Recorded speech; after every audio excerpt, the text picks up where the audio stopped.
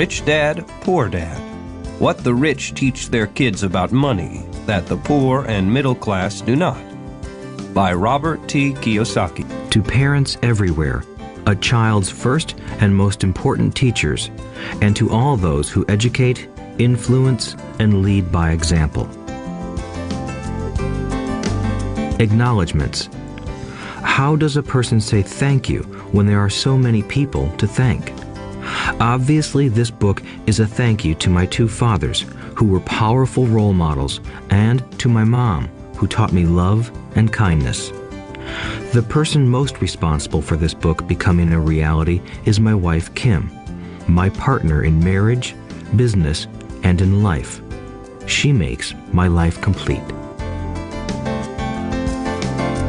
Introduction. Rich Dad, Poor Dad. Having two dads offered me the choice of contrasting points of view, one of a rich man and one of a poor man. I had two fathers, a rich one and a poor one. One was highly educated and intelligent. He had a PhD and completed 4 years of undergraduate work in less than 2 years. He then went on to Stanford University, the University of Chicago, and Northwestern University to do his advanced studies, all on full financial scholarships. The other father never finished the 8th grade. Both men were successful in their careers, working hard all their lives.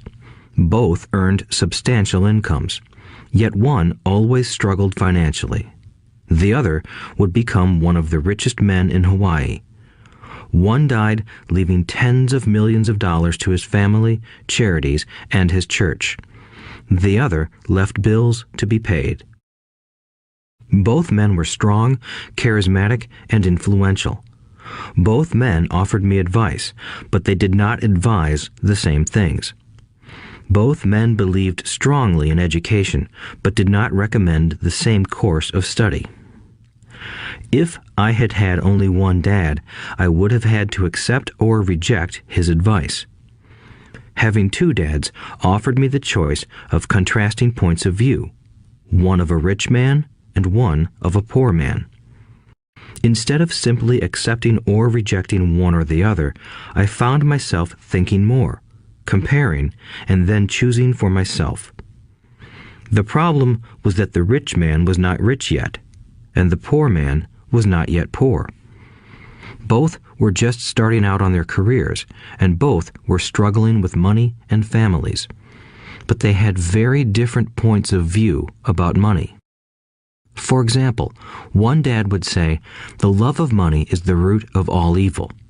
The other said, "The lack of money is the root of all evil." As a young boy, having two strong fathers, both influencing me, was difficult. I wanted to be a good son and listen, but the two fathers did not say the same things. The contrast in their points of view, particularly about money, was so extreme that I grew curious and intrigued. I began to start thinking for long periods of time about what each was saying. Much of my private time was spent reflecting, asking myself questions such as, "Why does he say that?" and then asking the same question of the other dad's statement. It would have been much easier to simply say, "Yeah, he's right, I agree with that," or to simply reject the point of view by saying, "The old man doesn't know what he's talking about." Instead, having two dads whom I loved forced me to think and ultimately choose a way of thinking for myself. As a process, choosing for myself turned out to be much more valuable in the long run than simply accepting or rejecting a single point of view. One of the reasons the rich get richer, the poor get poorer, and the middle class struggles in debt is that the subject of money is taught at home, not in school. Most of us learn about money from our parents, so what can poor parents tell their child about money? They simply say, "Stay in school and study hard." The child may graduate with excellent grades, but with a poor person's financial programming and mindset. Sadly, money is not taught in schools. Schools focus on scholastic and professional skills, but not on financial skills.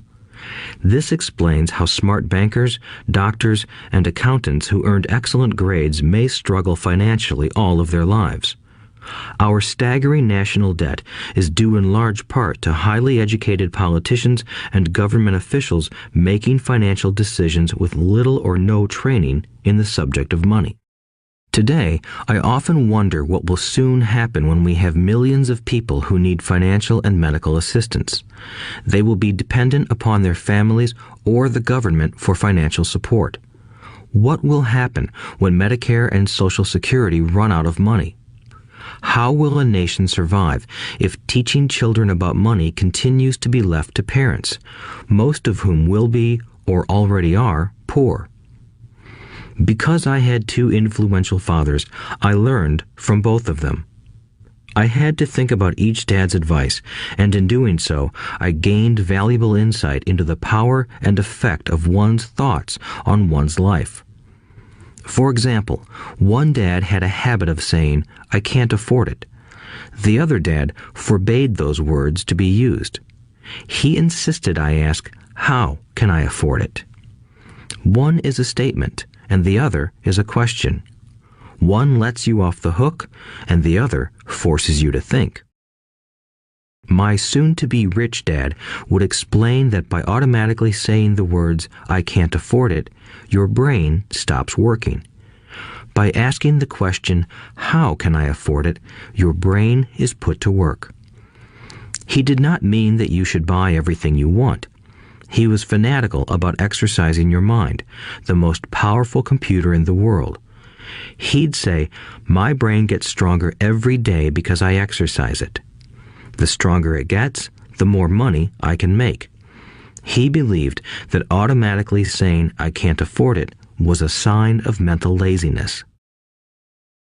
Although both dads worked hard, I noticed that one dad had a habit of putting his brain to sleep when it came to finances, and the other had a habit of exercising his brain.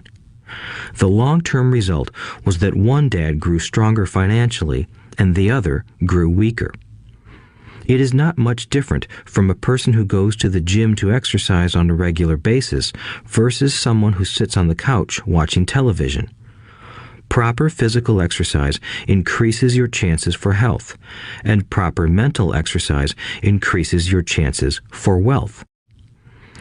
My two dads had opposing attitudes, and that affected the way they thought. One dad thought that the rich should pay more in taxes to take care of those less fortunate. The other said, taxes punish those who produce and reward those who don't produce. One dad recommended, study hard so you can find a good company to work for. The other recommended, study hard so you can find a good company to buy. One dad said, the reason I'm not rich is because I have you kids.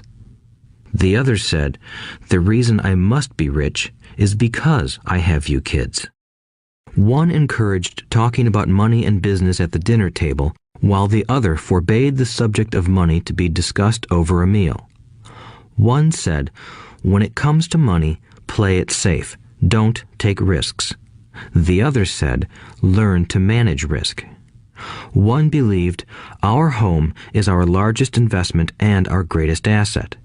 The other believed, my house is a liability, and if your house is your largest investment, you're in trouble.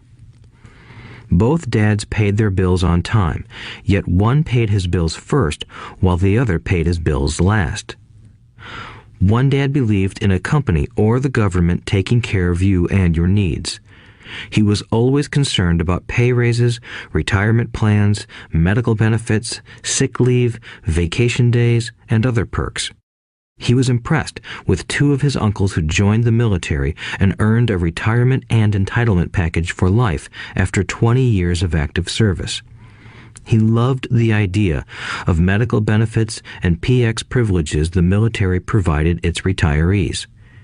He also loved the tenure system available through the university. The idea of job protection for life and job benefits seemed more important at times than the job. He would often say, "I've worked hard for the government and I'm entitled to these benefits."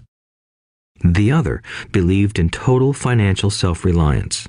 He spoke out against the entitlement mentality and how it created weak and financially needy people. He was emphatic about being financially competent. One dad struggled to save a few dollars. The other created investments. One dad taught me how to write an impressive resume so I could find a good job. The other taught me how to write strong business and financial plans so I could create jobs. Being a product of two strong dads allowed me the luxury of observing the effects different thoughts have on one's life. I noticed that people really do shape their lives through their thoughts. For example, my poor dad always said, "I'll never be rich," and that prophecy became reality. My rich dad, on the other hand, always referred to himself as rich. He would say things like, "I'm a rich man and rich people don't do this." Even when he was flat broke after a major financial setback, he continued to refer to himself as a rich man. He would cover himself by saying, "There is a difference between being poor and being broke. Broke is temporary. Poor is eternal." My poor dad would say, "I'm not interested in money," or "money doesn't matter." My rich dad always said, "Money is power." The power of our thoughts may never be measured or appreciated, but it became obvious to me as a young boy that it was important to be aware of my thoughts and how I expressed myself. I noticed that my poor dad was poor, not because of the amount of money he earned, which was significant, but because of his thoughts and actions. As a young boy having two fathers, I became acutely aware of being careful about which thoughts I chose to adopt as my own. Should I listen to my rich dad or to my poor dad? Although both men had tremendous respect for education and learning, they disagreed about what they thought was important to learn. One wanted me to study hard, earn a degree, and get a good job to earn money. He wanted me to study to become a professional, an attorney or an accountant, and to go to business school for my MBA. The other encouraged me to study to be rich, to understand how money works, and to learn how to have it work for me. "I don't work for money" were words he would repeat over and over. "Money works for me." At the age of 9, I decided to listen to and learn from my rich dad about money. In doing so, I chose not to listen to my poor dad, even though he was the one with all the college degrees. A lesson from Robert Frost. Robert Frost is my favorite poet. Although I love many of his poems, my favorite is "The Road Not Taken." I use its lesson almost daily. The road not taken. Two roads diverged in a yellow wood, and sorry I could not travel both. And be one traveler long I stood, and looked down one as far as I could, to where it bent in the undergrowth, then took the other as just as fair, and having perhaps the better claim, because it was grassy and wanted wear. Though as for that the passing there had worn them really about the same, and both that morning equally lay in leaves no step had trodden black. Oh, I kept the first for another day, yet knowing how way leads on to way, I doubted if I should ever come back. I shall be telling this with a sigh, somewhere ages and ages hence. Two roads diverged in a wood, and I took the one less traveled by, and that has made all the difference. And that has made all the difference. Over the years, I have often reflected upon Robert Frost's poem. Choosing not to listen to my highly educated dad's advice and attitude about money was a painful decision, but it was a decision that shaped the rest of my life. Once I made up my mind about whom to listen to, my education about money began.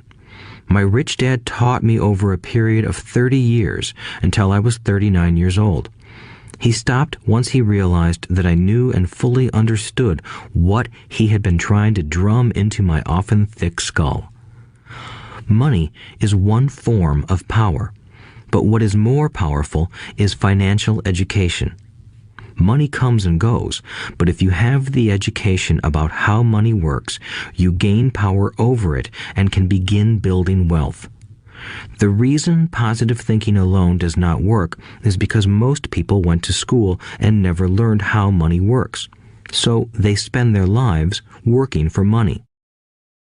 Because I was only 9 years old when I started, the lessons my rich dad taught me were simple, and when it was all said and done, there were only 6 main lessons repeated over 30 years. This audiobook is about those 6 lessons, put as simply as possible, just as simply as my rich dad put forth those lessons to me. The lessons are meant not to be answers, but guideposts that will assist you and your children to grow wealthier no matter what happens in a world of increasing change and uncertainty. Chapter 1. Lesson 1. The rich don't work for money. The poor and the middle class work for money. The rich have money work for them. Dad, can you tell me how to get rich? My dad put down the evening paper.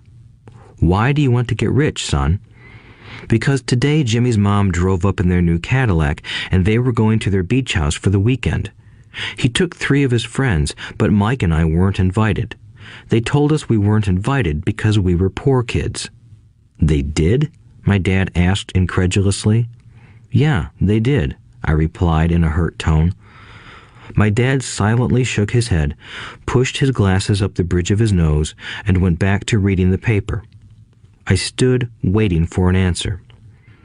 The year was 1956. I was 9 years old. By some twist of fate, I attended the same public school where the rich people sent their kids. We were primarily a sugar plantation town.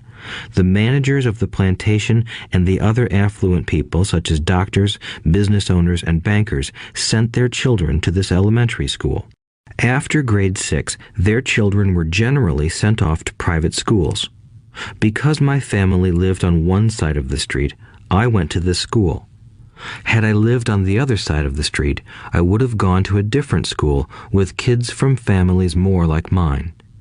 After grade 6, these kids and I would go on to the public intermediate and high school. There was no private school for them or for me. My dad finally put down the paper. I could tell he was thinking. Well, son, he began slowly, if you want to be rich, you have to learn to make money. How do I make money? I asked. Well, use your head, son, he said, smiling. Even then, I knew that really meant, that's all I'm going to tell you, or, I don't know the answer, so don't embarrass me. A partnership is formed. The next morning, I told my best friend, Mike, what my dad had said. As best as I could tell, Mike and I were the only poor kids in this school. Mike was also in this school by a twist of fate.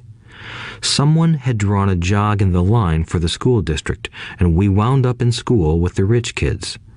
We weren't really poor, but we felt as if we were because all the other boys had new baseball gloves, new bicycles, new everything. Mom and Dad provided us with the basics, like food and shelter and clothes, but that was about it. My dad used to say, if you want something, work for it. We wanted things, but there was not much work available for 9-year-old boys. So what do we do to make money? Mike asked. I don't know, I said, but do you want to be my partner?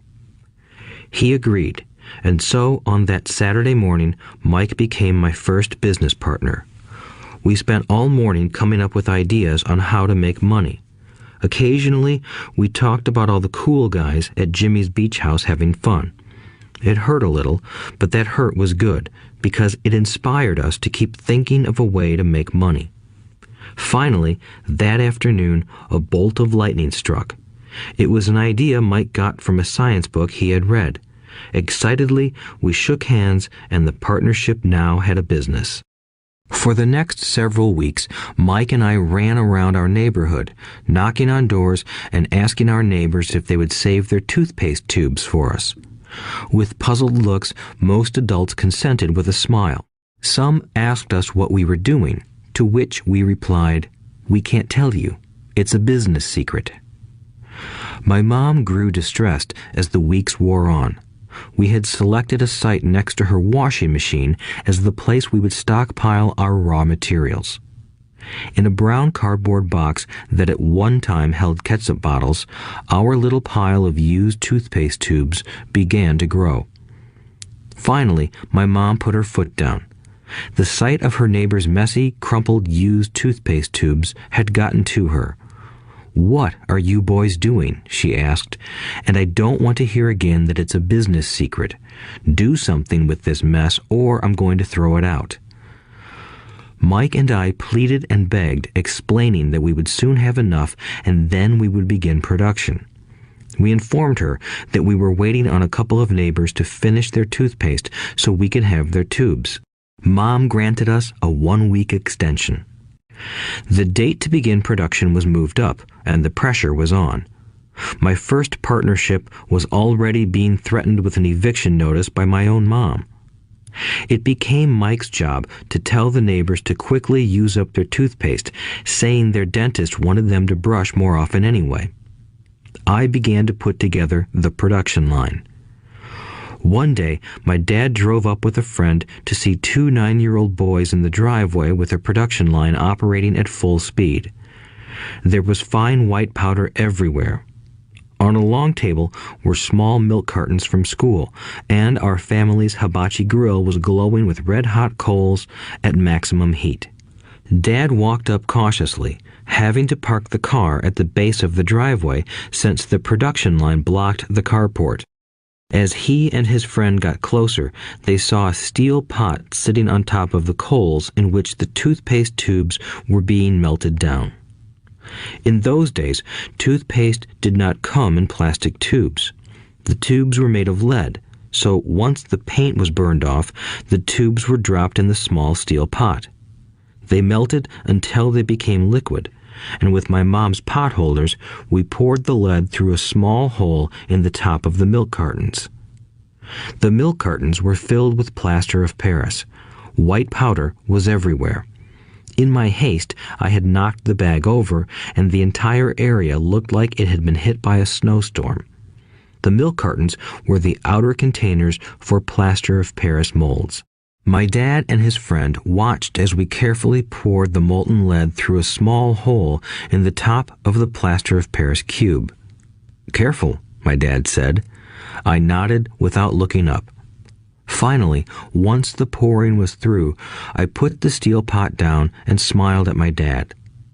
"What are you boys doing?" he asked with a cautious smile. "We're doing what you told me to do. We're going to be rich," I said. "Yup," said Mike, grinning and nodding his head. "We're partners." "And what is in those plaster molds?" my dad asked. "Watch," I said. "This should be a good batch." With a small hammer, I tapped at the seal that divided the cube in half. Cautiously, I pulled up the top half of the plaster mold, and a lead nickel fell out. "Oh my God," my dad said, "you're casting nickels out of lead." "That's right," Mike said. "We're doing as you told us to do. We're making money." My dad's friend turned and burst into laughter. My dad smiled and shook his head. Along with a fire and a box of spent toothpaste tubes, in front of him were 2 little boys covered with white dust, smiling from ear to ear. He asked us to put everything down and sit with him on the front step of our house. With a smile, he gently explained what the word counterfeiting meant. Our dreams were dashed. "You mean this is illegal?" asked Mike in a quivering voice. "Let them go," my dad's friend said. "They might be developing a natural talent." My dad glared at him. "Yes, it is illegal," my dad said gently, "but you boys have shown great creativity and original thought. Keep going. I'm really proud of you." Disappointed, Mike and I sat in silence for about 20 minutes before we began cleaning up our mess. The business was over on opening day. Sweeping the powder up, I looked at Mike and said, "I guess Jimmy and his friends are right. We are poor." My father was just leaving as I said that. "Boys," he said, "you're only poor if you give up. The most important thing is that you did something. Most people only talk and dream of getting rich. You've done something. I'm very proud of the two of you. I will say it again. Keep going. Don't quit." Mike and I stood there in silence. They were nice words, but we still did not know what to do. "So how come you're not rich, Dad?" I asked. "Because I chose to be a school teacher. School teachers really don't think about being rich. We just like to teach. I wish I could help you, but I really don't know how to make money." Mike and I turned and continued our cleanup. "I know," said my dad. "If you boys want to learn how to be rich, don't ask me. Talk to your dad, Mike." "My dad?" asked Mike with a scrunched-up face. "Yeah, your dad," repeated my dad with a smile. "Your dad and I have the same banker, and he raves about your father. He's told me several times that your father is brilliant when it comes to making money." "My dad?" Mike asked again in disbelief. "Then how come we don't have a nice car and a nice house like the rich kids at school?" "A nice car and a nice house don't necessarily mean you're rich or you know how to make money," my dad replied. "Jimmy's dad works for the sugar plantation. He's not much different from me. He works for a company and I work for the government. The company buys the car for him. The sugar company is in financial trouble, and Jimmy's dad may soon have nothing. Your dad is different, Mike. He seems to be building an empire, and I suspect in a few years he will be a very rich man." With that, Mike and I got excited again. With new vigor, we began cleaning up the mess caused by our now defunct first business. As we were cleaning, we made plans for how and when to talk to Mike's dad. The problem was that Mike's dad worked long hours and often did not come home until late. His father owned warehouses, a construction company, a chain of stores, and 3 restaurants. It was the restaurants that kept him out late. Mike caught the bus home after we had finished cleaning up. He was going to talk to his dad when he got home that night and ask him if he would teach us how to become rich. Mike promised to call as soon as he had talked to his dad, even if it was late. The phone rang at 8:30 p.m. "Okay," I said, "next Saturday." I put the phone down. Mike's dad had agreed to meet with us. On Saturday, I caught the 7:30 a.m. bus to the poor side of town. The lessons begin. Mike and I met with his dad that morning at 8 o'clock. He was already busy, having been at work for more than an hour. His construction supervisor was just leaving in his pickup truck as I walked up to his simple, small, and tidy home. Mike met me at the door. "Dad's on the phone, and he said to wait on the back porch," Mike said as he opened the door.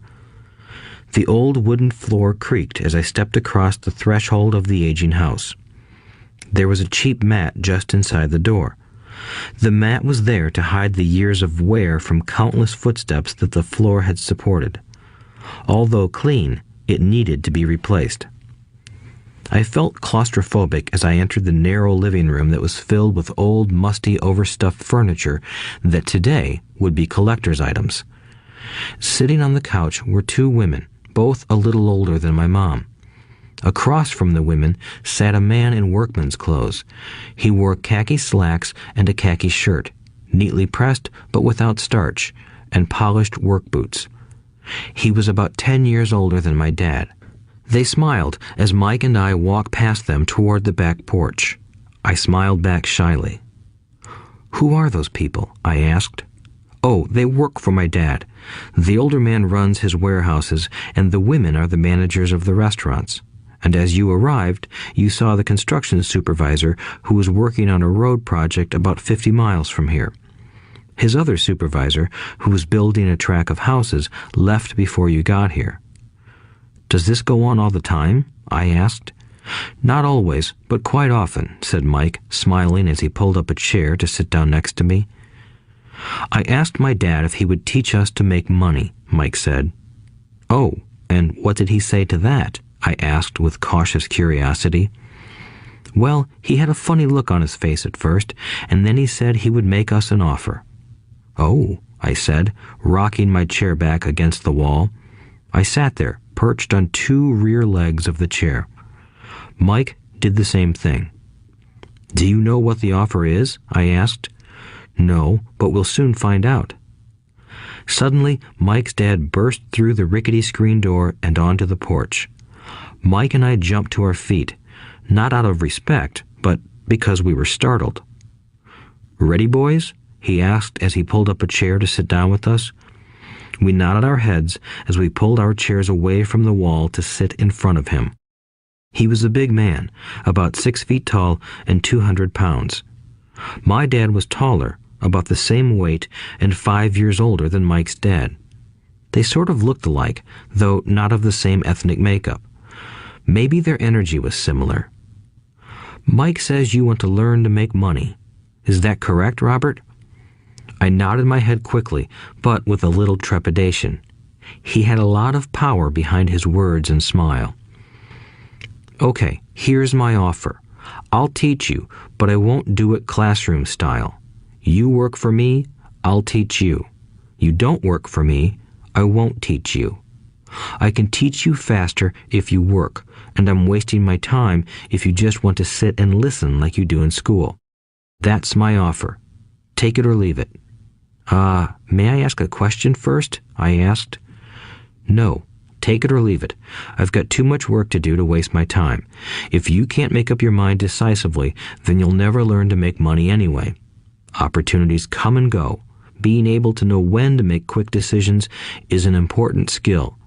You have the opportunity that you asked for. School is beginning, or it's over in 10 seconds, Mike's dad said with a teasing smile. Take it, I said. Take it, said Mike. Good, said Mike's dad. Mrs. Martin will be by in 10 minutes. After I'm through with her, you'll ride with her to my superette and you can begin working. I'll pay you 10 cents an hour and you'll work 3 hours every Saturday. But I have a softball game today, I said. Mike's dad lowered his voice to a stern tone. Take it or leave it, he said.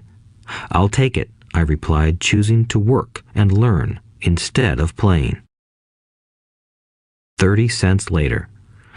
By 9 a.m. that day, Mike and I were working for Mrs. Martin.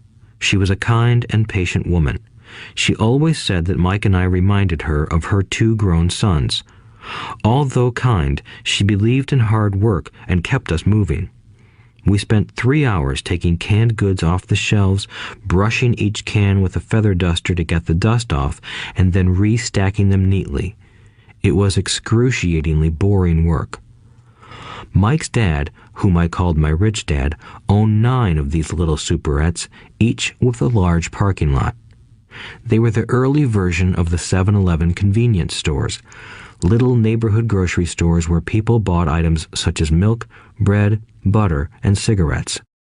The problem was that this was Hawaii before air conditioning was widely used, and the stores could not close their doors because of the heat. On 2 sides of the store, the doors had to be wide open to the road and parking lot. Every time a car drove by or pulled into the parking lot, dust would swirl and settle in the store. We knew we had a job as long as there was no air conditioning. For 3 weeks, Mike and I reported to Mrs. Martin and worked our 3 hours. By noon, our work was over, and she dropped 3 little dimes in each of our hands. Now, even at the age of 9 in the mid-1950s, 30 cents was not too exciting. Comic books cost 10 cents back then, so I usually spent my money on comic books and went home. By Wednesday of the 4th week, I was ready to quit. I had agreed to work only because I wanted to learn to make money from Mike's dad, and now I was a slave for 10 cents an hour. On top of that, I had not seen Mike's dad since that first Saturday. "I'm quitting," I told Mike at lunchtime. School was boring, and now I did not even have my Saturdays to look forward to. But it was the 30 cents that really got to me. This time, Mike smiled. "What are you laughing at?" I asked with anger and frustration. "Dad said this would happen. He said to meet with him when you were ready to quit." "What?" I said indignantly. "He's been waiting for me to get fed up?" "Sort of," Mike said. "Dad's kind of different. He doesn't teach like your dad. Your mom and dad lecture a lot. My dad is quiet and a man of few words. You just wait till this Saturday. I'll tell him you're ready." "You mean I've been set up?" "No, not really.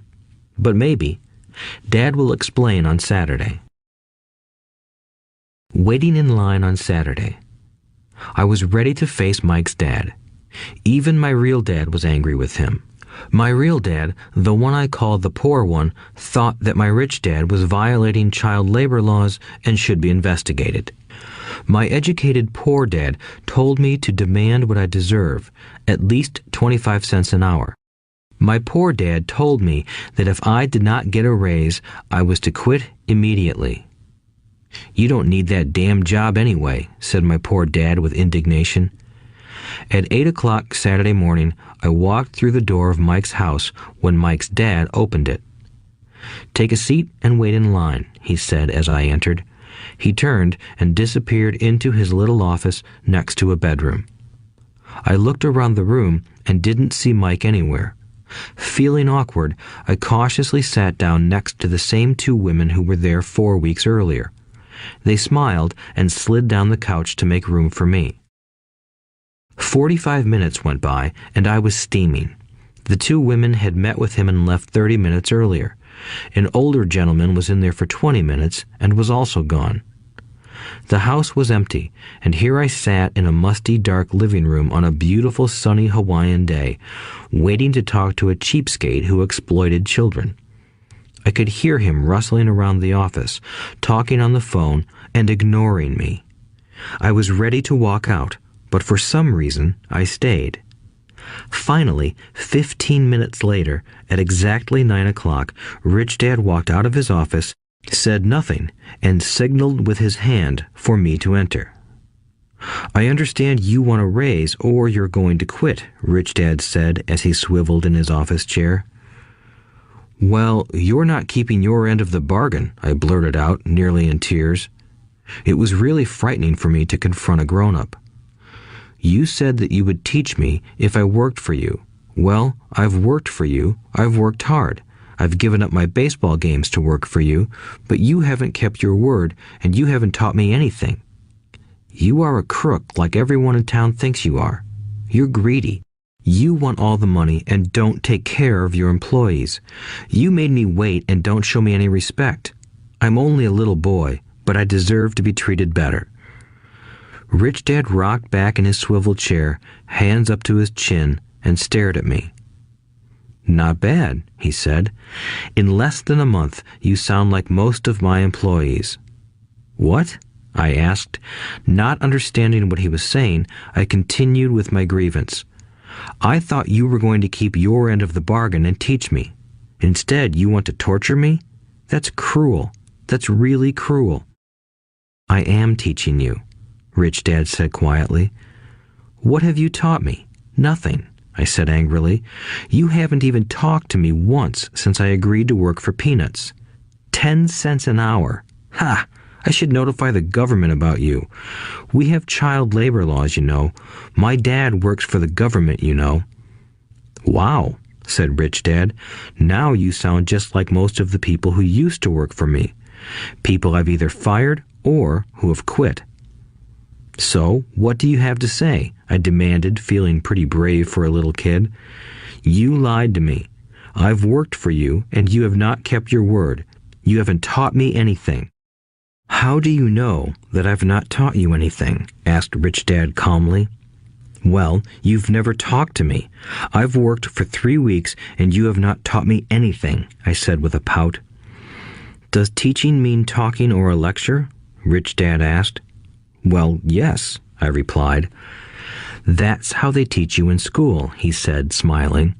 But that is not how life teaches you, and I would say that life is the best teacher of all. Most of the time, life does not talk to you. It just sort of pushes you around. Each push is life saying, "Wake up. There's something I want you to learn." What is this man talking about? I asked myself silently. Life pushing me around was life talking to me? Now I knew I had to quit my job. I was talking to someone who needed to be locked up. If you learn life's lessons, you will do well. If not, life will just continue to push you around. People do two things. Some just let life push them around. Others get angry and push back. But they push back against their boss, or their job, or their husband or wife. They do not know it's life that's pushing. I had no idea what he was talking about. Life pushes all of us around. Some people give up and others fight. A few learn the lesson and move on. They welcome life pushing them around. To these few people, it means they need and want to learn something. They learn and move on. Most quit, and a few, like you, fight. Rich Dad stood and shut the creaky old wooden window that needed repair. If you learn this lesson, you will grow into a wise, wealthy, and happy young man. If you don't, you will spend your life blaming a job, low pay, or your boss for your problems. You'll live life always hoping for that big break that will solve all your money problems. Rich Dad looked over at me to see if I was still listening. His eyes met mine. We stared at each other, communicating through our eyes. Finally, I looked away once I had absorbed his message. I knew he was right. I was blaming him, and I did ask to learn. I was fighting. Rich Dad continued. Or, if you are the kind of person who has no guts, you just give up every time life pushes you. If you are that kind of person, you'll live all your life playing it safe, doing the right things, saving yourself for some event that never happens. Then you die a boring old man. You'll have lots of friends who really like you because you were such a nice, hard-working guy. But the truth is that you let life push you into submission. Deep down, you were terrified of taking risks. You really wanted to win, but the fear of losing was greater than the excitement of winning. Deep inside, you and only you will know you didn't go for it. You chose to play it safe. Our eyes met again. "You've been pushing me around?" I asked. "Some people might say that," smiled Rich Dad. "I would say that I just gave you a taste of life." "What taste of life?" I asked, still angry, but now curious and ready to learn. "You boys are the first people that have ever asked me to teach them how to make money. I have more than 150 employees, and not one of them has asked me what I know about money. They ask me for a job and a paycheck, but never to teach them about money. So most will spend the best years of their lives working for money, not really understanding what it is they are working for." I sat there listening intently. "So when Mike told me you wanted to learn how to make money, I decided to design a course that mirrored real life. I could talk until I was blue in the face, but you wouldn't hear a thing. So I decided to let life push you around a bit so you could hear me. That's why I only paid you 10 cents. "So what is the lesson I learned from working for only 10 cents an hour?" I asked. "That you're cheap and exploit your workers?" Rich Dad rocked back and laughed heartily.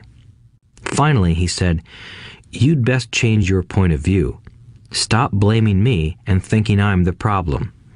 If you think I'm the problem, then you have to change me. If you realize that you're the problem, then you can change yourself, learn something, and grow wiser. Most people want everyone else in the world to change but themselves. Let me tell you, it's easier to change yourself than everyone else." I don't understand, I said. Don't blame me for your problems, Rich Dad said, growing impatient. But you only pay me 10 cents. So what are you learning? Rich Dad asked, smiling. That you're cheap, I said with a sly grin. See, you think I'm the problem, said Rich Dad. But you are. Well, keep that attitude and you'll learn nothing. Keep the attitude that I'm the problem, and what choices do you have? Well, if you don't pay me more or show me more respect and teach me, I'll quit. Well put, Rich Dad said, and that's exactly what most people do. They quit and go looking for another job, a better opportunity and higher pay, actually thinking that this will solve the problem. In most cases, it won't. So what should I do? I asked. Just take this measly 10 cents an hour and smile? Rich Dad smiled. That's what the other people do. But that's all they do, waiting for a raise, thinking that more money will solve their problems. Most just accept it, and some take a second job working harder, but again, accepting a small paycheck. I sat staring at the floor, beginning to understand the lesson Rich Dad was presenting. I could sense it was a taste of life. Finally, I looked up and asked, So what will solve the problem? This, he said, leaning forward in his chair and tapping me gently on the head. This stuff between your ears. It was at that moment that Rich Dad shared the pivotal point of view that separated him from his employees and my poor dad, and led him to eventually become one of the richest men in Hawaii, while my highly educated but poor dad struggled financially all his life. It was a singular point of view that made all the difference over a lifetime. Rich Dad said this point of view over and over, which I call lesson number 1. The poor and the middle class work for money. The rich have money work for them. On that bright Saturday morning, I learned a completely different point of view from what I had been taught by my poor dad. At the age of 9, I understood that both dads wanted me to learn. Both dads encouraged me to study, but not the same things. My highly educated dad recommended that I do what he did. Son, I want you to study hard, get good grades so you can find a safe, secure job with a big company, and make sure it has excellent benefits. My rich dad wanted me to learn how money works so I could make it work for me. These lessons I would learn through life with his guidance, not because of a classroom. My rich dad continued my first lesson. I'm glad you got angry about working for 10 cents an hour. If you hadn't got angry and had simply accepted it, I would have to tell you that I could not teach you. You see, true learning takes energy, passion, and a burning desire. Anger is a big part of that formula, for passion is anger and love combined. When it comes to money, most people want to play it safe and feel secure, so passion does not direct them. Fear does. So is that why they'll take jobs with low pay? I asked. Yes, said Rich Dad. Some people say I exploit people because I don't pay as much as the sugar plantation or the government. I say the people exploit themselves. It's their fear, not mine. But don't you feel you should pay them more? I asked. I don't have to. And besides, more money will not solve their problems. Just look at your dad. He makes a lot of money, and he still can't pay his bills. Most people, given more money, only get into more debt. So that's why the 10 cents an hour, I said, smiling. It's part of the lesson. That's right, smiled Rich Dad. You see, your dad went to school and got an excellent education so he could get a high-paying job. But he still has money problems because he never learned anything about money in school. On top of that, he believes in working for money. And you don't? I asked. No, not really, said Rich Dad. If you want to learn to work for money, then stay in school. That is a great place to learn to do that. But if you want to learn how to have money work for you, then I will teach you that. But only if you want to learn. Wouldn't everyone want to learn that? I asked. No, said Rich Dad, simply because it's easier to learn to work for money, especially if fear is your primary emotion when the subject of money is discussed. I don't understand, I said with a frown. Don't worry about that for now. Just know that it's fear that keeps most people working at a job. The fear of not paying their bills, the fear of being fired, the fear of not having enough money, and the fear of starting over.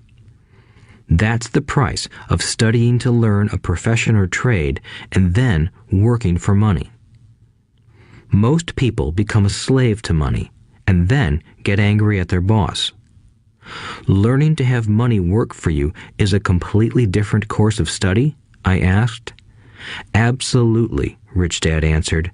Absolutely. We sat in the silence on that beautiful Hawaiian Saturday morning.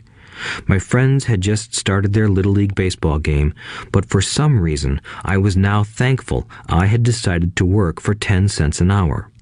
I sensed that I was about to learn something my friends wouldn't learn in school. Ready to learn? Asked Rich Dad. Absolutely, I said with a grin. I have kept my promise. I've been teaching you from afar, my Rich Dad said. At 9 years old, you've gotten a taste of what it feels like to work for money. Just multiply your last month by 50 years, and you will have an idea of what most people spend their life doing. I don't understand, I said. How did you feel waiting in line to see me, once to get hired and once to ask for more money? Terrible, I said. If you choose to work for money, that is what life will be like, said Rich Dad. And how did you feel when Mrs. Martin dropped 3 dimes in your hand for 3 hours of work? I felt like it wasn't enough. It seemed like nothing. I was disappointed, I said. And that is how most employees feel when they look at their paychecks, especially after all the tax and other deductions are taken out. At least you got 100%. You mean most workers don't get paid everything? I asked with amazement. Heavens no, said Rich Dad. The government always takes its share first. How do they do that? I asked. Taxes, said Rich Dad. You're taxed when you earn. You're taxed when you spend. You're taxed when you save. You're taxed when you die. Why do people let the government do that to them? The rich don't, said Rich Dad with a smile. The poor and the middle class do. I'll bet you that I earn more than your dad, yet he pays more in taxes. How can that be? I asked. At my age, that made no sense to me. Why would someone let the government do that to them? Rich Dad rocked slowly and silently in his chair, just looking at me. Ready to learn? He asked. I nodded my head slowly. As I said, there is a lot to learn. Learning how to have money work for you is a lifetime study. Most people go to college for 4 years and their education ends. I already know that my study of money will continue over my lifetime, simply because the more I find out, the more I find out I need to know. Most people never study the subject. They go to work, get their paycheck, balance their checkbooks, and that's it. Then they wonder why they have money problems. They think that more money will solve the problem, and don't realize that it's their lack of financial education that is the problem. So my dad has tax problems because he doesn't understand money? I asked, confused. Look, said Rich Dad, taxes are just one small section on learning how to have money work for you. Today, I just wanted to find out if you still have the passion to learn about money. Most people don't. They want to go to school, learn a profession, have fun at their work, and earn lots of money. One day they wake up with big money problems, and then they can't stop working. That's the price of only knowing how to work for money instead of studying how to have money work for you. So, do you still have the passion to learn? Asked Rich Dad. I nodded my head. Good, said Rich Dad. Now get back to work. This time I will pay you nothing. What? I asked in amazement. You heard me. Nothing. You will work the same 3 hours every Saturday, but this time you will not be paid 10 cents per hour. You said you wanted to learn to not work for money, so I'm not going to pay you anything. I couldn't believe what I was hearing. I've already had this conversation with Mike, and he's already working, dusting and stacking canned goods for free. You better hurry and get back there. That's not fair, I shouted. You've got to pay something. You said you wanted to learn. If you don't learn this now, you'll grow up to be like the 2 women and the older man sitting in my living room, working for money and hoping I don't fire them. Or, like your dad, earning lots of money only to be in debt up to his eyeballs, hoping more money will solve the problem. If that's what you want, I'll go back to our original deal of 10 cents an hour. Or you can do what most adults do. Complain that there is not enough pay, quit, and go looking for another job. But what do I do? I asked. Rich Dad tapped me on the head. Use this, he said. If you use it well, you will soon thank me for giving you an opportunity, and you will grow into a rich man. I stood there, still not believing what a raw deal I was handed. I came to ask for a raise, and somehow I was instead working for nothing. Rich Dad tapped me on the head again and said, Use this. Now, get out of here and get back to work. Lesson number 1. The rich don't work for money. I didn't tell my poor dad I wasn't being paid. He wouldn't have understood, and I didn't want to try to explain something I didn't understand myself. For 3 more weeks, Mike and I worked 3 hours every Saturday for nothing. The work didn't bother me, and the routine got easier. But it was the missed baseball games and not being able to afford to buy a few comic books that got to me. Rich Dad stopped by at noon on the 3rd week. We heard his truck pull up in the parking lot and sputter when the engine was turned off. He entered the store and greeted Mrs. Martin with a hug. After finding out how things were going in the store, he reached into the ice cream freezer, pulled out 2 bars, paid for them, and signaled to Mike and me. Let's go for a walk, boys. We crossed the street, dodging a few cars, and walked across a large grassy field where a few adults were playing softball. Sitting down at a lone picnic table, he handed Mike and me the treats. How's it going, boys? Okay, Mike said. I nodded in agreement. Learn anything yet? Rich Dad asked. Mike and I looked at each other, shrugged our shoulders, and shook our heads in unison. Avoiding one of life's biggest traps.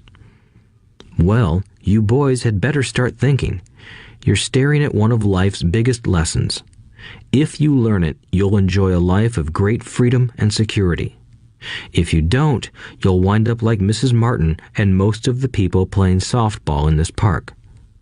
They work very hard for little money, clinging to the illusion of job security and looking forward to a 3-week vacation each year and maybe a skimpy pension after 45 years of service. If that excites you, I'll give you a raise to 25 cents an hour. But these are good, hard-working people. Are you making fun of them? I demanded. A smile came over Rich Dad's face. Mrs. Martin is like a mother to me. I would never be that cruel. I may sound unkind because I'm doing my best to point something out to the 2 of you. I want to expand your point of view so you can see something most people never have the benefit of seeing because their vision is too narrow. Most people never see the trap they are in. Mike and I sat there, uncertain of his message. He sounded cruel, yet we could sense he was trying to drive home a point. With a smile, Rich Dad said, Doesn't that 25 cents an hour sound good? Doesn't it make your heart beat a little faster? I shook my head no, but it really did. 25 cents an hour would be big bucks to me. Okay, I'll pay you $1 an hour, Rich Dad said, with a sly grin. Now my heart started to race. My brain was screaming, "Take it, take it." I could not believe what I was hearing. Still, I said nothing. Okay, $2 an hour. My little brain and heart nearly exploded. After all, it was 1956, and being paid $2 an hour would have made me the richest kid in the world. I couldn't imagine earning that kind of money. I wanted to say yes. I wanted the deal. I could picture a new bicycle, new baseball glove, and the adoration of my friends when I flashed some cash.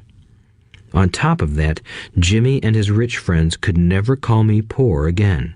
But somehow, my mouth stayed shut. The ice cream had melted and was running down my hand. Rich Dad was looking at two boys staring back at him, eyes wide open and brains empty. He was testing us, and he knew there was a part of our emotions that wanted to take the deal. He understood that every person has a weak and needy part of their soul that can be bought, and he knew that every individual also had a part of their soul that was resilient and could never be bought. It was only a question of which one was stronger. Okay, $5 an hour. Suddenly, I was silent. Something had changed. The offer was too big and ridiculous. Not many grown-ups in 1956 made more than that, but quickly my temptation disappeared and calm set in. Slowly, I turned to my left to look at Mike. He looked back at me. The part of my soul that was weak and needy was silenced. The part of me that had no price took over. I knew Mike had gotten to that point too. "Good," said Rich Dad softly. "Most people have a price, and they have a price because of human emotions named fear and greed. First, the fear of being without money motivates us to work hard, and then, once we get that paycheck, greed or desire starts us thinking about all the wonderful things money can buy. The pattern is then set." "What pattern?" I asked. "The pattern of get up, go to work, pay bills, get up, go to work, pay bills." People's lives are forever controlled by two emotions, fear and greed. Offer them more money, and they continue the cycle by increasing their spending. This is what I call the rat race. "There is another way?" Mike asked. "Yes," said Rich Dad slowly, "but only a few people find it." "And what is that way?" Mike asked. "That's what I hope you boys will learn as you work and study with me. That is why I took away all forms of pay." "Any hints?" Mike asked. "We're kind of tired of working hard, especially for nothing." "Well, the first step is telling the truth," said Rich Dad. "We haven't been lying," I said. "I did not say you were lying. I said to tell the truth," Rich Dad retorted. "The truth about what?" I asked. "How you're feeling," Rich Dad said. "You don't have to say it to anyone else. Just admit it to yourself." "You mean the people in this park, the people who work for you, Mrs. Martin, they don't do that?" I asked. "I doubt it," said Rich Dad. "Instead, they feel the fear of not having money. They don't confront it logically. They react emotionally instead of using their heads," Rich Dad said. "Then they get a few bucks in their hands, and again, the emotions of joy, desire, and greed take over. And again they react instead of think." "So their emotions control their brain," Mike said. "That's correct," said Rich Dad. "Instead of admitting the truth about how they feel, they react to their feelings and fail to think. They feel the fear, so they go to work, hoping that money will soothe the fear, but it doesn't. It continues to haunt them, and they return to work, hoping again that money will calm their fears, and again it doesn't. Fear keeps them in this trap of working, earning money, working, earning money, hoping the fear will go away. But every day they get up, and that old fear wakes up with them. For millions of people, that old fear keeps them awake all night, causing a night of turmoil and worry. So they get up and go to work, hoping that a paycheck will kill that fear gnawing at their souls. Money is running their lives, and they refuse to tell the truth about that. Money is in control of their emotions and their souls. Rich Dad sat quietly, letting his words sink in. Mike and I had heard what he said, but didn't understand fully what he was talking about. I just knew that I often wondered why grown-ups hurried off to work. It did not seem like much fun, and they never looked that happy, but something kept them going. Realizing we had absorbed as much as possible of what he was talking about, Rich Dad said, "I want you boys to avoid that trap. That is really what I want to teach you. Not just to be rich, because being rich does not solve the problem." "It doesn't?" I asked, surprised. "No, it doesn't. Let me explain the other emotion. Desire. Some call it greed, but I prefer desire. It's perfectly normal to desire something better, prettier, more fun, or exciting. So people also work for money because of desire. They desire money for the joy they think it can buy. But the joy that money brings is often short-lived, and they soon need more money for more joy, more pleasure, more comfort, and more security. So they keep working, thinking money will soothe their souls that are troubled by fear and desire. But money can't do that. "Even rich people do this?" Mike asked. "Rich people included," said Rich Dad.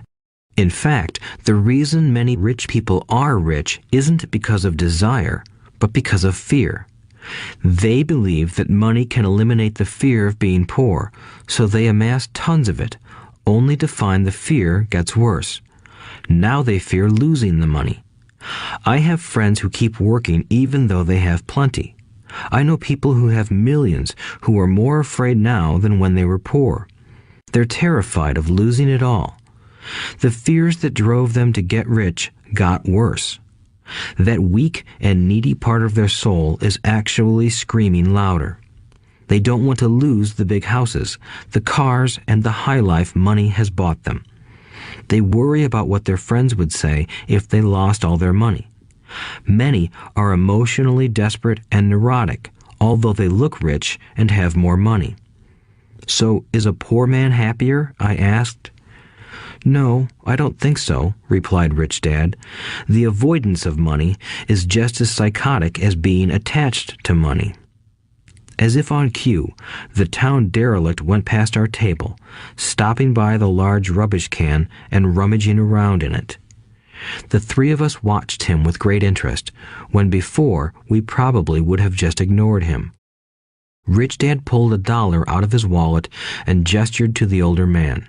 Seeing the money, the derelict came over immediately, took the bill, thanked Rich Dad profusely, and hurried off, ecstatic with his good fortune. "He's not much different from most of my employees," said Rich Dad. "I've met so many people who say, 'Oh, I'm not interested in money,' yet they'll work at a job for 8 hours a day. That's a denial of truth. If they weren't interested in money, then why are they working? That kind of thinking is probably more psychotic than a person who hoards money." As I sat there listening to my Rich Dad, my mind flashed back to the countless times my own dad said, "I'm not interested in money." He said those words often. He also covered himself by always saying, "I work because I love my job." "So, what do we do?" I asked. "Not work for money until all traces of fear and greed are gone?" "No, that would be a waste of time," said Rich Dad. "Emotions are what make us human. The word emotion stands for energy in motion. Be truthful about your emotions and use your mind and emotions in your favor, not against yourself." "Whoa," said Mike. "Don't worry about what I just said. It will make more sense in years to come. Just be an observer, not a reactor, to your emotions. Most people do not know that it's their emotions that are doing the thinking. Your emotions are your emotions, but you have got to learn to do your own thinking." "Can you give me an example?" I asked. "Sure," replied Rich Dad. When a person says, "I need to find a job," it's most likely an emotion doing the thinking. Fear of not having money generates that thought. "But people do need money if they have bills to pay," I said. "Sure they do," smiled Rich Dad. "All I'm saying is that it's fear that is all too often doing the thinking." "I don't understand," said Mike. "For example," said Rich Dad, "if the fear of not having enough money arises, instead of immediately running out to get a job, they instead might ask themselves this question: will a job be the best solution to this fear over the long run? In my opinion, the answer is no. A job is really a short-term solution to a long-term problem." "But my dad is always saying, stay in school and get good grades so you can find a safe, secure job," I interjected, somewhat confused. "Yes, I understand he says that," said Rich Dad, smiling. "Most people recommend that, and it's a good path for most people. But people make that recommendation primarily out of fear." "You mean my dad says that because he's afraid?" "Yes," said Rich Dad. "He's terrified that you won't earn enough money and won't fit into society. Don't get me wrong, he loves you and wants the best for you. I too believe an education and a job are important, but it won't handle the fear. You see, that same fear that makes him get up in the morning to earn a few bucks is the fear that is causing him to be so fanatical about your going to school." "So what do you recommend?" I asked. "I want to teach you to master the power of money instead of being afraid of it. They don't teach that in school, and if you don't learn it, you become a slave to money." It was finally making sense. He wanted us to widen our views and to see what the Mrs. Martins of this world couldn't see. He used examples that sounded cruel at the time, but I've never forgotten them. My vision widened that day, and I began to see the trap that lay ahead for most people. "You see, we're all employees ultimately. We just work at different levels," said Rich Dad. "I just want you boys to have a chance to avoid the trap caused by those two emotions, fear and desire. Use them in your favor, not against you. That's what I want to teach you. I'm not interested in just teaching you to make a pile of money. That won't handle the fear or desire. If you don't first handle fear and desire, and you get rich, you'll only be a highly paid slave." "So how do we avoid the trap?" I asked. "The main cause of poverty or financial struggle is fear and ignorance, not the economy or the government or the rich. It's self-inflicted fear and ignorance that keep people trapped. So you boys go to school and get your college degrees, and I'll teach you how to stay out of the trap." The pieces of the puzzle were appearing. My highly educated dad had a great education and a great career, but school never told him how to handle money or his fear of it. It became clear that I could learn different and important things from two fathers. "So you've been talking about the fear of not having money. How does the desire for money affect our thinking?" Mike asked. "How did you feel when I tempted you with a pay raise? Did you notice your desires rising?" We nodded our heads. "By not giving in to your emotions, you were able to delay your reactions and think. That is important. We will always have emotions of fear and greed. From here on in, it's imperative for you to use those emotions to your advantage, and for the long term to not let your emotions control your thinking. Most people use fear and greed against themselves. That's the start of ignorance. Most people live their lives chasing paychecks, pay raises, and job security because of the emotions of desire and fear, not really questioning where those emotion-driven thoughts are leading them. It's just like the picture of a donkey dragging a cart with its owner dangling a carrot just in front of its nose. The donkey's owner may be going where he wants to, but the donkey is chasing an illusion. Tomorrow, there will only be another carrot for the donkey. You mean the moment I pictured a new baseball glove, candy, and toys, that's like a carrot to a donkey? Mike asked. Yes, and as you get older, your toys get more expensive.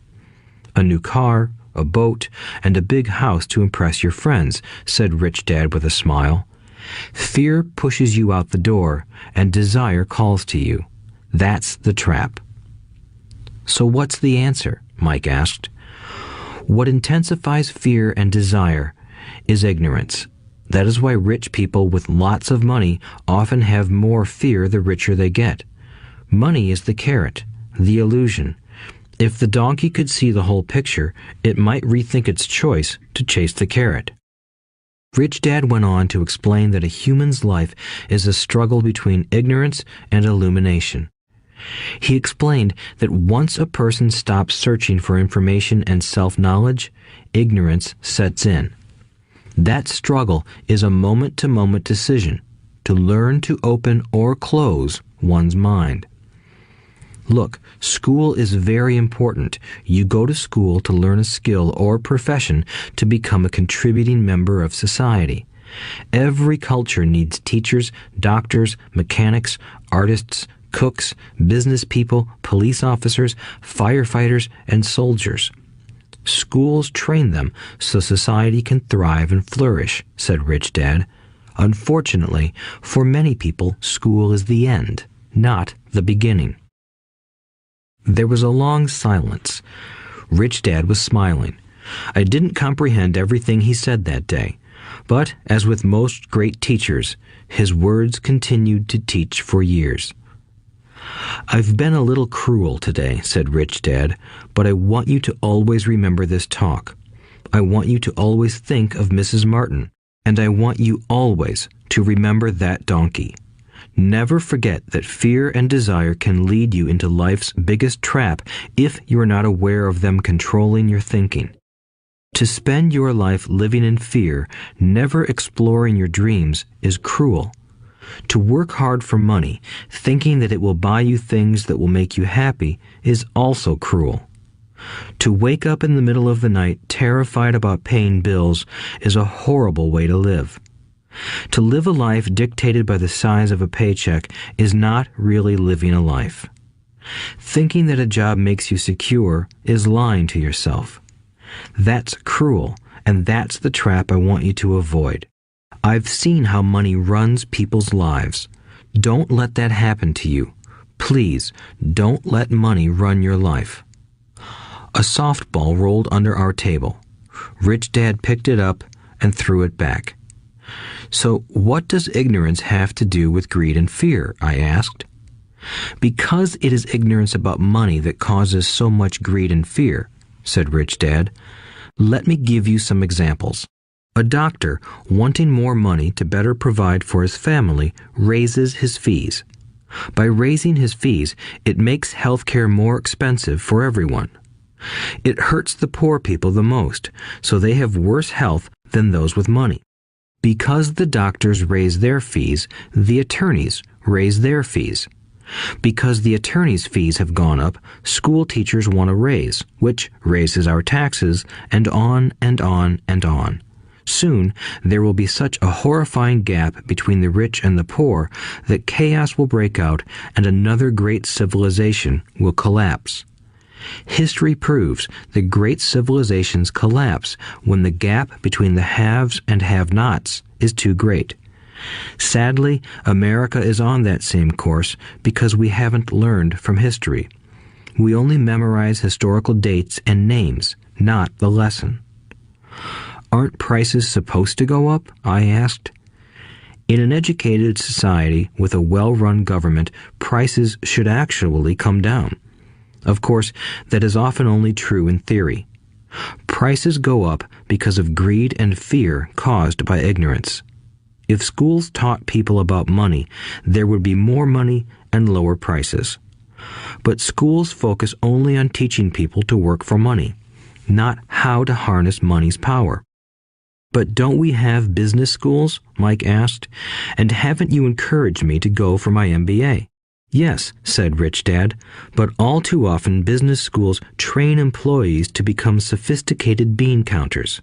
Heaven forbid a bean counter takes over a business. All they do is look at the numbers, fire people, and kill the business. I know this because I hire bean counters. All they think about is cutting costs and raising prices, which cause more problems.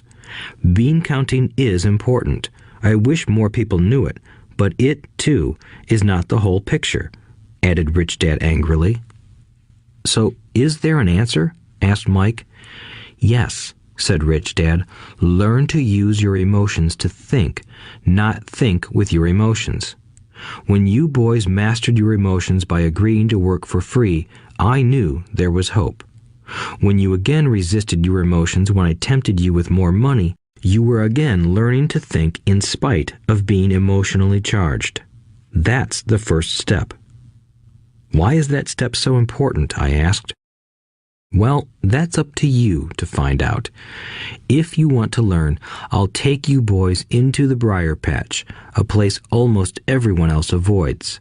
If you go with me, you'll let go of the idea of working for money and instead learn to have money work for you. And what will we get if we go with you? What if we agree to learn from you? What will we get? I asked. The same thing Brer Rabbit got, said Rich Dad, referring to the classic children's story. Is there a briar patch? I asked. Yes, said Rich Dad. The briar patch is our fear and greed. Confronting fear, weaknesses, and neediness by choosing our own thoughts is the way out. Choosing our thoughts? Mike asked, puzzled. Yes, choosing what we think rather than reacting to our emotions. Instead of just getting up and going to work because not having the money to pay your bills is scaring you, ask yourself, is working harder at this the best solution to this problem? Most people are too afraid to rationally think things through and instead run out the door to a job they hate. The tar baby is in control. That's what I mean by choosing your thoughts. And how do we do that? Mike asked. That's what I will teach you. I'll teach you to have a choice of thoughts rather than a knee-jerk reaction, like gulping down your morning coffee and running out the door. Remember what I said before. A job is only a short-term solution to a long-term problem. Most people have only one problem in mind, and it's short-term. It's the bills at the end of the month, the tar baby. Money controls their lives, or should I say the fear and ignorance about money controls it. So they do as their parents did.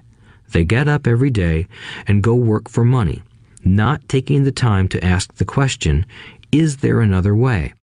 Their emotions now control their thinking, not their heads. Can you tell the difference between emotions thinking and the head thinking?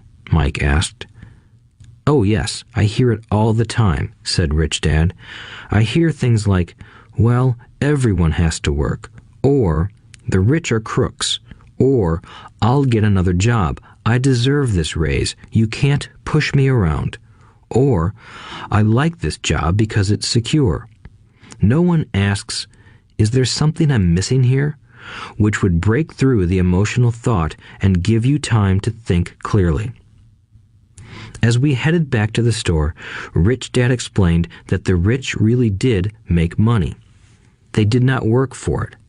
He went on to explain that when Mike and I were casting 5-cent pieces out of lead, thinking we were making money, we were very close to thinking the way the rich think. The problem was that creating money is legal for the government and banks to do, but illegal for us to do. There are legal ways to create money from nothing, he told us. Rich Dad went on to explain that the rich know that money is an illusion, truly like the carrot for the donkey.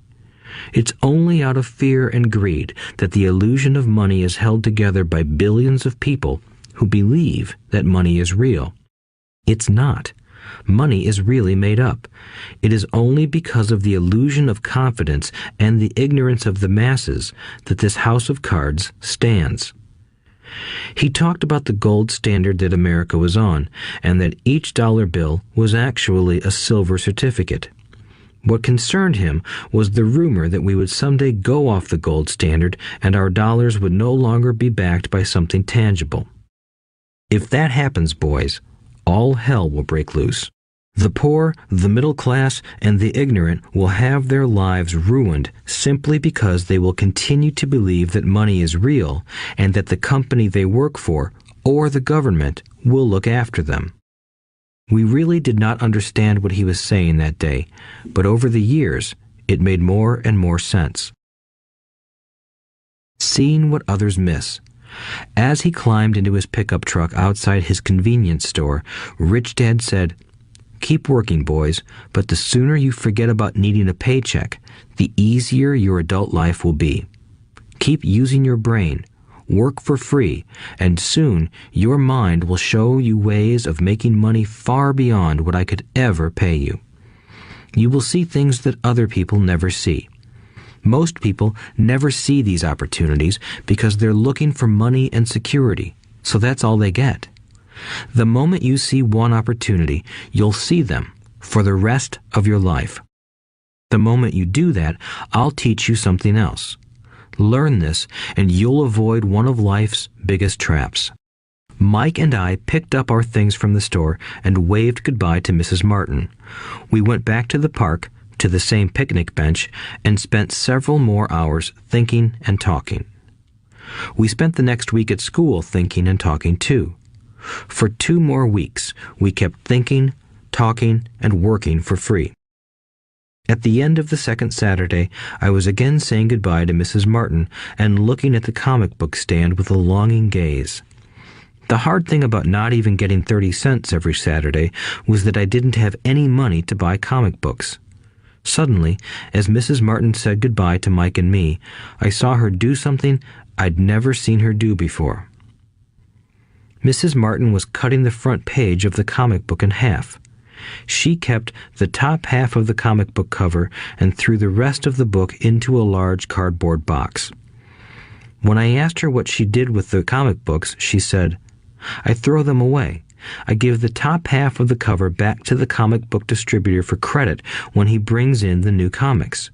He's coming in an hour." Mike and I waited for an hour. Soon the distributor arrived, and I asked him if we could have the comic books. To my delight, he said, "You can have them if you work for this store and do not resell them." Remember our old business partnership? Well, Mike and I revived it. Using a spare room in Mike's basement, we began piling hundreds of comic books in that room. Soon, our comic book library was open to the public. We hired Mike's younger sister, who loved to study, to be head librarian. She charged each child 10 cents admission to the library, which was open from 2:30 p.m. to 4:30 p.m. every day after school. The customers, the children of the neighborhood, could read as many comics as they wanted in 2 hours. It was a bargain for them since a comic cost 10 cents each, and they could read 5 or 6 in 2 hours. Mike's sister would check the kids as they left to make sure they weren't borrowing any comic books. She also kept the books, logging in how many kids showed up each day, who they were, and any comments they might have. Mike and I averaged $9.50 per week over a 3-month period. We paid his sister $1 a week and allowed her to read the comics for free, which she rarely did since she was always studying. Mike and I kept our agreement by working in the store every Saturday and collecting all the comic books from the different stores. We kept our agreement to the distributor by not selling any comic books. We burned them once they got too tattered. We tried opening a branch office, but we could never quite find someone as trustworthy and dedicated as Mike's sister. At an early age, we found out how hard it was to find good staff. 3 months after the library first opened, a fight broke out in the room. Some bullies from another neighborhood pushed their way in, and Mike's dad suggested we shut down the business. So our comic book business shut down, and we stopped working on Saturdays at the convenience store. But Rich Dad was excited because he had new things he wanted to teach us. He was happy because we had learned our first lessons so well. We learned to make money work for us. By not getting paid for our work at the store, we were forced to use our imaginations to identify an opportunity to make money. By starting our own business, the comic book library, we were in control of our own finances, not dependent on an employer. The best part was that our business generated money for us even when we weren't physically there. Our money worked for us. Instead of paying us money, Rich Dad had given us so much more. Chapter 2. Lesson 2. Why teach financial literacy? It's not how much money you make, it's how much money you keep. In 1990, Mike took over his father's empire and is, in fact, doing a better job than his dad did. We see each other once or twice a year on the golf course. He and his wife are wealthier than you can imagine. Rich Dad's empire is in great hands, and Mike is now grooming his son to take his place, as his dad had groomed us. In 1994, I retired at the age of 47, and my wife Kim was 37. Retirement does not mean not working. For us, it means that, barring unforeseen cataclysmic changes, we can work or not work, and our wealth grows automatically, staying ahead of inflation. Our assets are large enough to grow by themselves. It's like planting a tree. You water it for years, and then one day it doesn't need you anymore. Its roots are implanted deep enough. Then the tree provides shade for your enjoyment. Mike chose to run the empire, and I chose to retire. Whenever I speak to groups of people, they often ask what I would recommend that they do. How do I get started? Is there a book you would recommend? What should I do to prepare my children? What is your secret to success? How do I make millions? Whenever I hear one of these questions, I'm reminded of the following story. The Richest Businessmen. In 1923, a group of our greatest leaders and richest businessmen held a meeting at the Edgewater Beach Hotel in Chicago. Among them were Charles Schwab, head of the largest independent steel company; Samuel Insull, president of the world's largest utility; Howard Hobson, head of the largest gas company; Ivar Kruger, president of International Match Company, one of the world's largest companies at that time; Leon Fraser, president of the Bank of International Settlements; Richard Whitney, president of the New York Stock Exchange; Arthur Cotton and Jesse Livermore, two of the biggest stock speculators; and Albert Fall, a member of President Harding's cabinet. 25 years later, 9 of these titans ended their lives as follows. Schwab died penniless after living for 5 years on borrowed money. Insull died broke in a foreign land, and Kruger and Cotton also died broke. Hobson went insane.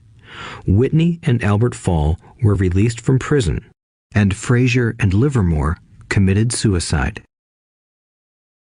I doubt if anyone can say what really happened to these men. If you look at the date, 1923, it was just before the 1929 market crash and the Great Depression, which I suspect had a great impact on these men and their lives. The point is this. Today, we live in times of greater and faster change than these men did. I suspect there will be many booms and busts in the coming years that will parallel the ups and downs these men faced. I am concerned that too many people are too focused on money and not on their greatest wealth, their education. If people are prepared to be flexible, keep an open mind, and learn, they will grow richer and richer despite tough changes. If they think money will solve problems, they will have a rough ride. Intelligence solves problems and produces money. Money without financial intelligence is money soon gone. Most people fail to realize that in life, it's not how much money you make, it's how much money you keep.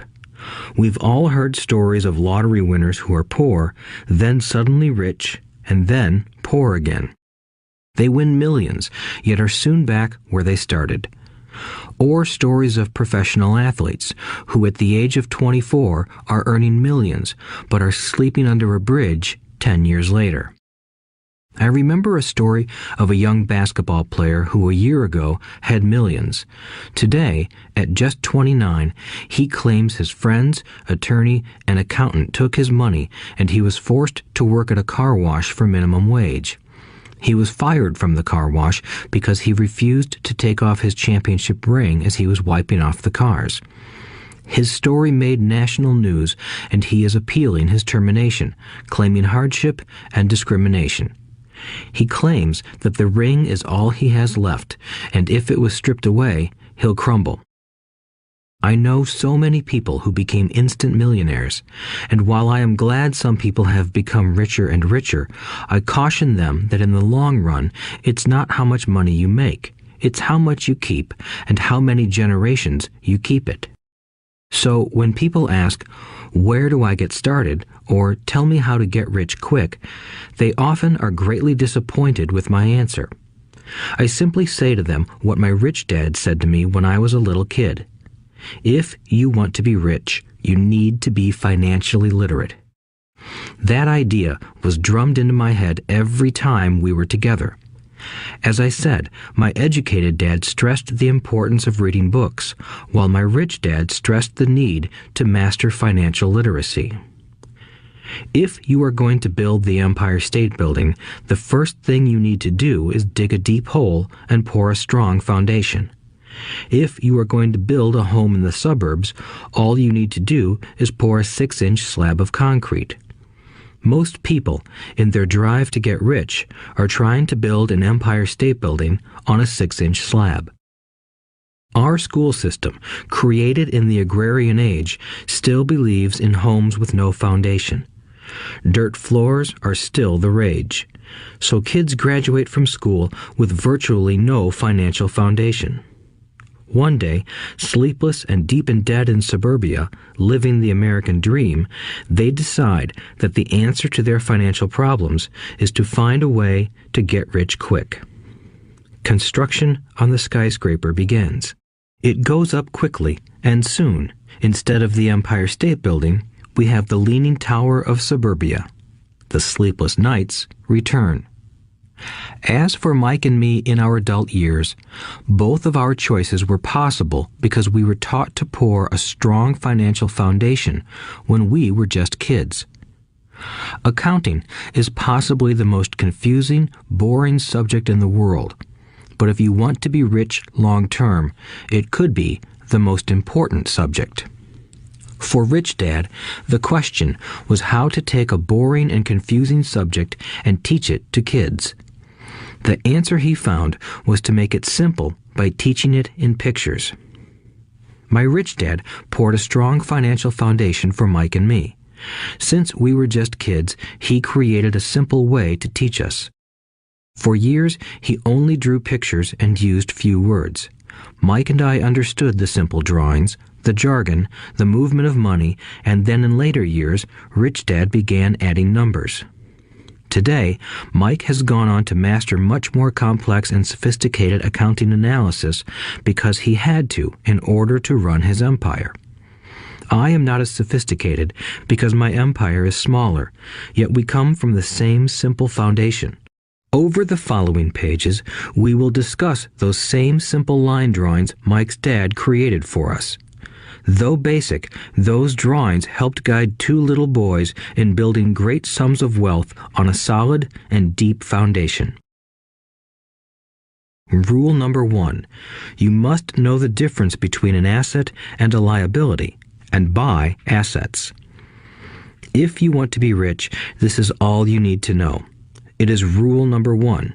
It is the only rule. This may sound absurdly simple, but most people have no idea how profound this rule is. Most people struggle financially because they do not know the difference between an asset and a liability. Rich people acquire assets. The poor and middle class acquire liabilities that they think are assets, said Rich Dad. When Rich Dad explained this to Mike and me, we thought he was kidding. Here we were, nearly teenagers, and waiting for the secret to getting rich, and this was his answer. It was so simple that we stopped for a long time to think about it. "What is an asset?" asked Mike. "Don't worry right now," said Rich Dad. "Just let the idea sink in. If you can comprehend the simplicity, your life will have a plan and be financially easy. It is simple. That is why the idea is missed." "You mean all we need to know is what an asset is, acquire them, and we'll be rich?" I asked. Rich Dad nodded his head. "It's that simple." "If it's that simple, how come everyone is not rich?" I asked. Rich Dad smiled. "Because people do not know the difference between an asset and a liability." I remember asking, how could adults be so misguided? If it is that simple, if it is that important, why would everyone not want to find out? It took Rich Dad only a few minutes to explain what assets and liabilities were. As an adult, I have difficulty explaining it to other adults. The simplicity of the idea escapes them because they have been educated differently. They were taught by other educated professionals, such as bankers, accountants, real estate agents, financial planners, and so forth. The difficulty comes in asking adults to unlearn or become children again. An intelligent adult often feels it is demeaning to pay attention to simplistic definitions. Rich Dad believed in the KISS principle. Keep it simple, stupid, or keep it super simple. So he kept it simple for us, and that made our financial foundation strong. So what causes the confusion? How could something so simple be so screwed up? Why would someone buy an asset that was really a liability? The answer is found in basic education. We focus on the word literacy and not financial literacy. What defines something to be an asset or a liability are not words. In fact, if you really want to be confused, look up the words asset and liability in the dictionary. I know the definition may sound good to a trained accountant, but for the average person, it makes no sense. But we adults are often too proud to admit that something does not make sense. To us young boys, Rich Dad said, "What defines an asset are not words, but numbers. And if you can't read the numbers, you can't tell an asset from a hole in the ground." In accounting, Rich Dad would say, it's not the numbers, but what the numbers are telling you. It's just like words. It's not the words, but the story the words are telling you. If you want to be rich, you've got to read and understand numbers. If I heard that once, I heard it 1,000 times from my rich dad. And I also heard the rich acquire assets and the poor and middle class acquire liabilities. Here is how to tell the difference between an asset and a liability. Most accountants and financial professionals do not agree with the definitions, but these simple drawings were the start of strong financial foundations for two young boys. An asset is something that puts money in my pocket. A liability is something that takes money out of my pocket. This is really all you need to know. If you want to be rich, simply spend your life buying assets. If you want to be poor or middle class, spend your life buying liabilities. Illiteracy, both in words and numbers, is the foundation of financial struggle. If people are having difficulties financially, there is something that they don't understand, either in words or numbers. The rich are rich because they are more literate in different areas than people who struggle financially. So if you want to be rich and maintain your wealth, it's important to be financially literate in words as well as numbers. Numbers alone mean little, just as words out of context mean little. It's the story that counts. In financial reporting, reading numbers is looking for the plot, the story of where the cash is flowing. In 80% of most families, the financial story paints a picture of hard work to get ahead. However, this effort is for naught because they spend their lives buying liabilities instead of assets. Everyone has living expenses, the need for food, shelter, and clothing. It is the cash flow that tells the story of how a person handles their money. The reason I started with the story of the richest men in America is to illustrate the flaw in believing that money will solve all problems. That is why I cringe whenever I hear people ask me how to get rich quicker or where they should start. I often hear, "I'm in debt, so I need to make more money." But more money will often not solve the problem. In fact, it may compound the problem. Money often makes obvious our tragic human flaws, putting a spotlight on what we don't know. That is why, all too often, a person who comes into a sudden windfall of cash, let's say an inheritance, a pay raise, or lottery winnings, soon returns to the same financial mess, if not worse than the mess they were in before. Money only accentuates the cash flow pattern running in your head. If your pattern is to spend everything you get, most likely an increase in cash will just result in an increase in spending. Thus the saying, "A fool and his money is one big party."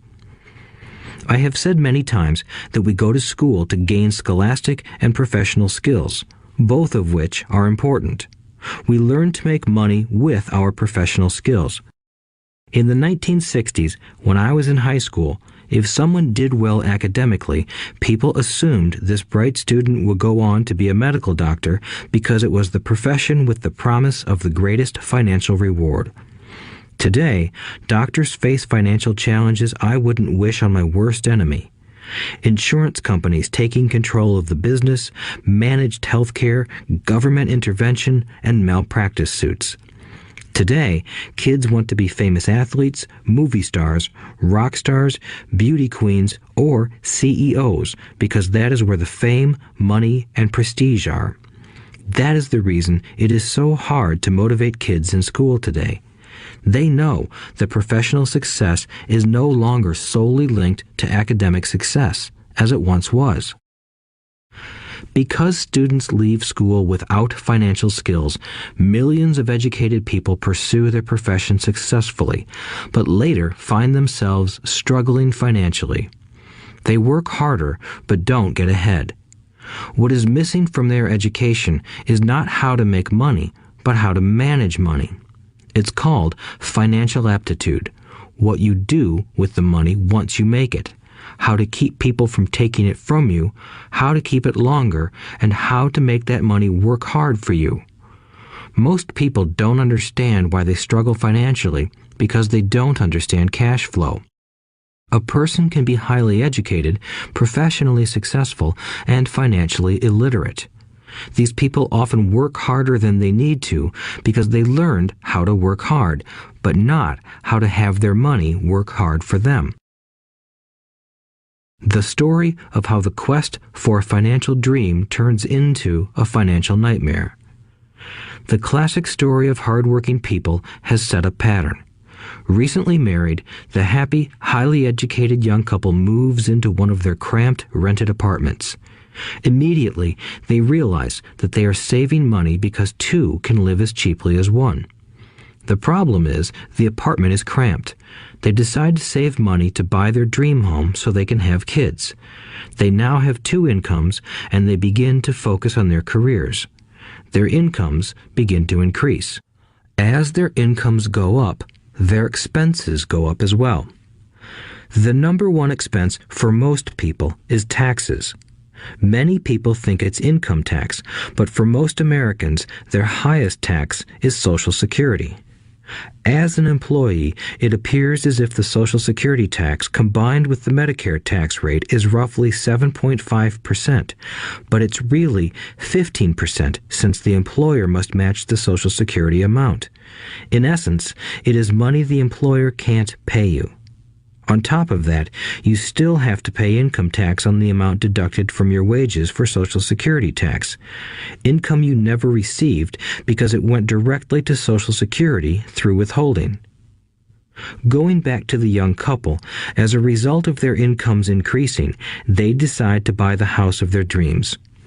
Once in their house, they have a new tax called property tax. Then they buy a new car, new furniture, and new appliances to match their new house. All of a sudden, they wake up and their liabilities column is full of mortgage and credit card debt. Their liabilities go up. They're now trapped in the rat race. Pretty soon, a baby comes along and they work harder. The process repeats itself. Higher incomes cause higher taxes, also called bracket creep. A credit card comes in the mail. They use it. It maxes out. A loan company calls and says their greatest asset, their home, has appreciated in value. Because their credit is so good, the company offers a bill consolidation loan and tells them the intelligent thing to do is clear off the high-interest consumer debt by paying off their credit card. And besides, interest on their home is a tax deduction. They go for it and pay off those high-interest credit cards. They breathe a sigh of relief. Their credit cards are paid off. They've now folded their consumer debt into their home mortgage. Their payments go down because they extend their debt over 30 years. It is the smart thing to do. Their neighbor calls to invite them to go shopping. The Memorial Day sale is on. They promise themselves they'll just window shop, but they take a credit card, just in case. I run into this young couple all the time. Their names change, but their financial dilemma is the same. They come to one of my talks to hear what I have to say. They ask me, "Can you tell us how to make more money?" They don't understand that their trouble is really how they choose to spend the money they do have. It is caused by financial illiteracy and not understanding the difference between an asset and a liability. More money seldom solves someone's money problems. Intelligence solves problems. There is a saying a friend of mine says over and over to people in debt. If you find you have dug yourself into a hole, stop digging. As a child, my dad often told us that the Japanese were aware of 3 powers: the power of the sword, the jewel, and the mirror. The sword symbolizes the power of weapons. America has spent trillions of dollars on weapons, and because of this, is a powerful military presence in the world. The jewel symbolizes the power of money. There is some degree of truth to the saying, "Remember the golden rule. He who has the gold makes the rules." The mirror symbolizes the power of self-knowledge. This self-knowledge, according to Japanese legend, was the most treasured of the 3.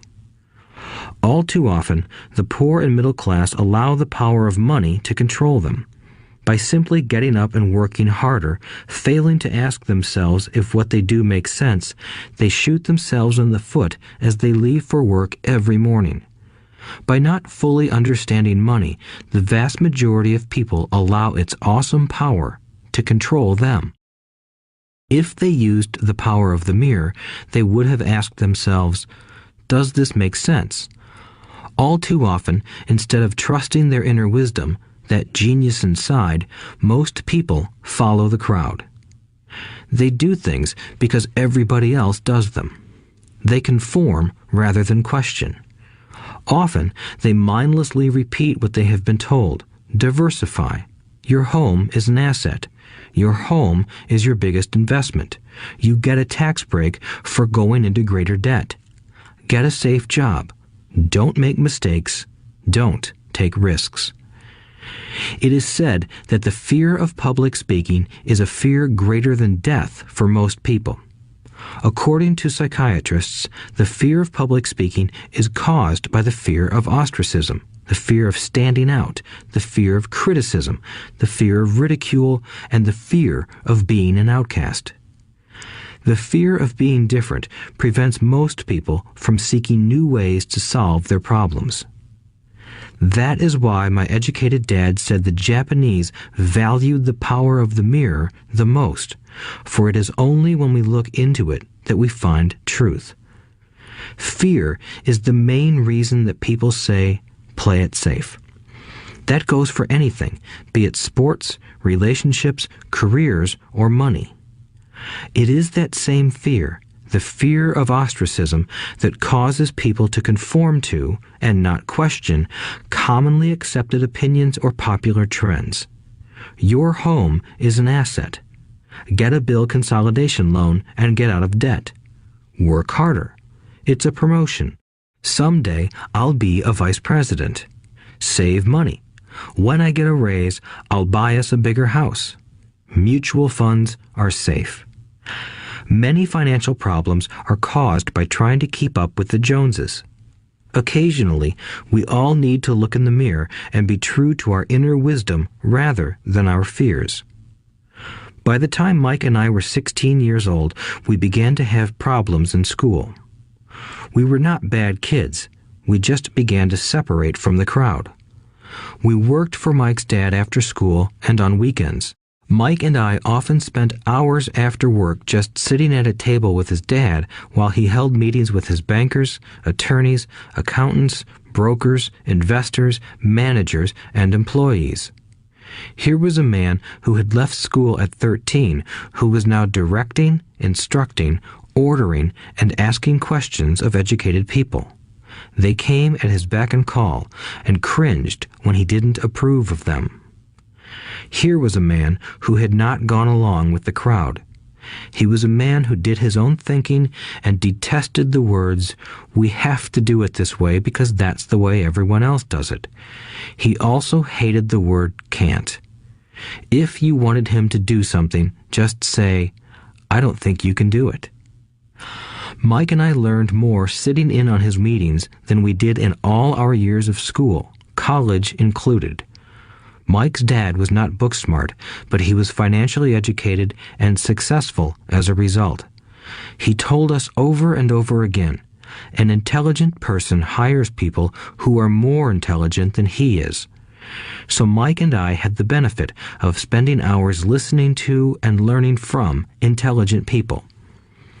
But because of this, Mike and I couldn't go along with the standard dogma our teachers preached, and that caused problems. Whenever the teacher said, "If you don't get good grades, you won't do well in the real world," Mike and I just raised our eyebrows. When we were told to follow set procedures and not deviate from the rules, we could see how school discouraged creativity. We started to understand why our rich dad told us that schools were designed to produce good employees instead of employers. Occasionally, Mike or I would ask our teachers how what we studied was applicable to the real world, or why we never studied money and how it worked. To the latter question, we often got the answer that money was not important, that if we excelled in our education, the money would follow. The more we knew about the power of money, the more distant we grew from the teachers and our classmates. My highly educated dad never pressured me about my grades, but we did begin to argue about money. By the time I was 16, I probably had a far better foundation with money than both my parents. I could keep books, I listened to tax accountants, corporate attorneys, bankers, real estate brokers, investors, and so forth. By contrast, my dad talked to other teachers. One day, my dad told me that our home was his greatest investment. A not-too-pleasant argument took place when I showed him why I thought a house was not a good investment. I showed him the ancillary expenses that went along with owning the home. A bigger home meant bigger expenses, and the cash flow kept going out through the expense column. Today, people still challenge me on the idea of a house not being an asset. I know that for many people, it is their dream as well as their largest investment. And owning your own home is better than nothing. I simply offer an alternative way of looking at this popular dogma. If my wife and I were to buy a bigger, flashier house, we realize it wouldn't be an asset. It would be a liability since it would take money out of our pocket. So here is the argument I put forth. I really don't expect most people to agree with it because your home is an emotional thing, and when it comes to money, high emotions tend to lower financial intelligence. I know from personal experience that money has a way of making every decision emotional. 1. When it comes to houses, most people work all their lives paying for a home they never own. In other words, most people buy a new house every few years, each time incurring a new 30-year loan to pay off the previous one. 2. Even though people receive a tax deduction for interest on mortgage payments, they pay for all their other expenses with after-tax dollars, even after they pay off their mortgage. 3. My wife's parents were shocked when the property taxes on their home increased to $1,000 a month. This was after they had retired, so the increase put a strain on their retirement budget and they felt forced to move. 4. Houses do not always go up in value. I have friends who owe $1 million for a home that today would sell for far less. 5. The greatest losses of all are those from missed opportunities. If all your money is tied up in your house, you may be forced to work harder because your money continues blowing out of the expense column instead of adding to the asset column, the classic middle-class cash flow pattern. If a young couple would put more money into their asset column early on, their later years would be easier. Their assets would have grown and would be available to help cover expenses. All too often, a house only serves as a vehicle for incurring a home equity loan to pay for mounting expenses. In summary, the end result in making a decision to own a house that is too expensive in lieu of starting an investment portfolio impacts an individual in at least the following 3 ways. 1. Loss of time, during which other assets could have grown in value. 2. Loss of additional capital, which could have been invested instead of paying for high-maintenance expenses related directly to the home. 3. Loss of education. Too often, people count their house and savings and retirement plans as all they have in their asset column. Because they have no money to invest, they simply don't invest. This costs them investment experience. Most never become what the investment world calls a sophisticated investor. And the best investments are usually first sold to sophisticated investors, who then turn around and sell them to the people playing it safe. I am not saying don't buy a house. What I'm saying is that you should understand the difference between an asset and a liability. When I want a bigger house, I first buy assets that will generate the cash flow to pay for the house. My educated dad's personal financial statement best demonstrates the life of someone caught in the rat race. His expenses match his income, never allowing him enough left over to invest in assets. As a result, his liabilities are larger than his assets. Why the rich get richer. A review of my rich dad's financial statement shows why the rich get richer. The asset column generates more than enough income to cover expenses, with the balance reinvested into the asset column.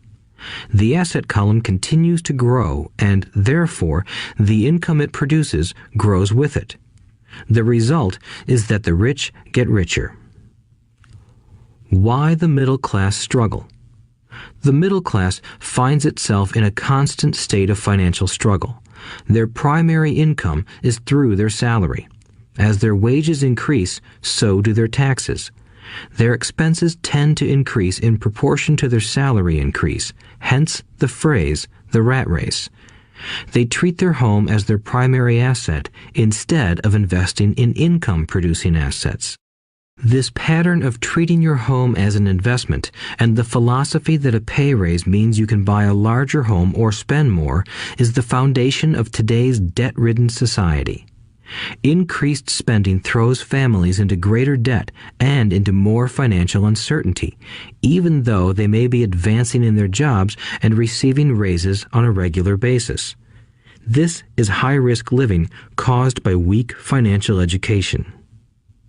The massive loss of jobs in recent times proves how shaky the middle class really is financially. Company pension plans are being replaced by 401k plans.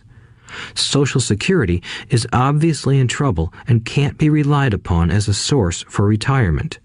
Panic has set in for the middle class. Today, mutual funds are popular because they supposedly represent safety. Average mutual fund buyers are too busy working to pay taxes and mortgages, save for their children's college, and pay off credit cards.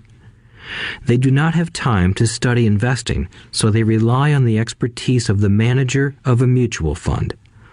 Also, because the mutual fund includes many different types of investments, they feel their money is safer because it is diversified. This educated middle class subscribes to the dogma put out by mutual fund brokers and financial planners. Play it safe, avoid risk. The real tragedy is that the lack of early financial education is what creates the risk faced by average middle-class people. The reason they have to play it safe is because their financial positions are tenuous at best. Their balance sheets are not balanced. Instead, they are loaded with liabilities and have no real assets that generate income. Typically, their only source of income is their paycheck. Their livelihood becomes entirely dependent on their employer. So when genuine deals of a lifetime come along, these people can't take advantage of them because they are working so hard, are taxed to the max, and are loaded with debt. As I said at the start of this section, the most important rule is to know the difference between an asset and a liability. Once you understand the difference, concentrate your efforts on buying income-generating assets. That's the best way to get started on a path to becoming rich. Keep doing that, and your asset column will grow. Keep liabilities and expenses down so more money is available to continue pouring into the asset column. Soon, the asset base will be so deep that you can afford to look at more speculative investments. Investments that may have returns of 100% to infinity. $5,000 investments that are soon turned into $1 million or more. Investments that the middle class calls too risky. The investment is not risky for the financially literate. As an employee who is also a homeowner, your working efforts are generally as follows. 1. You work for the company. Employees make their business owner or the shareholders rich, not themselves. Your efforts and success will help provide for the owner's success and retirement. 2. You work for the government. The government takes its share from your paycheck before you even see it. By working harder, you simply increase the amount of taxes taken by the government. Most people work from January to May just for the government. 3. You work for the bank. After taxes, your next largest expense is usually your mortgage and credit card debt. The problem with simply working harder is that each of these 3 levels takes a greater share of your increased efforts. You need to learn how to have your increased efforts benefit you and your family directly. Once you have decided to concentrate on minding your own business, focusing your efforts on acquiring assets instead of a bigger paycheck, how do you set your goals? Most people must keep their job and rely on their wages to fund their acquisition of assets. As their assets grow, how do they measure the extent of their success? When does someone know that they are rich, that they have wealth? As well as having my own definitions for assets and liabilities, I also have my own definition for wealth. Actually, I borrowed it from a man named R. Buckminster Fuller. Some call him a quack, and others call him a genius. Years ago, he got architects buzzing because he applied for a patent for something he called a geodesic dome. But in the application, Fuller also said something about wealth. It was pretty confusing at first, but after reading it, it began to make some sense. Wealth is a person's ability to survive so many number of days forward, or, if I stopped working today, how long could I survive?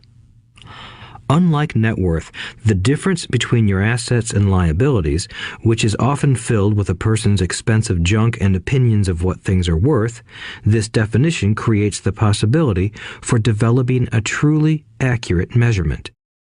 I could now measure and know where I was in terms of my goal to become financially independent. Although net worth often includes non-cash producing assets, like stuff you bought that now sits in your garage, wealth measures how much money your money is making and, therefore, your financial survivability. Wealth is the measure of the cash flow from the asset column compared with the expense column. Let's use an example. Let's say I have cash flow from my asset column of $1,000 a month, and I have monthly expenses of $2,000 a month. What is my wealth? Let's go back to Buckminster Fuller's definition.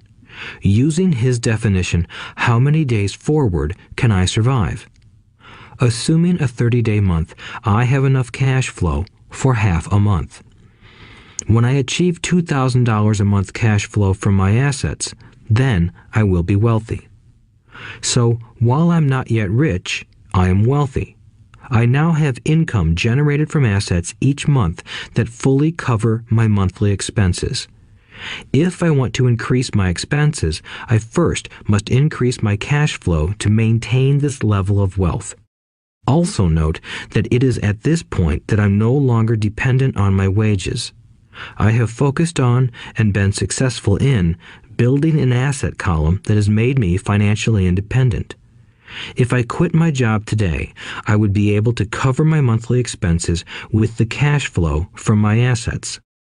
My next goal would be to have the excess cash flow from my assets reinvested into the asset column. The more money that goes into my asset column, the more my asset column grows. The more my assets grow, the more my cash flow grows. And as long as I keep my expenses less than the cash flow from these assets, I grow richer with more and more income from sources other than my physical labor. As this reinvestment process continues, I am well on my way to becoming rich. Just remember this simple observation. The rich buy assets. The poor only have expenses. The middle class buy liabilities they think are assets. So how do I start minding my own business? What is the answer? Listen to the founder of McDonald's in the next chapter. Chapter 3. Lesson 3. Mind your own business. The rich focus on their asset columns while everyone else focuses on their income statements. In 1974, Ray Kroc, the founder of McDonald's, was asked to speak to the MBA class at the University of Texas at Austin. A friend of mine was a student in that MBA class. After a powerful and inspiring talk, the class adjourned and the students asked Ray if he would join them at their favorite hangout to have a few beers. Ray graciously accepted. "What business am I in?" Ray asked once the group had all their beers in hand. Everyone laughed, my friend said. Most of the MBA students thought Ray was just fooling around. No one answered, so Ray asked again. "What business do you think I'm in?" The students laughed again, and finally one brave soul yelled out, "Ray, who in the world doesn't know that you're in the hamburger business?" Ray chuckled. "That's what I thought you would say." He paused and then quickly added, "Ladies and gentlemen, I'm not in the hamburger business. My business is real estate." As my friend tells the story, Ray spent a good amount of time explaining his viewpoint. In his business plan, Ray knew that the primary business focus was to sell hamburger franchises, but what he never lost sight of was the location of each franchise. He knew that the land and its location were the most significant factors in the success of each franchise. Basically, the person who bought the franchise was also buying the real estate under the franchise for Ray Kroc's organization. Today, McDonald's is the largest single owner of real estate in the world, owning even more than the Catholic Church. McDonald's owns some of the most valuable intersections and street corners in America and around the globe. My friend considers this as one of the most important lessons in his life. Today, he owns car washes, but his business is the real estate under those car washes. The previous chapter presented that most people work for everyone but themselves. They work first for the owners of the company, then for the government through taxes, and finally for the bank that owns their mortgage. When I was a young boy, we did not have a McDonald's nearby. Yet my rich dad was responsible for teaching Mike and me the same lesson that Ray Kroc talked about at the University of Texas. It is secret number 3 of the rich. The secret is mind your own business. Financial struggle is often directly the result of people working all their lives for someone else.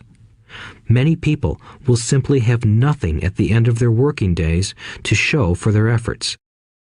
Our current educational system focuses on preparing today's youth to get good jobs by developing scholastic skills.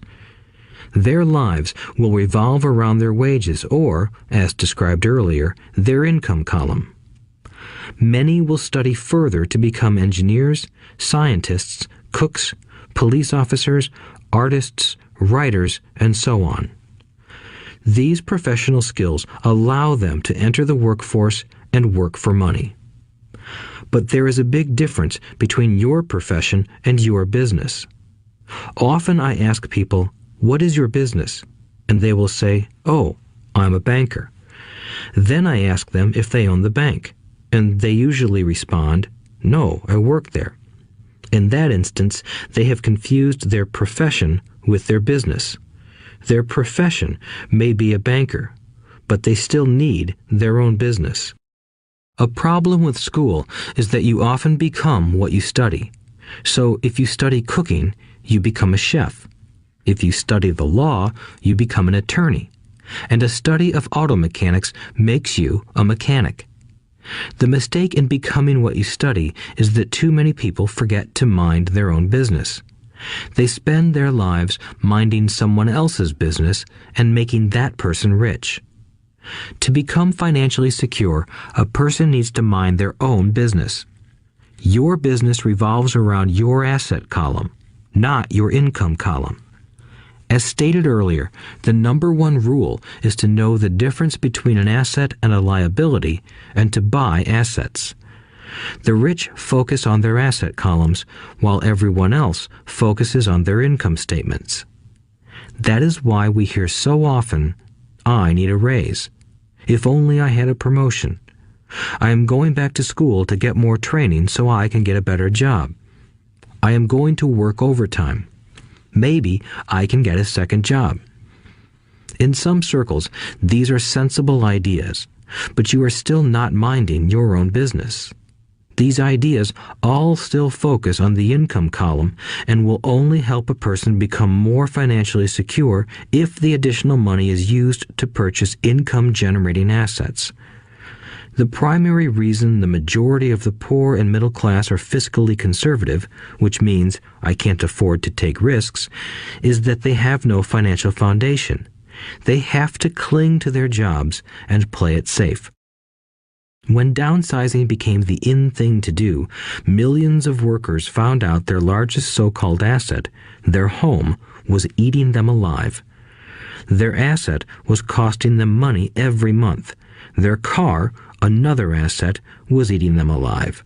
The golf clubs in the garage that cost $1,000 were not worth $1,000 anymore.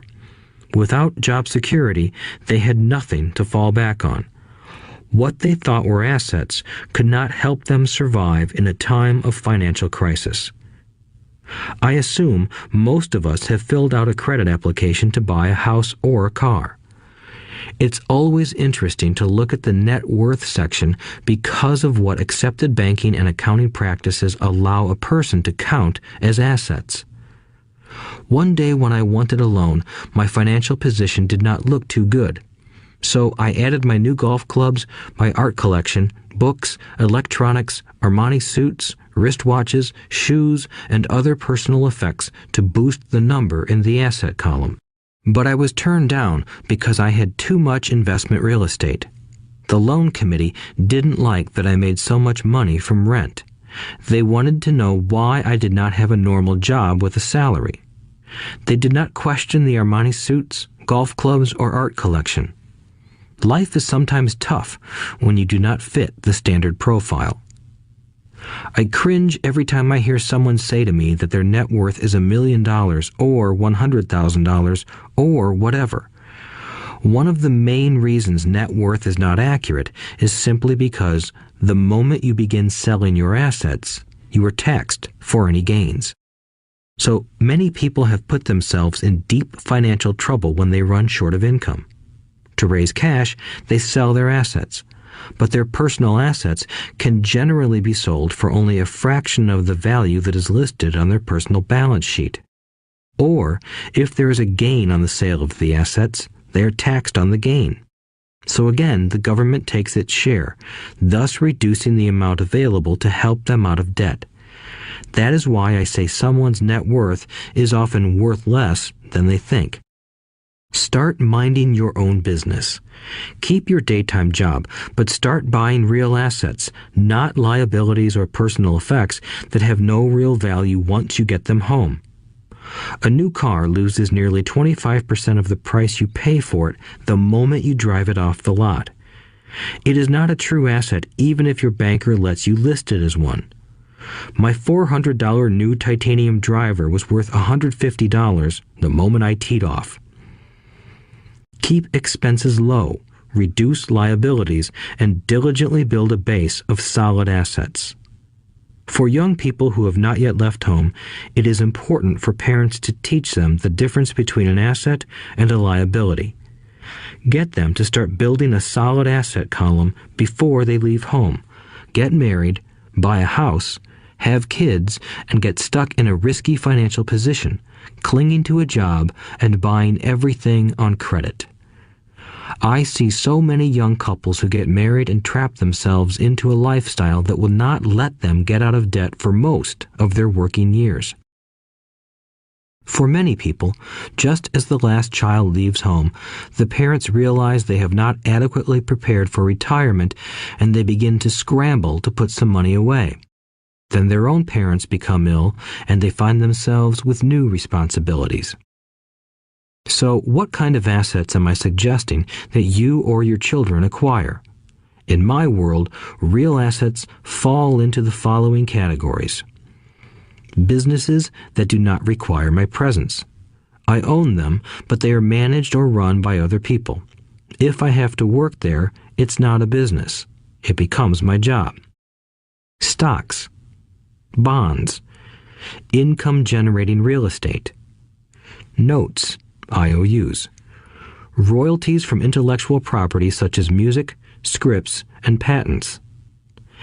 Anything else that has value, produces income, or appreciates, and has a ready market. As a young boy, my educated dad encouraged me to find a safe job, but my rich dad encouraged me to begin acquiring assets that I loved. If you don't love it, you won't take care of it. I collect real estate simply because I love buildings and land. I love shopping for them, and I could look at them all day long. When problems arise, the problems aren't so bad that it changes my love for real estate. For people who hate real estate, they shouldn't buy it. I also love stocks of small companies, especially startups, because I am an entrepreneur, not a corporate person. In my early years, I worked in large organizations such as Standard Oil of California, the U.S. Marine Corps, and Xerox Corporation. I enjoyed my time with those organizations and have fond memories, but I know deep down I am not a company man. I like starting companies, not running them. So my stock buys are usually of small companies. Sometimes I even start the company and take it public. Fortunes are made in new stock issues, and I love the game. Many people are afraid of small cap companies and call them risky, and they are. But that risk is diminished if you love what the investment is, understand it, and know the game. With small companies, my investment strategy is to be out of the stock in a year. On the other hand, my real estate strategy is to start small and keep trading up for bigger properties, and, therefore, delay paying taxes on the gain. This allows the value to increase dramatically. I generally hold real estate less than 7 years. For years, even while I was with the Marine Corps and Xerox, I did what my rich dad recommended. I kept my day job, but I still minded my own business. I was active in my asset column trading real estate and small stocks. Rich Dad always stressed the importance of financial literacy. The better I was at understanding the accounting and cash management, the better I would be at analyzing investments and eventually starting and building my own company. I don't encourage anyone to start a company unless they really want to. Knowing what I know about running a company, I wouldn't wish that task on anyone. There are times when people can't find employment and starting a company seems like the best solution. But the odds are against success. 9 out of 10 companies fail in 5 years. Of those that survive the first 5 years, 9 out of every 10 of those eventually fail as well.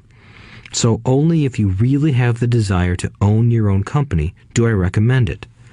Otherwise, keep your day job and mind your own business. When I say mind your own business, I mean to build and keep your asset column strong. Once a dollar goes into it, never let it come out. Think of it this way. Once a dollar goes into your asset column, it becomes your employee. The best thing about money is that it works 24 hours a day and can work for generations. Keep your day job, be a great hard-working employee, but keep building that asset column.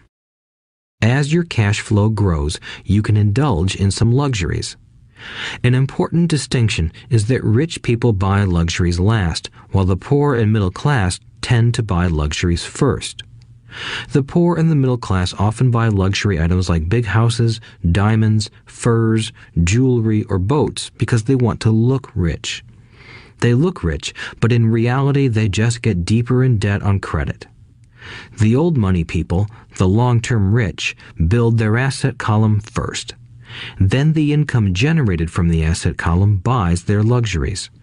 The poor and middle class buy luxuries with their own sweat, blood, and children's inheritance.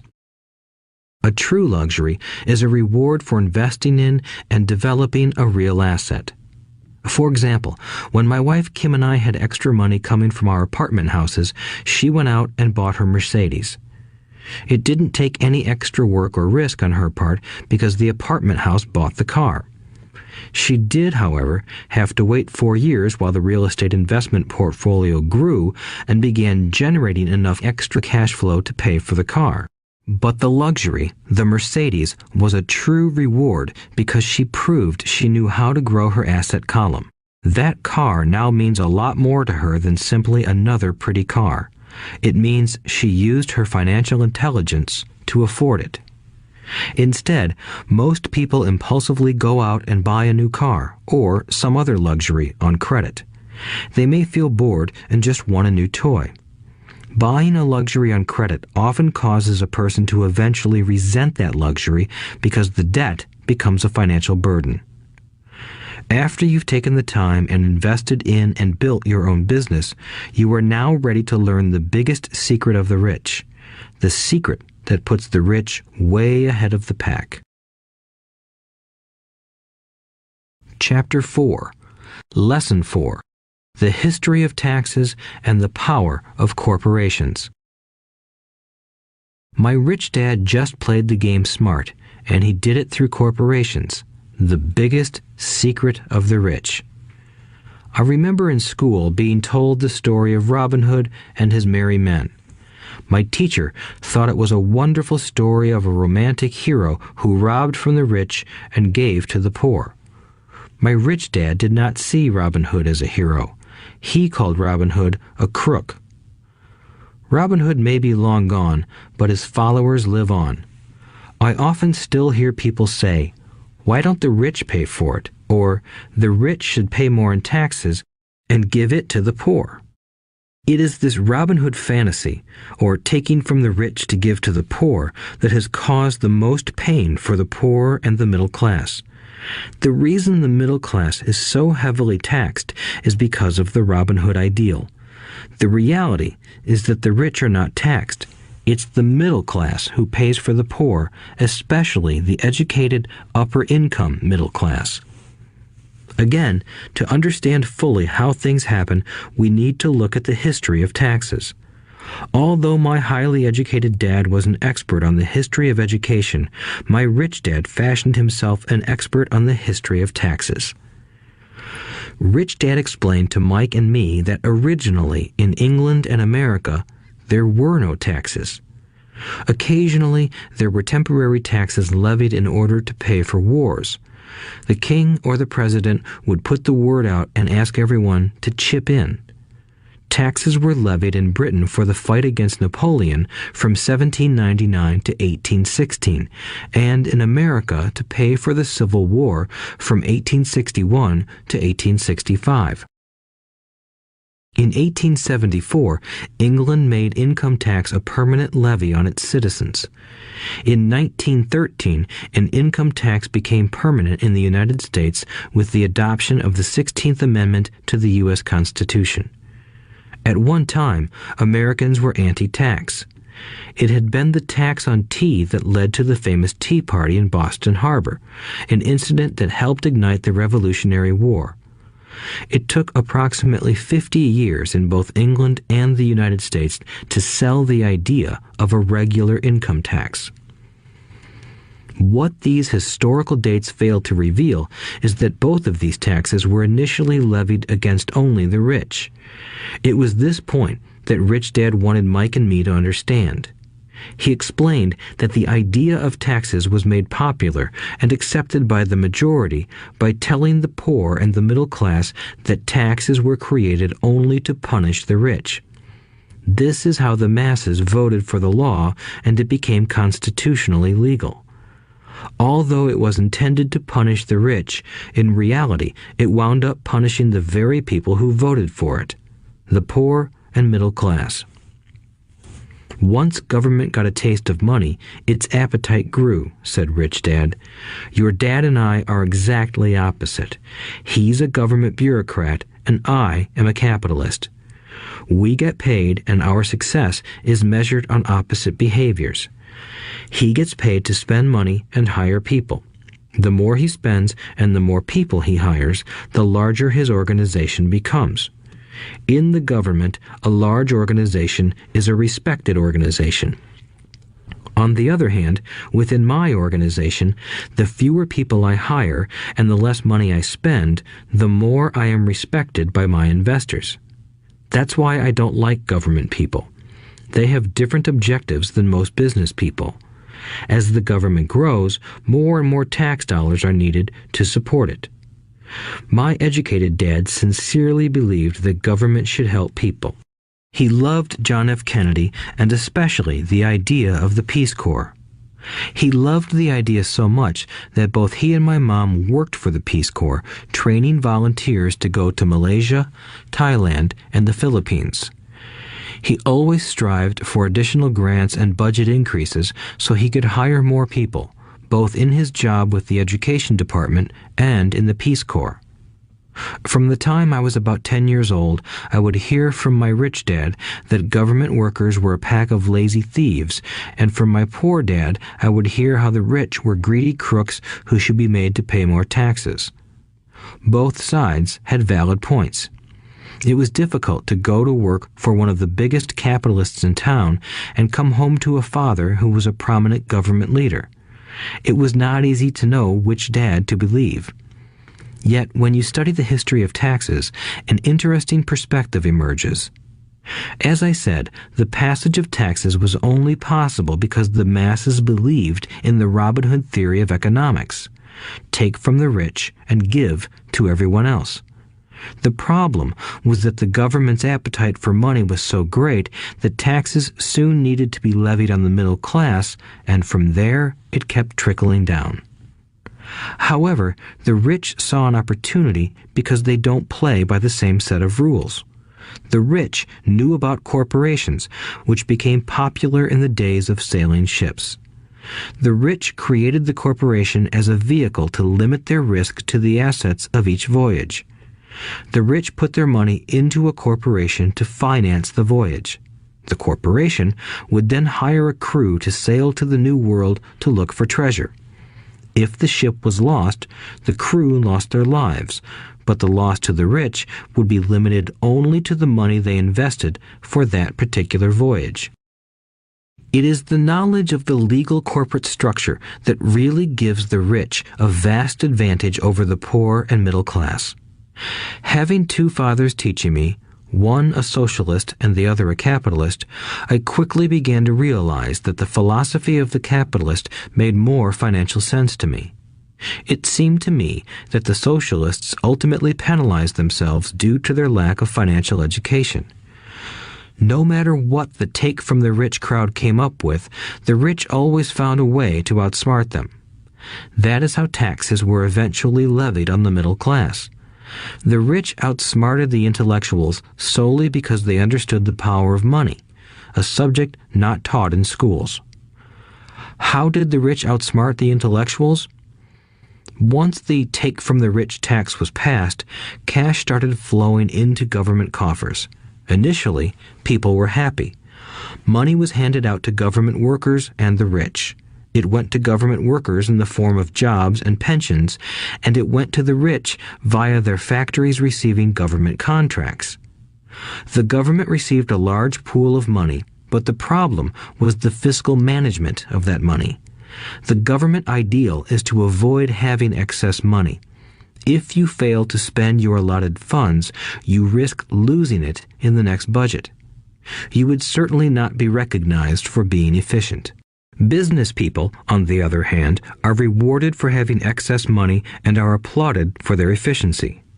As this cycle of growing government spending continued, the demand for money increased, and the tax the rich idea was adjusted to include lower income levels down to the very people who voted it in, the poor and the middle class.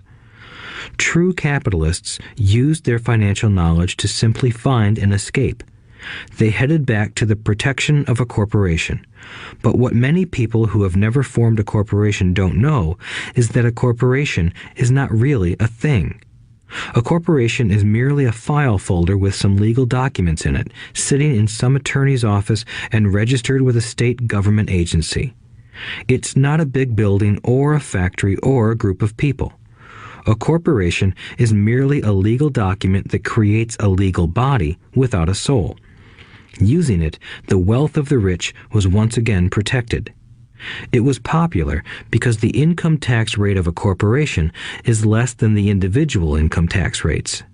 In addition, certain expenses could be paid by a corporation with pre-tax dollars. This war between the haves and have-nots has raged for hundreds of years. The battle is waged whenever and wherever laws are made, and it will go on forever. The problem is that the people who lose are the uninformed, the ones who get up every day and diligently go to work and pay taxes. If they only understood the way the rich play the game, they could play it too. Then they would be on their way to their own financial independence. This is why I cringe every time I hear a parent advise their children to go to school so they can find a safe, secure job. An employee with a safe, secure job without financial aptitude has no escape.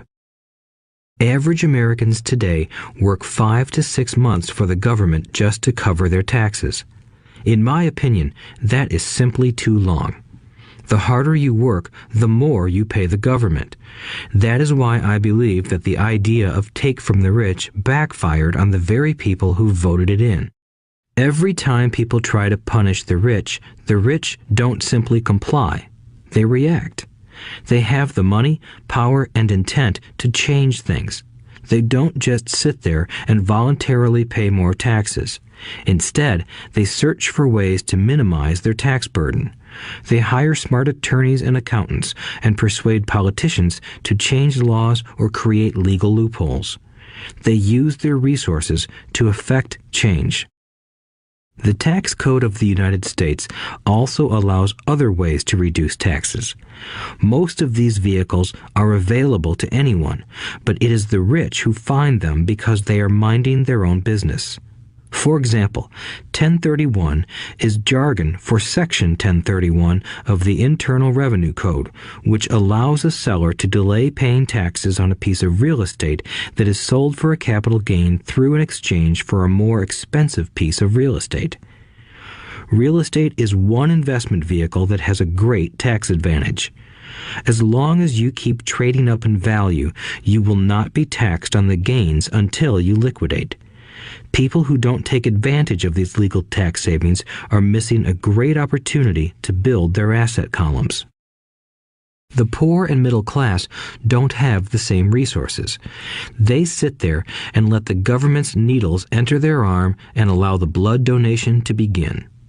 Today, I am constantly shocked at the number of people who pay more taxes or take fewer deductions simply because they are afraid of the government. I have friends who have had their businesses shut down and destroyed, only to find out it was a mistake on the part of the government. I realize all that, but the price of working from January to May is a high price to pay for that intimidation. My poor dad never fought back. My rich dad didn't either. He just played the game smarter, and he did it through corporations, the biggest secret of the rich. You may remember the first lesson I learned from my rich dad. I was a little boy of 9 who had to sit and wait for him to choose to talk to me. I sat in his office waiting for him to get to me. He was ignoring me on purpose. He wanted me to recognize his power and to desire to have that power for myself one day. During all the years I studied and learned from him, he always reminded me that knowledge is power.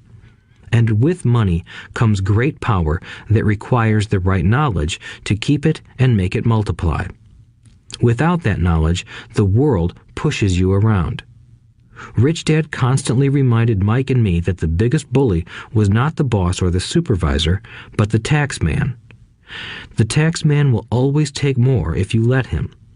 The first lesson of having money work for you, as opposed to you working for money, is all about power. If you work for money, you give the power to your employer. If money works for you, you keep the power and control it. Once we had this knowledge of the power of money working for us, he wanted us to be financially smart and not let anyone or anything push us around. If you're ignorant, it's easy to be bullied. If you know what you're talking about, you have a fighting chance. That is why he paid so much for smart tax accountants and attorneys.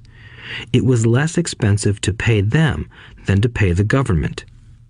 His best lesson to me was, be smart and you won't be pushed around as much. He knew the law because he was a law-abiding citizen and because it was expensive to not know the law.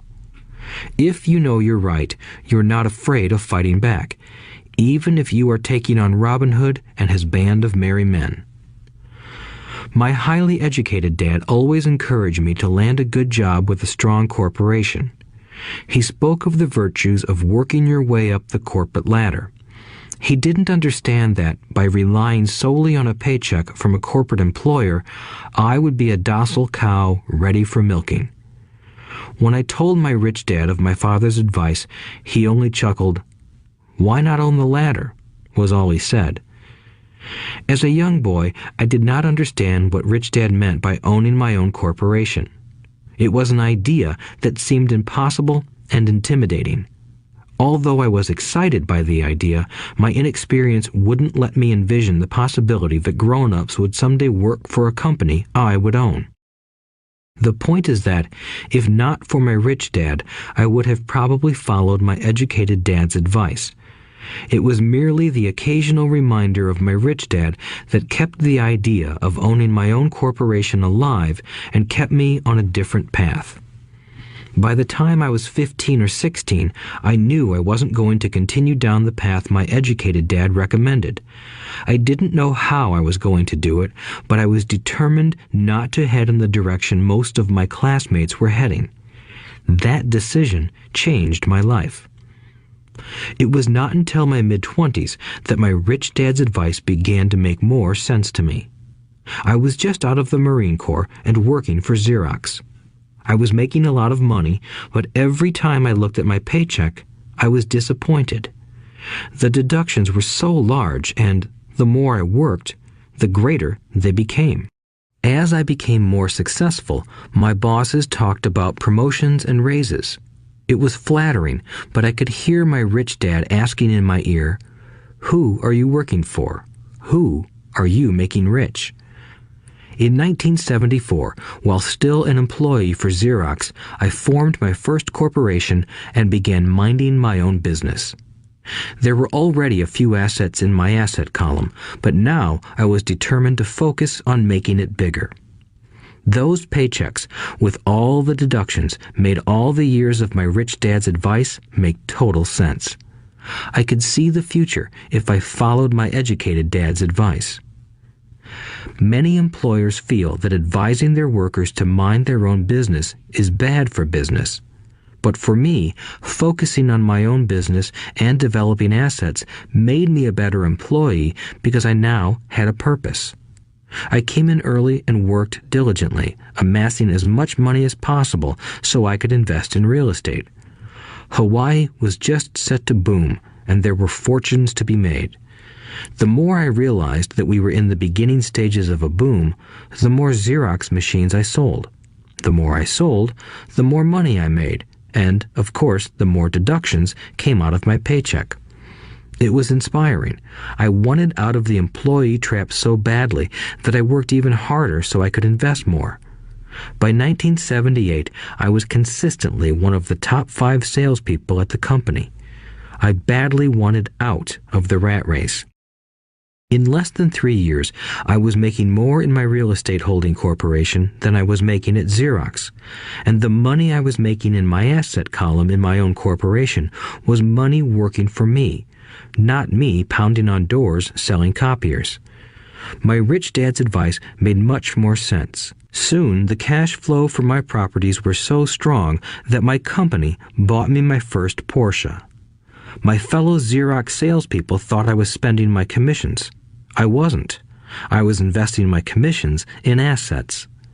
My money was working hard to make more money.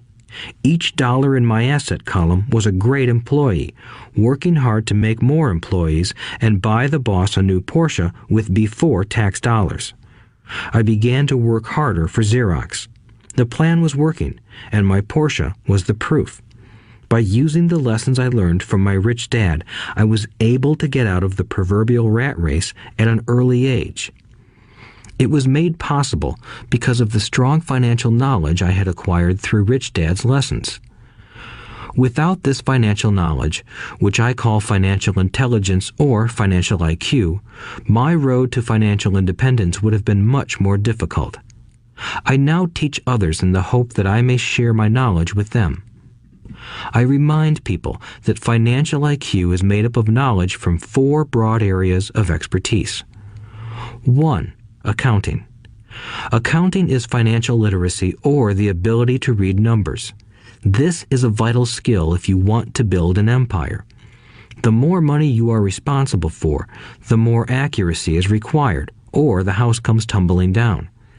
This is the left brain side, or the details. Financial literacy is the ability to read and understand financial statements, which allows you to identify the strengths and weaknesses of any business. 2. Investing. Investing is the science of money making money. This involves strategies and formulas which use the creative right brain side. 3. Understanding markets. Understanding markets is the science of supply and demand. You need to know the technical aspects of the market, which are emotion-driven, in addition to the fundamental or economic aspects of an investment. Does an investment make sense or does it not make sense based on current market conditions? 4. The law. A corporation wrapped around the technical skills of accounting, investing, and markets can contribute to explosive growth. A person who understands the tax advantages and protections provided by a corporation can get rich so much faster than someone who is an employee or a small business sole proprietor. It's like the difference between someone walking and someone flying. The difference is profound when it comes to long-term wealth. Tax advantages. A corporation can do many things that an employee cannot, like pay expenses before paying taxes. That is a whole area of expertise that is very exciting. Employees earn and get taxed, and then try to live on what is left. A corporation earns, spends everything it can, and is taxed on anything that is left. It's one of the biggest legal tax loopholes that the rich use.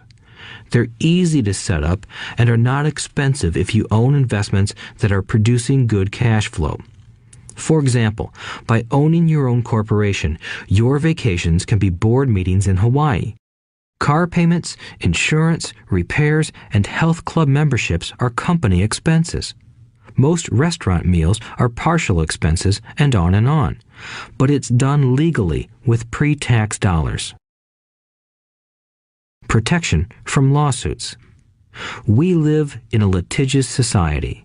Everybody wants a piece of your action. The rich hide much of their wealth using vehicles such as corporations and trusts to protect their assets from creditors. When someone sues a wealthy individual, they are often met with layers of legal protection and often find that the wealthy person actually owns nothing. They control everything, but own nothing. The poor and middle class try to own everything and lose it to the government or to fellow citizens who like to sue the rich. They learned it from the Robin Hood story. Take from the rich and give it to the poor. It is not the purpose of this audiobook to go into the specifics of owning a corporation. But I will say that if you own any kind of legitimate assets, I would consider finding out more about the benefits and protection offered by a corporation as soon as possible. There are many books written on the subject that will detail the benefits and even walk you through the steps necessary to set up a corporation. Garrett Sutton's books on corporations provide wonderful insight into the power of personal corporations. Financial IQ is actually the synergy of many skills and talents. I would say it is the combination of the 4 technical skills listed above that make up basic financial intelligence. If you aspire to great wealth, it is the combination of these skills that will greatly amplify your financial intelligence. In summary, business owners with corporations 1. Earn, 2. Spend, 3. Pay taxes. Employees who work for corporations 1. Earn, 2. Pay taxes, 3. Spend. As part of your overall financial strategy, I recommend that you learn about the protection that legal entities can provide for businesses and assets. Chapter 5. Lesson 5. The rich invent money. Often in the real world, it's not the smart who get ahead, but the bold. Last night, I took a break from writing and watched a TV program on the history of a young man named Alexander Graham Bell. Bell had just patented his telephone and was having growing pains because the demand for his new invention was so strong. Needing a bigger company, he then went to the giant at that time, Western Union, and asked them if they would buy his patent and his tiny company. He wanted $100,000 for the whole package. The president of Western Union scoffed at him and turned him down, saying the price was ridiculous. The rest is history. A multi-billion-dollar industry emerged, and AT&T was born. The evening news came on right after the story of Alexander Graham Bell. On the news was a story of another downsizing at a local company. The workers were angry and complained that the company ownership was unfair. A terminated manager of about 45 years of age had his wife and 2 babies at the plant and was begging the guards to let him talk to the owners to ask if they would reconsider his termination. He had just bought a house and was afraid of losing it. The camera focused in on his pleading for all the world to see. Needless to say, it held my attention. I have been teaching professionally since 1984. It has been a great experience and a rewarding one. It is also a disturbing profession, for I have taught thousands of individuals, and I see one thing in common in all of us, myself included. We all have tremendous potential, and we all are blessed with gifts. Yet the one thing that holds all of us back is some degree of self-doubt. It is not so much the lack of technical information that holds us back, but more the lack of self-confidence. Some are more affected than others. Once we leave school, most of us know that it is not so much a matter of college degrees or good grades that count. In the real world, outside of academics, something more than just grades is required. I have heard it called many things: guts, chutzpah, balls, audacity, bravado, cunning, daring, tenacity, and brilliance. This factor, whatever it is labeled, ultimately decides one's future much more than school grades do. Inside each of us is one of these brave, brilliant, and daring characters. There is also the flip side of that character, people who could get down on their knees and beg if necessary. After a year in Vietnam as a Marine Corps pilot, I got to know both of those characters inside of me intimately. One is not better than the other. Yet, as a teacher, I recognized that it was excessive fear and self-doubt that were the greatest detractors of personal genius. It broke my heart to see students know the answers, yet lack the courage to act on the answer. Often in the real world, it's not the smart who get ahead, but the bold. In my personal experience, your financial genius requires both technical knowledge as well as courage. If fear is too strong, the genius is suppressed. In my classes, I strongly urge students to learn to take risks, to be bold, and to let their genius convert that fear into power and brilliance. It works for some and just terrifies others. I have come to realize that for most people, when it comes to the subject of money, they would rather play it safe. I have had to field questions such as, why take risks? Why should I bother developing my financial IQ? Why should I become financially literate? And I answer, just to have more options. There are huge changes up ahead. In the coming years, there will be more people just like the young inventor Alexander Graham Bell. There will be 100 people like Bill Gates and hugely successful companies like Microsoft created every year all over the world.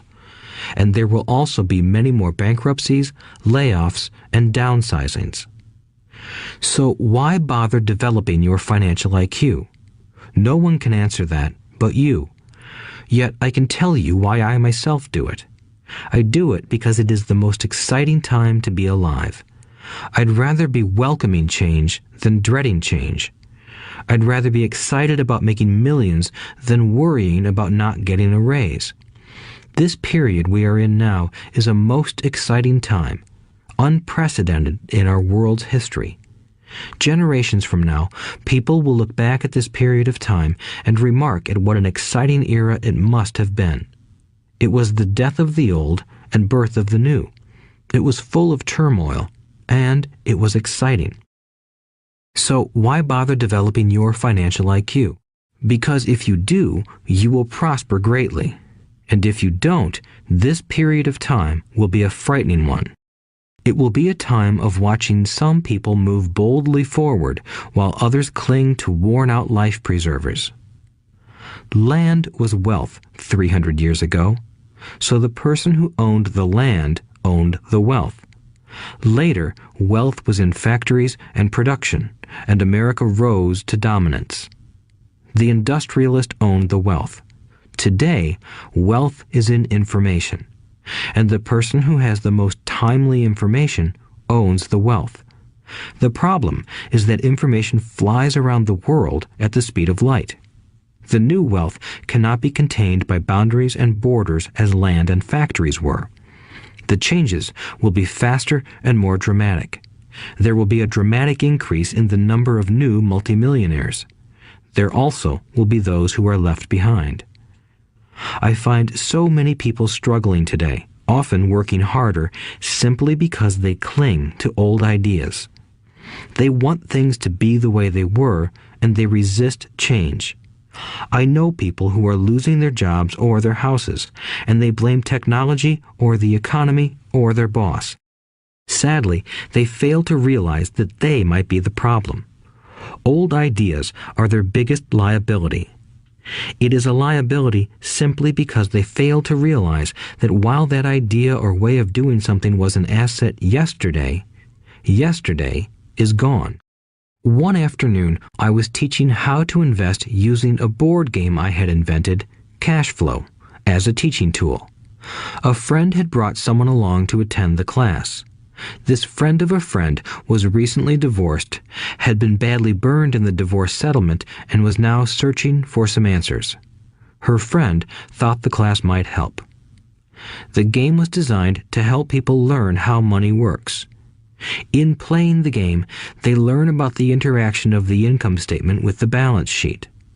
They learn how cash flows between the two and how the road to wealth is through striving to increase your monthly cash flow from the asset column to the point that it exceeds your monthly expenses. Once you accomplish this, you are able to get out of the rat race and out onto the fast track. As I have said, some people hate the game, some love it, and others miss the point. This woman missed a valuable opportunity to learn something. In the opening round, she drew a doodad card with the boat on it. At first, she was happy. "Oh, I've got a boat." Then, as her friend tried to explain how the numbers worked on her income statement and balance sheet, she got frustrated because she had never liked math. The rest of her table waited while her friend continued explaining the relationship between the income statement, balance sheet, and monthly cash flow. Suddenly, when she realized how the numbers worked, it dawned on her that her boat was eating her alive. Later on in the game, she was also downsized and had a child. It was a horrible game for her. After the class, her friend came by and told me that she was upset. She had come to the class to learn about investing and did not like the idea that it took so long to play a silly game. Her friend attempted to tell her to look within herself to see if the game reflected her in any way. With that suggestion, the woman demanded her money back. She said that the very idea that a game could be a reflection of her was ridiculous. Her money was promptly refunded, and she left. Since 1984, I have made millions simply by doing what the school system does not do. In school, most teachers lecture. I hated lectures as a student. I was soon bored, and my mind would drift. In 1984, I began teaching via games and simulations, and I still rely on these tools today. I always encourage adult students to look at games as reflecting back to them what they know and what they need to learn. Most importantly, games reflect behavior. They are instant feedback systems. Instead of the teacher lecturing you, the game is giving you a personalized lecture, one that is custom-made just for you. The friend of the woman who left later called to give me an update. She said her friend was fine and had calmed down. In her cooling off period, she could see some slight relationship between the game and her life. Although she and her husband did not own a boat, they did own everything else imaginable.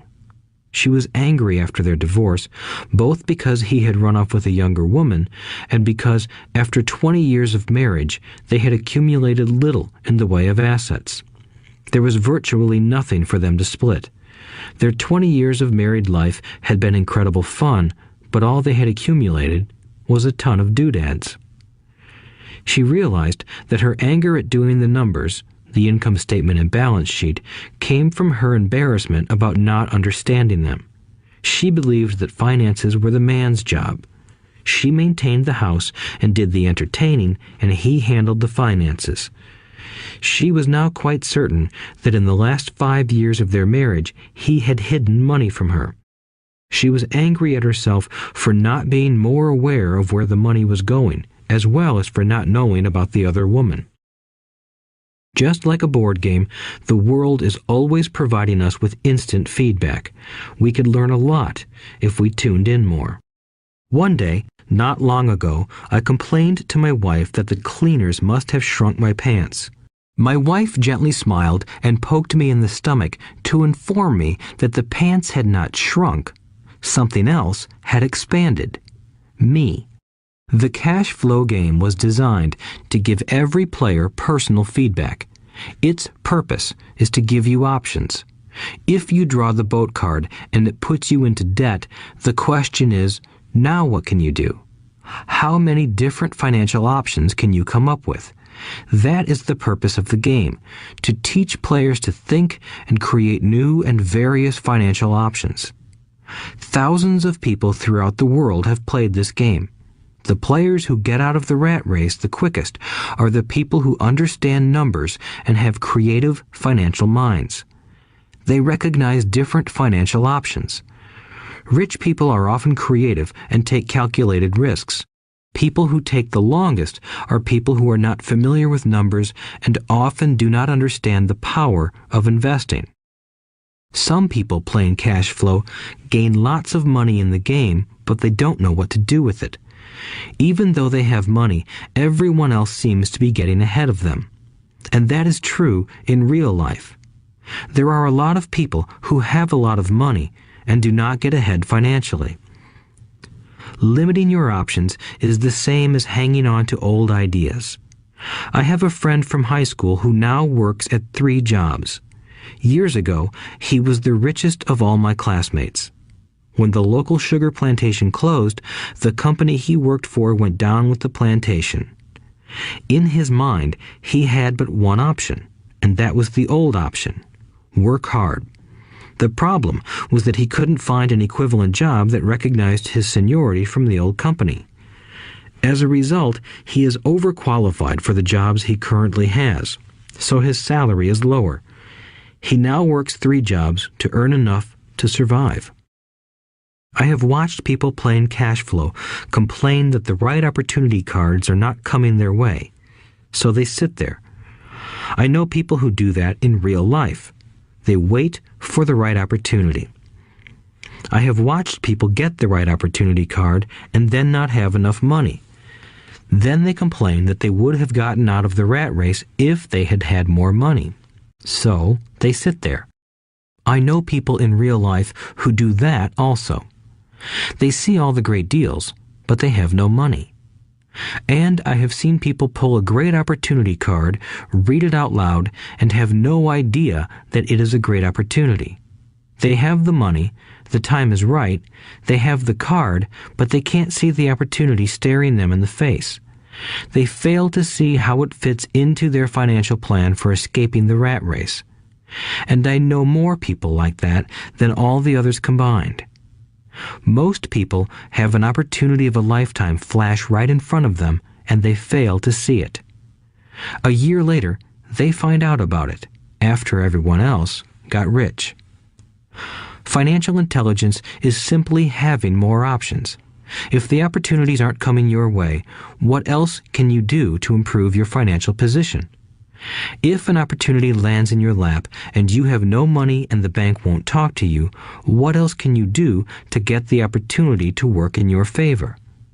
If your hunch is wrong and what you've been counting on doesn't happen, how can you turn a lemon into millions? That is financial intelligence.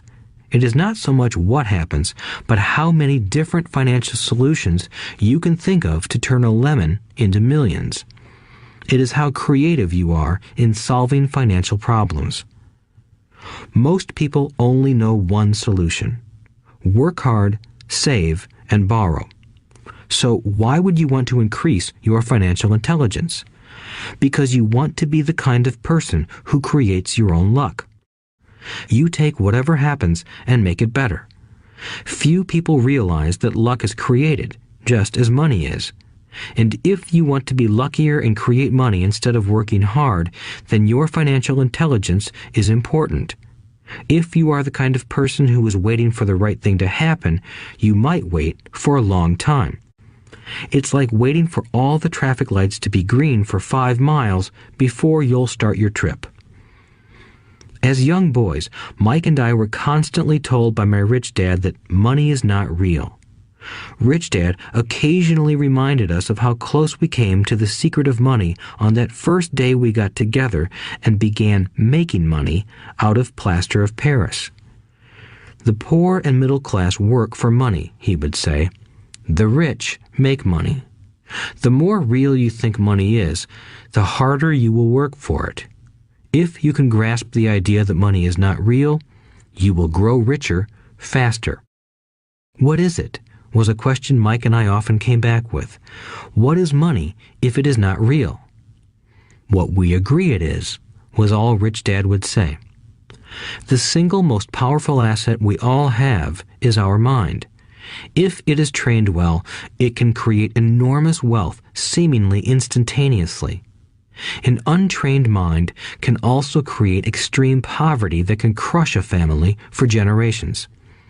In the information age, money is increasing exponentially. A few individuals are getting ridiculously rich from nothing, just ideas and agreements. If you ask many people who trade stocks or other investments for a living, they see it done all the time. Often, millions can be made instantaneously from nothing. And by nothing, I mean no money was exchanged. It is done via agreement, a hand signal in a trading pit, a blip on a trader's screen in Lisbon from a trader's screen in Toronto and back to Lisbon, a call to my broker to buy and a moment later to sell. Money did not change hands. Agreements did. So why develop your financial genius? Only you can answer that.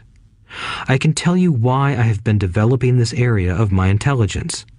I do it because I want to make money fast. Not because I need to, but because I want to.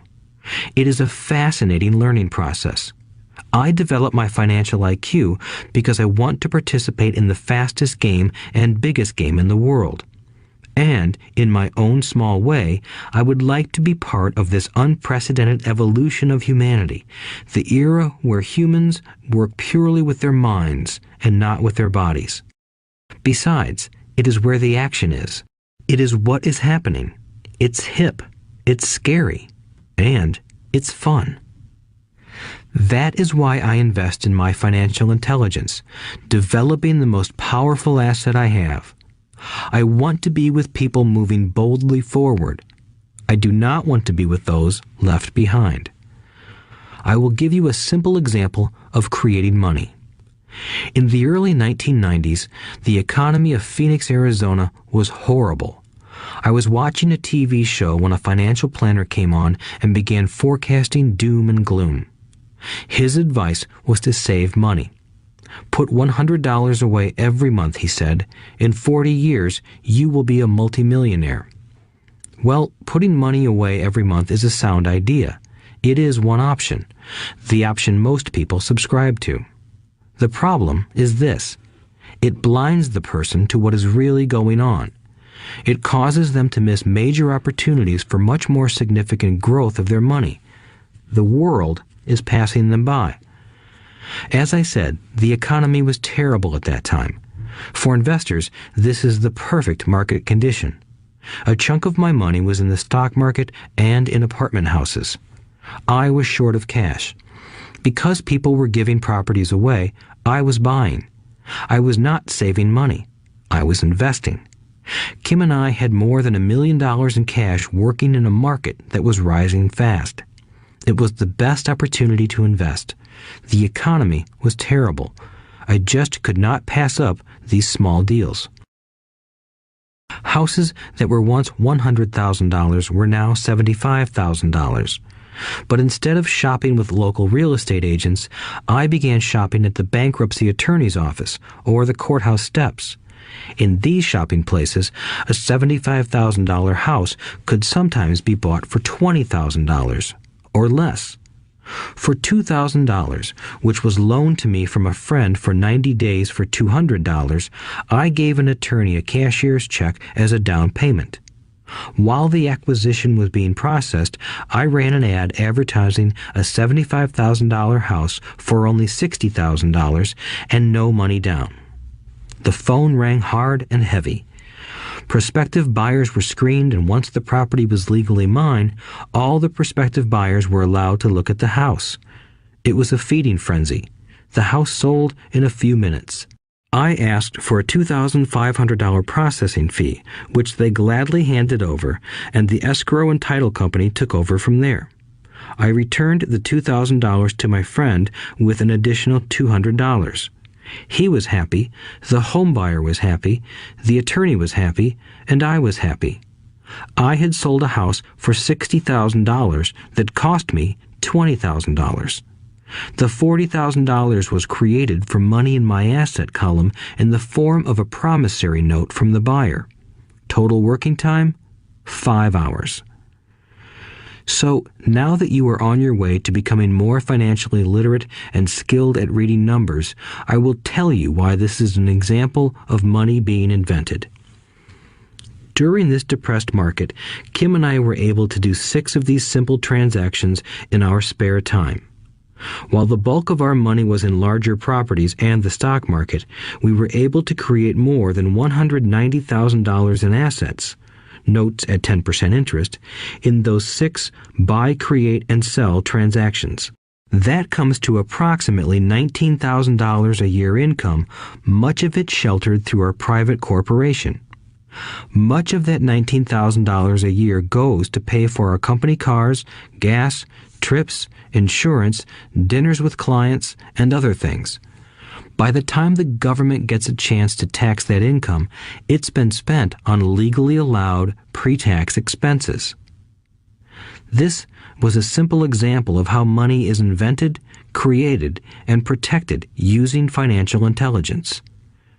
Ask yourself, how long would it take to save $190,000?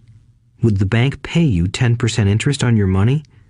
And the promissory note is good for 30 years. I hope they never pay me the $190,000.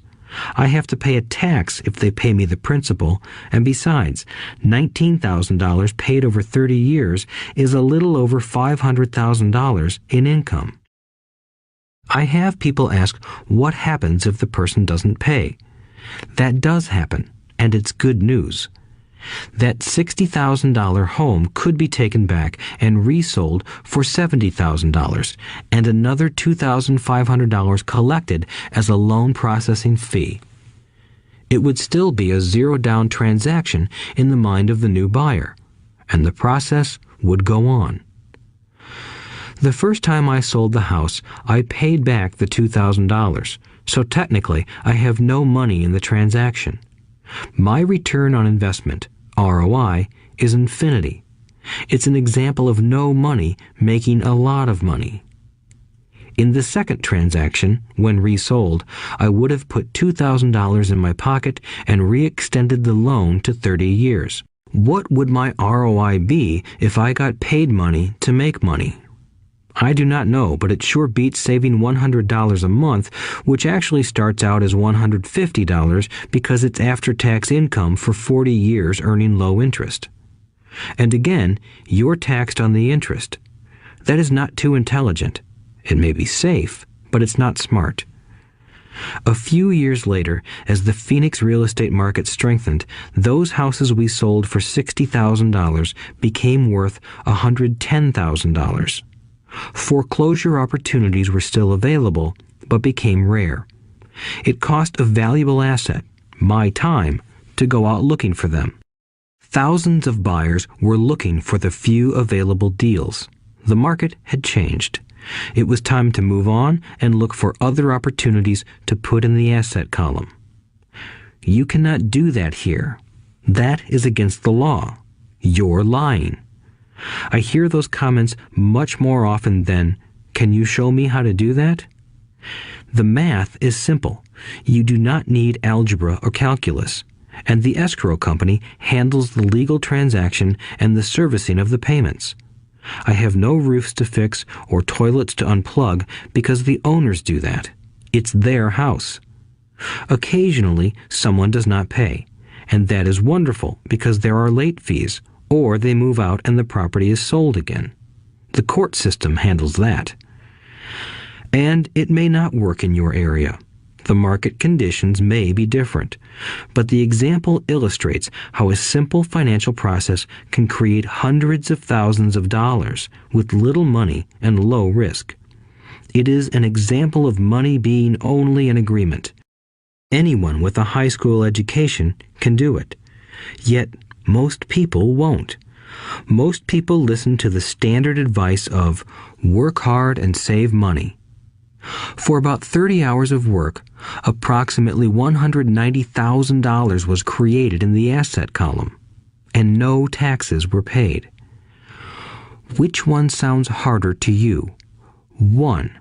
Work hard, pay 50% in taxes, save what is left, your savings, then earn 5%, which is also taxed. Or 2. Take the time to develop your financial intelligence, harness the power of your brain and the asset column. If you use option number 1, be sure to factor in how much time it takes you to save $190,000. Time is one of your greatest assets. Now, you may understand why I silently shake my head when I hear parents say, "My child is doing well in school and receiving a good education." It may be good, but is it adequate? I know the above investment strategy is a small one. It is used to illustrate how small can grow into big. Again, my success reflects the importance of a strong financial foundation, which starts with a strong financial education. I have said it before, but it's worth repeating. Financial intelligence is made up of these 4 main technical skills. 1. Accounting. Accounting is financial literacy, or the ability to read numbers. This is a vital skill if you want to build businesses or investments. 2. Investing. Investing is the science of money making money. 3. Understanding markets. Understanding markets is the science of supply and demand. Alexander Graham Bell gave the market what it wanted. So did Bill Gates. A $75,000 house offered for $60,000 that cost $20,000 was also the result of seizing an opportunity created by the market. Somebody was buying, and someone was selling. 4. The law. The law is the awareness of accounting, corporate, state, and federal regulations. I recommend playing by the rules.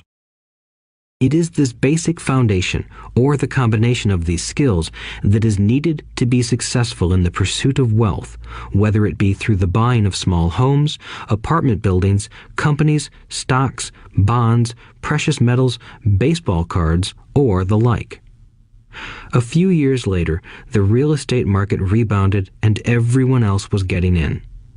The stock market was booming and everyone was getting in. The U.S. economy was getting back on its feet. I began selling and was now traveling to Peru, Norway, Malaysia, and the Philippines. The investment landscape had changed. We were no longer buying real estate. Now I just watch the values climb inside the asset column and will probably begin selling. I suspect that some of those 6 little house deals will sell and the $40,000 note will be converted to cash. I need to call my accountant to be prepared for cash and seek ways to shelter it. The point I would like to make is that investments come and go. The market goes up and comes down. Economies improve and crash. The world is always handing you opportunities of a lifetime, every day of your life, but all too often we fail to see them. But they are there. And the more the world changes and the more technology changes, the more opportunities there will be to allow you and your family to be financially secure for generations to come. So why bother developing your financial intelligence? Again, only you can answer that. I know why I continue to learn and develop. I do it because I know there are changes coming. I'd rather welcome change than cling to the past. I know there will be market booms and market crashes. I want to continually develop my financial intelligence because at each market change, some people will be on their knees begging for their jobs. Others, meanwhile, will take the lemons that life hands them, and we are all handed lemons occasionally, and turn them into millions. That's financial intelligence. I am often asked about the lemons I have turned into millions. I hesitate using many more examples of personal investments because I am afraid it comes across as bragging or tooting my own horn. That is not my intention. I use the examples only as numerical and chronological illustrations of actual and simple cases. I use the examples because I want you to know that it is easy. And the more familiar you become with the 4 pillars of financial intelligence, the easier it becomes. Personally, I use 2 main vehicles to achieve financial growth: real estate and small cap stocks. I use real estate as my foundation. Day in and day out, my properties provide cash flow and occasional spurts of growth and value.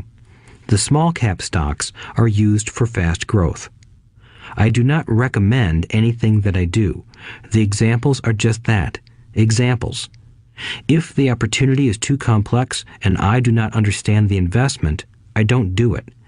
Simple math and common sense are all you need to do well financially. There are 5 reasons for using examples. 1. To inspire people to learn more. 2. To let people know it is easy if the foundation is strong. 3. To show that anyone can achieve great wealth. 4. To show that there are millions of ways to achieve your goals. 5. To show that it's not rocket science. In 1989, I used to jog through a lovely neighborhood in Portland, Oregon. It was a suburb that had little gingerbread houses. They were small and cute. I almost expected to see Little Red Riding Hood skipping down the sidewalk on her way to Granny's. There were for sale signs everywhere. The timber market was terrible. The stock market had just crashed, and the economy was depressed. On one street, I noticed a for sale sign that was up longer than most. It looked old. Jogging past it one day, I ran into the owner, who looked troubled. "What are you asking for your house?" I asked. The owner turned and smiled weakly. "Make me an offer," he said. "It's been for sale for over a year. Nobody even comes by anymore to look at it." "I'll look," I said, and I bought the house a half hour later for $20,000 less than his asking price. It was a cute little 2-bedroom home with gingerbread trim on all the windows. It was light blue with gray accents and had been built in 1930. Inside, there was a beautiful rock fireplace, as well as 2 tiny bedrooms. It was a perfect rental house. I gave the owner $5,000 down for a $45,000 house that was really worth $65,000, except that no one wanted to buy it. The owner moved out in a week, happy to be free, and my first tenant moved in, a local college professor. After the mortgage, expenses, and management fees were paid, I put a little less than $40 in my pocket at the end of each month. Hardly exciting. A year later, the depressed Oregon real estate market had begun to pick up. California investors, flush with money from their still booming real estate market, were moving north and buying up Oregon and Washington. I sold that little house for $95,000 to a young couple from California who thought it was a bargain. My capital gains of approximately $40,000 were placed into a 1031 tax-deferred exchange, and I went shopping for a place to put my money. In about a month, I found a 12-unit apartment house right next to the Intel plant in Beaverton, Oregon. The owners lived in Germany, had no idea what the place was worth, and again, just wanted to get out of it. I offered $275,000 for a $450,000 building. They agreed to $300,000. I bought it and held it for 2 years. Utilizing the same 1031 exchange process, we sold the building for $495,000 and bought a 30-unit apartment building in Phoenix, Arizona. We had moved to Phoenix by then to get out of the rain and needed to sell anyway. Like the former Oregon market, the real estate market in Phoenix was depressed. The price of the 30-unit apartment building in Phoenix was $875,000, with $225,000 down. The cash flow from the 30 units was a little over $5,000 a month. The Arizona market began moving up, and a few years later, a Colorado investor offered us $1.2 million for the property. The point of this example is how a small amount can grow into a large amount. Again, it is a matter of understanding financial statements, investment strategies, a sense of the market, and the laws. If people are not versed in these subjects, then obviously they must follow standard dogma, which is to play it safe, diversify, and only invest in secure investments. The problem with secure investments is that they are often sanitized, that is, made so safe that the gains are less. Most large brokerage houses will not touch speculative transactions in order to protect themselves and their clients, and that is a wise policy. The really hot deals are not offered to people who are novices. Often, the best deals that make the rich even richer are reserved for those who understand the game. It is technically illegal to offer speculative deals to someone who is considered not sophisticated, but of course, it happens. The more sophisticated I get, the more opportunities come my way. Another case for developing your financial intelligence over a lifetime is simply that more opportunities are presented to you. And the greater your financial intelligence, the easier it is to tell whether a deal is good. It's your intelligence that can spot a bad deal or make a bad deal good. The more I learn, and there is a lot to learn, the more money I make simply because I gain experience and wisdom as the years go on. I have friends who are playing it safe, working hard at their profession and failing to gain financial wisdom, which does take time to develop. My overall philosophy is to plant seeds inside my asset column. That is my formula. I start small and plant seeds. Some grow, some don't. Inside our real estate corporation, we have property worth several $1 million. It is our own right, or real estate investment trust. The point I'm making is that most of those millions started out as little $5,000 to $10,000 investments. All of those down payments were fortunate to catch a fast-rising market and increase tax-free. We traded in and out several times over a number of years. We also own a stock portfolio, surrounded by a corporation that Kim and I call our personal mutual fund. We have friends who deal specifically with investors like us who have extra money each month to invest. We buy high-risk, speculative private companies that are just about to go public on a stock exchange in the United States or Canada. An example of how fast gains can be made are 100,000 shares purchased for 25 cents each before the company goes public. 6 months later, the company is listed, and the 100,000 shares now are worth $2 each. If the company is well managed, the price keeps going up, and the stock may go to $20 or more per share. There are years when our $25,000 has gone to $1 million in less than a year. It is not gambling if you know what you're doing. It is gambling if you're just throwing money into a deal and praying. The idea in anything is to use your technical knowledge, wisdom, and love of the game to cut the odds down, to lower the risk. Of course, there is always risk. It is financial intelligence that improves the odds. Thus, what is risky for one person is less risky to someone else. That is the primary reason I constantly encourage people to invest more in their financial education than in stocks, real estate, or other markets. The smarter you are, the better chance you have of beating the odds. The stock plays I personally invested in were extremely high risk for most people and absolutely not recommended. I have been playing that game since 1979 and have paid more than my share in dues.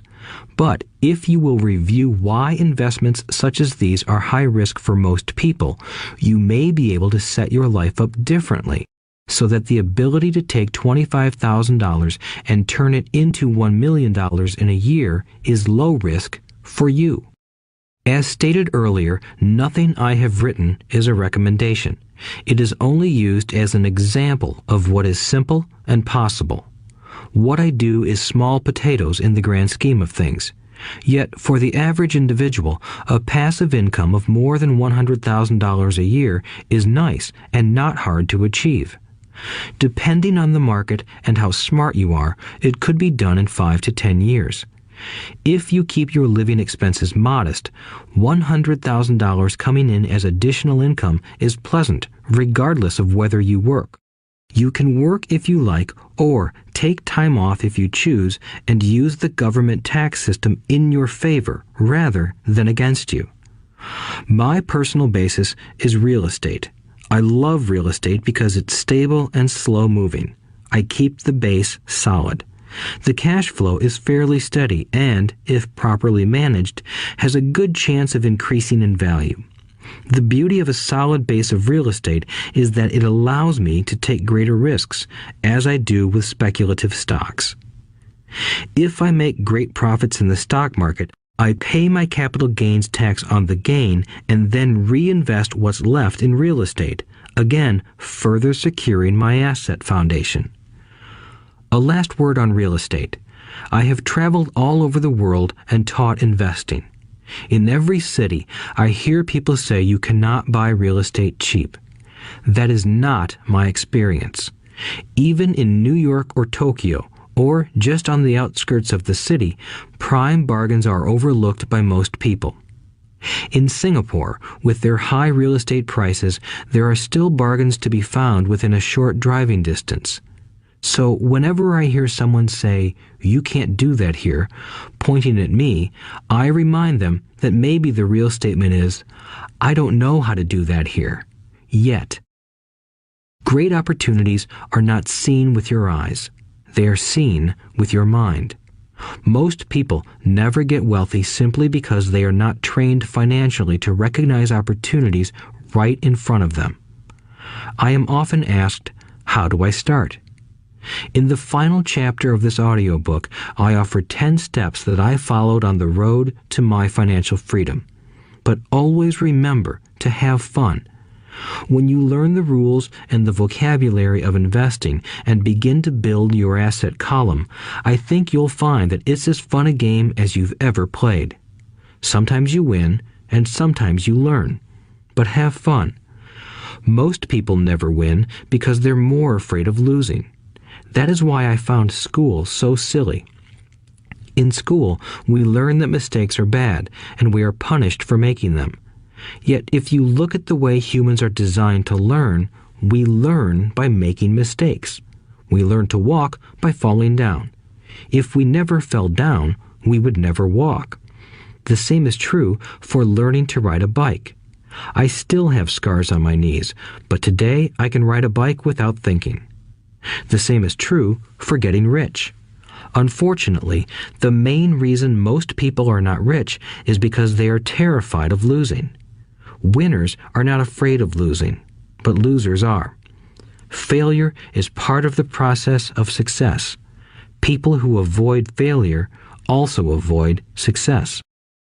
I look at money much like my game of tennis. I play hard, make mistakes, correct, make more mistakes, correct, and I get better. If I lose the game, I reach across the net, shake my opponent's hand, smile, and say, "See you next Saturday." There are two kinds of investors. One, the first and most common type is a person who buys a packaged investment. They call a retail outlet, such as a real estate company, a stockbroker, or a financial planner, and they buy something. It could be a mutual fund, a right, a stock, or bond. It is a clean and simple way of investing. An analogy would be a shopper who goes to a computer store and buys a computer right off the shelf. 2. The second type is an investor who creates investments. This investor usually assembles a deal in the same way a person who buys components builds a computer. I do not know the first thing about putting components of a computer together, but I do know how to put pieces of opportunities together, or know people who know how. It is this second type of investor who is the more professional investor. Sometimes it may take years for all the pieces to come together. And sometimes they never do. It is this second type of investor that my rich dad encouraged me to be. It is important to learn how to put the pieces together, because that is where the huge wins reside, and sometimes some huge losses if the tide goes against you. If you want to be the second type of investor, you need to develop 3 main skills. These skills are in addition to those required to become financially intelligent. 1. Find an opportunity that everyone else missed. You see with your mind what others miss with their eyes. For example, a friend bought this run-down old house. It was spooky to look at. Everyone wondered why he bought it. What he saw that we did not was that the house came with 4 extra empty lots. He discovered that after going to the title company. After buying the house, he tore the house down and sold the 5 lots to a builder for 3 times what he paid for the entire package. He made $75,000 for 2 months of work. It's not a lot of money, but it sure beats minimum wage, and it's not technically difficult. 2. Raise money. The average person only goes to the bank. This second type of investor needs to know how to raise capital, and there are many ways that don't require a bank. To get started, I learned how to buy houses without a bank. It was the learned skill of raising money more than the houses themselves that was priceless. All too often, I hear people say, "The bank won't lend me money," or "I don't have the money to buy it." If you want to be a Type 2 investor, you need to learn how to do that which stops most people. In other words, a majority of people let their lack of money stop them from making a deal. If you can avoid that obstacle, you will be millions ahead of those who don't learn those skills. There have been many times I have bought a house, a stock, or an apartment building without a penny in the bank. I once bought an apartment house for $1.2 million. I did what is called tying it up with a written contract between seller and buyer. I then raised the $100,000 deposit, which bought me 90 days to raise the rest of the money. Why did I do it? Simply because I knew it was worth $2 million. I never raised the money. Instead, the person who put up the $100,000 gave me $50,000 for finding the deal, took over my position, and I walked away. Total working time? 3 days. Again, it's what you know more than what you buy. Investing is not buying. It's more a case of knowing. 3. Organize smart people. Intelligent people are those who work with or hire a person who is more intelligent than they are. When you need advice, make sure you choose your advisor wisely. There is a lot to learn, but the rewards can be astronomical. If you do not want to learn those skills, then being a Type 1 investor is highly recommended. It is what you know that is your greatest wealth. It is what you do not know that is your greatest risk. There is always risk, so learn to manage risk instead of avoiding it. Chapter 6. Lesson 6. Work to learn, don't work for money. Job security meant everything to my educated dad. Learning meant everything to my rich dad. A few years ago, I granted an interview with a newspaper in Singapore. The young female reporter was on time, and the interview got underway immediately. We sat in the lobby of a luxurious hotel, sipping coffee and discussing the purpose of my visit to Singapore. I was to share the platform with Zig Ziglar. He was speaking on motivation, and I was speaking on the secrets of the rich. "Someday, I would like to be a best-selling author like you," she said. I had seen some of the articles she had written for the paper, and I was impressed. She had a tough, clear style of writing. Her articles held a reader's interest. "You have a great style," I said in reply. "What holds you back from achieving your dream?" "My work does not seem to go anywhere," she said quietly. "Everyone says that my novels are excellent, but nothing happens. So I keep my job with the paper. At least it pays the bills. Do you have any suggestions?"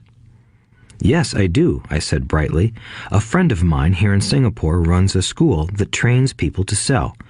He runs sales training courses for many of the top corporations here in Singapore, and I think attending one of his courses would greatly enhance your career." She stiffened. "Are you saying I should go to school to learn to sell?" I nodded. "You aren't serious, are you?" Again, I nodded. "What is wrong with that?" I was now backpedaling. She was offended by something, and now I was wishing I had not said anything. In my attempt to be helpful, I found myself defending my suggestion. "I have a master's degree in English literature. Why would I go to school to learn to be a salesperson? I am a professional. I went to school to be trained in a profession so I would not have to be a salesperson. I hate salespeople. All they want is money. So tell me why I should study sales." She was packing her briefcase. The interview was over. On the coffee table sat a copy of an earlier best-selling book I wrote. I picked it up as well as the notes she had jotted down on her legal pad. "Do you see this?" I said, pointing to her notes. She looked down at her notes. "What?" she said, confused. Again, I pointed deliberately to her notes. On her pad she had written, "Robert Kiyosaki, best-selling author." "It says best-selling author, not best-writing author," I said quietly. Her eyes widened. "I am a terrible writer," I said. "You are a great writer. I went to sales school. You have a master's degree. Put them together, and you get a best-selling author and a best-writing author." Anger flared from her eyes. "I'll never stoop so low as to learn how to sell. People like you have no business writing. I'm a professionally trained writer, and you are a salesman. It is not fair," she fumed. She put the rest of her notes away and hurried out through the large glass doors into the humid Singapore morning. At least she gave me a fair and favorable write-up the next morning. The world is filled with smart, talented, educated, and gifted people. We meet them every day. They are all around us. A few days ago, my car was not running well. I pulled into a garage, and the young mechanic had it fixed in just a few minutes. He knew what was wrong by simply listening to the engine. I was amazed. I am constantly shocked at how little talented people earn. I have met brilliant, highly educated people who earn less than $20,000 a year. A business consultant who specializes in the medical trade was telling me how many doctors, dentists, and chiropractors struggle financially. All this time, I thought that when they graduated, the dollars would pour in. It was this business consultant who gave me the phrase, "They are one skill away from great wealth."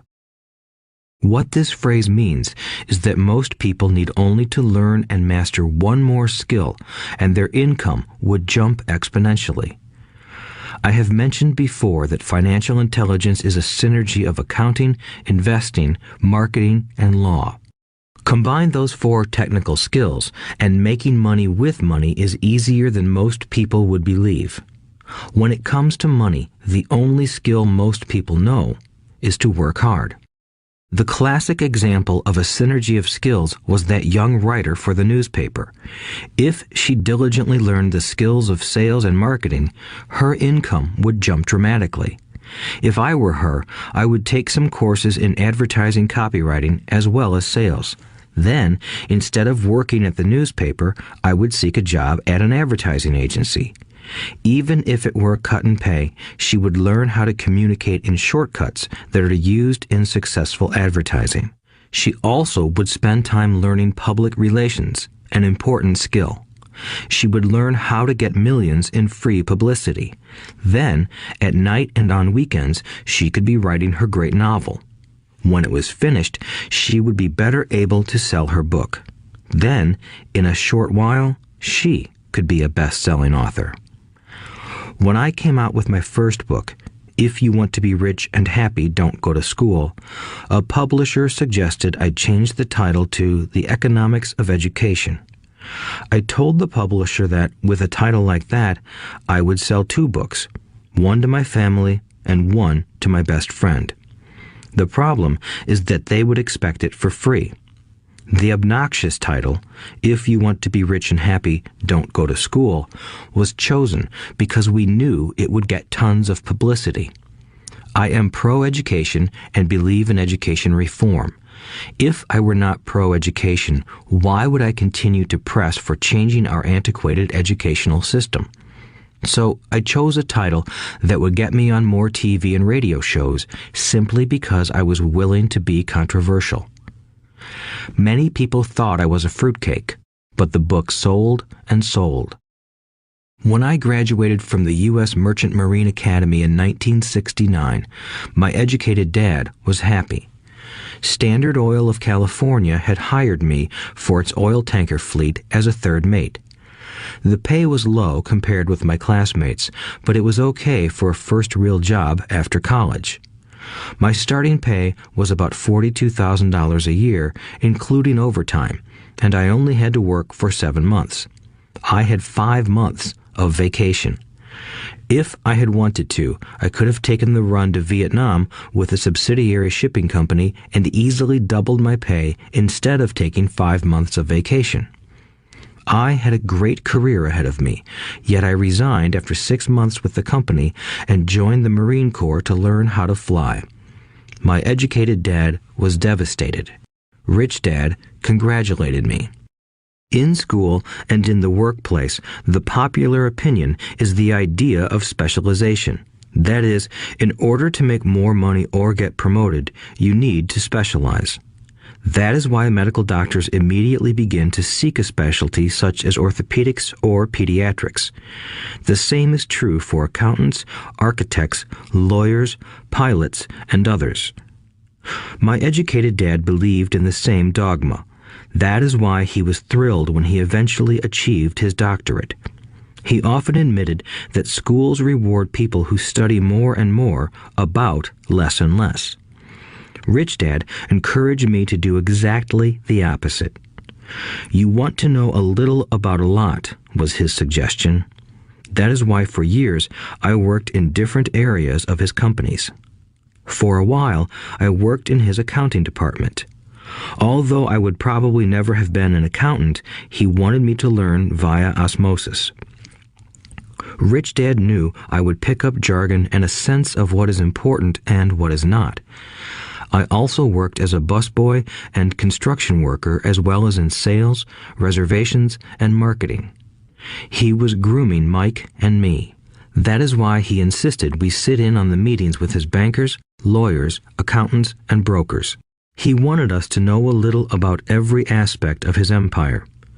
When I quit my high-paying job with Standard Oil, my educated dad had a heart-to-heart talk with me. He was bewildered.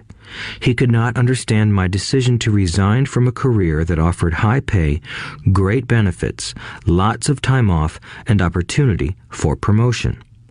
When he asked me one evening, "Why did you quit?" I could not explain it to him, though I tried hard to. My logic did not fit his logic. The big problem was that my logic was my rich dad's logic.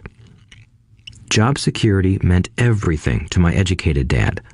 Learning meant everything to my rich dad. Educated dad thought I went to school to learn to be a ship's officer. Rich dad knew that I went to school to study international trade. So as a student, I made cargo runs, navigating large freighters, oil tankers, and passenger ships to the Far East and the South Pacific.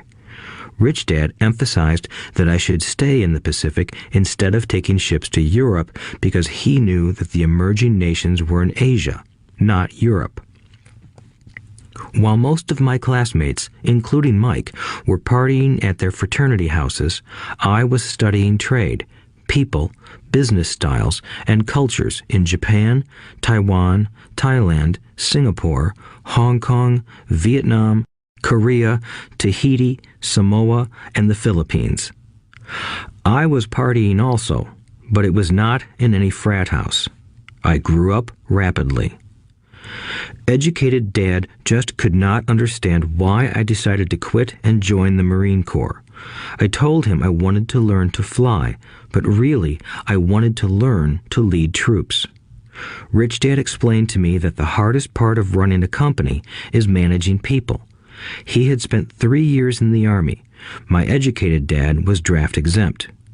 Rich dad valued learning to lead men into dangerous situations. Leadership is what you need to learn next, he said. If you are not a good leader, you'll get shot in the back, just like they do in business. Returning from Vietnam in 1973, I resigned my commission, even though I loved flying. I found a job with Xerox Corporation. I joined it for one reason, and it was not for the benefits. I was a shy person, and the thought of selling was the most frightening subject in the world.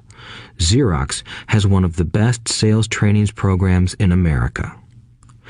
Rich dad was proud of me. My educated dad was ashamed. Being an intellectual, he thought that salespeople were below him. I worked with Xerox for 4 years until I overcame my fear of knocking on doors and being rejected. Once I could consistently be in the top 5 in sales, I again resigned and moved on, leaving behind another great career with an excellent company. In 1977, I formed my first company. Rich dad had groomed Mike and me to take over companies, so I now had to learn to form them and put them together. My first product, the nylon and Velcro wallet, was manufactured in the Far East and shipped to a warehouse in New York, near where I had gone to school. My formal education was complete, and it was time to test my wings. If I failed, I would go broke. Rich dad thought it best to go broke before 30. You still have time to recover, was his advice. On the eve of my 30th birthday, my first shipment left Korea for New York. Today, I still do business internationally, and as my rich dad encouraged me to do, I keep seeking the emerging nations. Today, my investment company invests in South American countries and Asian countries, as well as in Norway and Russia. There is an old cliche that goes, "Job is an acronym for just over broke." Unfortunately, I would say that applies to millions of people. Because school does not think financial intelligence is an intelligence, most workers live within their means. They work and they pay bills. There is another horrible management theory that goes, workers work hard enough to not be fired, and owners pay just enough so that workers won't quit. And if you look at the pay scales of most companies, again, I would say there is a degree of truth to that statement. The net result is that most workers never get ahead. They do what they've been taught to do, get a secure job. Most workers focus on working for pay and benefits that reward them in the short term, but are often disastrous in the long run. Instead, I recommend to young people to seek work for what they will learn more than what they will earn. Look down the road at what skills they want to acquire before choosing a specific profession and before getting trapped in the rat race. Once people are trapped in the lifelong process of bill paying, they become like those little hamsters running around in those metal wheels. Their little furry legs are spinning furiously. The wheel is turning furiously, but come tomorrow morning, they'll still be in the same cage. Great job. In the movie Jerry Maguire, starring Tom Cruise, there are many great one-liners. Probably the most memorable is, "Show me the money." But there is one line I thought most truthful. It comes from the scene where Tom Cruise is leaving the firm. He has just been fired, and he is asking the entire company, "Who wants to come with me?" And the whole place is silent and frozen. Only one woman speaks up and says, "I'd like to, but I'm due for a promotion in 3 months." That statement is probably the most truthful statement in the whole movie. It is the type of statement that people use to keep themselves busy, working away to pay bills. I know my educated dad looked forward to his pay raise every year, and every year he was disappointed. So he would go back to school to earn more qualifications so he could get another raise. Then, once again, there would be another disappointment. The question I often ask people is, where is this daily activity taking you? Just like the little hamster, I wonder if people look at where their hard work is taking them. What does the future hold? In his book, The Retirement Myth, Craig S. Carpel writes, "I visited the headquarters of a major national pension consulting firm and met with a managing director who specializes in designing lush retirement plans for top management. When I asked her what people who don't have corner offices will be able to expect in the way of pension income, she said with a confident smile, 'The silver bullet.'" "What," I asked, "is the silver bullet?" She shrugged and said, "If baby boomers discover they don't have enough money to live on when they're older, they can always blow their brains out." Carpel goes on to explain the difference between the old defined benefit retirement plans and the new 401k plans that are riskier.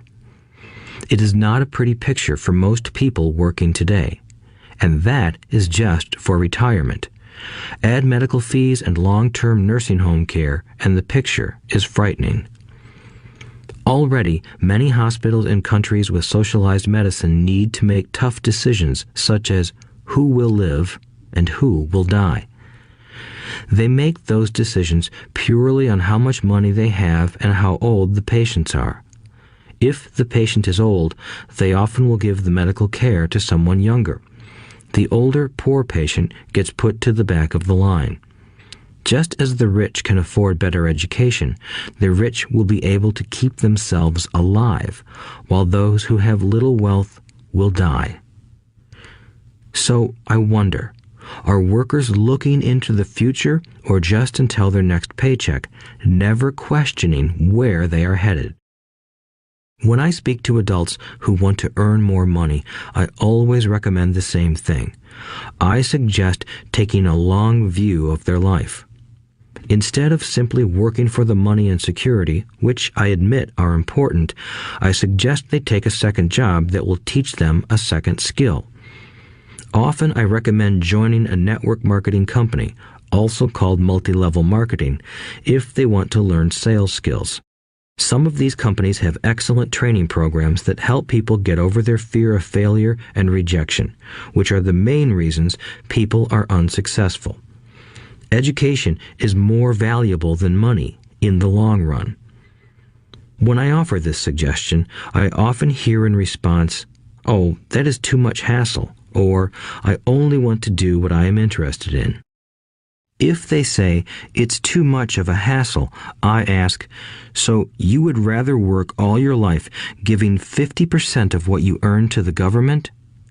If they tell me, I only do what I am interested in, I say, I'm not interested in going to the gym, but I go because I want to feel better and live longer. Unfortunately, there is some truth to the old statement, you can't teach an old dog new tricks. Unless a person is used to changing, it's hard to change. But for those of you who might be on the fence when it comes to the idea of working to learn something new, I offer this word of encouragement. Life is much like going to the gym. The most painful part is deciding to go. Once you get past that, it's easy. There have been many days I have dreaded going to the gym, but once I am there and in motion, it is a pleasure. After the workout is over, I am always glad I talked myself into going. If you are unwilling to work to learn something new and instead insist on becoming highly specialized within your field, make sure the company you work for is unionized. Labor unions are designed to protect specialists. My educated dad, after falling from grace with the governor, became the head of the teachers' union in Hawaii. He told me that it was the hardest job he ever held. My rich dad, on the other hand, spent his life doing his best to keep his companies from becoming unionized. He was successful. Although the unions came close, Rich Dad was always able to fight them off. Personally, I take no sides because I can see the need for and the benefits of both sides. If you do as school recommends, become highly specialized, then seek union protection. For example, had I continued with my flying career, I would have sought a company that had a strong pilots union. Why? Because my life would be dedicated to learning a skill that was valuable in only one industry. If I were pushed out of that industry, my life's skills would not be as valuable to another industry. A displaced senior pilot with 100,000 hours of heavy airline transport time, earning $150,000 a year, would have a hard time finding an equivalent high-paying job teaching in school. Skills do not necessarily transfer from industry to industry. Skills the pilots are paid for in the airline industry are not as important in, say, the school system. The same is true even for doctors today. With all the changes in medicine, many medical specialists are needing to conform to medical organizations such as HMOs. School teachers definitely need to be union members. Today in America, the teachers' union is the largest and the richest labor union of all. The NEA, the National Education Association, has tremendous political clout. Teachers need the protection of their union because their skills are also of limited value to an industry outside of education. So the rule of thumb is highly specialized, then unionize. It's the smart thing to do. When I ask the classes I teach, how many of you can cook a better hamburger than McDonald's, almost all the students raise their hands. I then ask, so if most of you can cook a better hamburger, how come McDonald's makes more money than you? The answer is obvious. McDonald's is excellent at business systems. The reason so many talented people are poor is because they focus on building a better hamburger and know little to nothing about business systems. A friend of mine in Hawaii is a great artist. He makes a sizable amount of money. One day, his mother's attorney called to tell him that she had left him $35,000. That is what was left of her estate after the attorney and the government took their shares. Immediately, he saw an opportunity to increase his business by using some of this money to advertise. 2 months later, his first 4-color full-page ad appeared in an expensive magazine that targeted the very rich. The ad ran for 3 months. He received no replies from the ad, and all of his inheritance is now gone. He now wants to sue the magazine for misrepresentation. This is a common case of someone who can build a beautiful hamburger but knows little about business. When I asked him what he learned, his only reply was, "Advertising salespeople are crooks." I then asked him if he would be willing to take a course in sales and a course in direct marketing. His reply, "I don't have the time, and I don't want to waste my money." The world is filled with talented poor people. All too often, they're poor or struggle financially or earn less than they are capable of, not because of what they know, but because of what they do not know. They focus on perfecting their skills at building a better hamburger rather than the skills of selling and delivering the hamburger.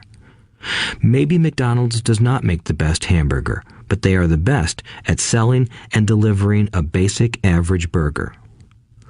Poor Dad wanted me to specialize. That was his view on how to be paid more. Even after being told by the governor of Hawaii that he could no longer work in state government, my educated dad continued to encourage me to get specialized. Educated Dad then took up the cause of the teachers' union, campaigning for further protection and benefits for these highly skilled and educated professionals. We argued often, but I know he never agreed that over-specialization is what caused the need for union protection. He never understood that the more specialized you become, the more you are trapped and dependent on that specialty. Rich Dad advised that Mike and I groom ourselves. Many corporations do the same thing. They find a young, bright student just out of business school and begin grooming that person to someday take over the company. So these bright young employees do not specialize in one department. They are moved from department to department to learn all the aspects of business systems. The rich often groom their children or the children of others. By doing so, their children gain an overall knowledge of the operations of the business and how the various departments interrelate. For the World War II generation, it was considered bad to skip from company to company. Today, it is considered smart. Since people will skip from company to company rather than seek greater specialization in skills, why not seek to learn more than to earn? In the short term, it may earn you less, but it will pay dividends in the long term. The main management skills needed for success are 1. Management of cash flow, 2. Management of systems, 3. Management of people. The most important specialized skills are sales and marketing.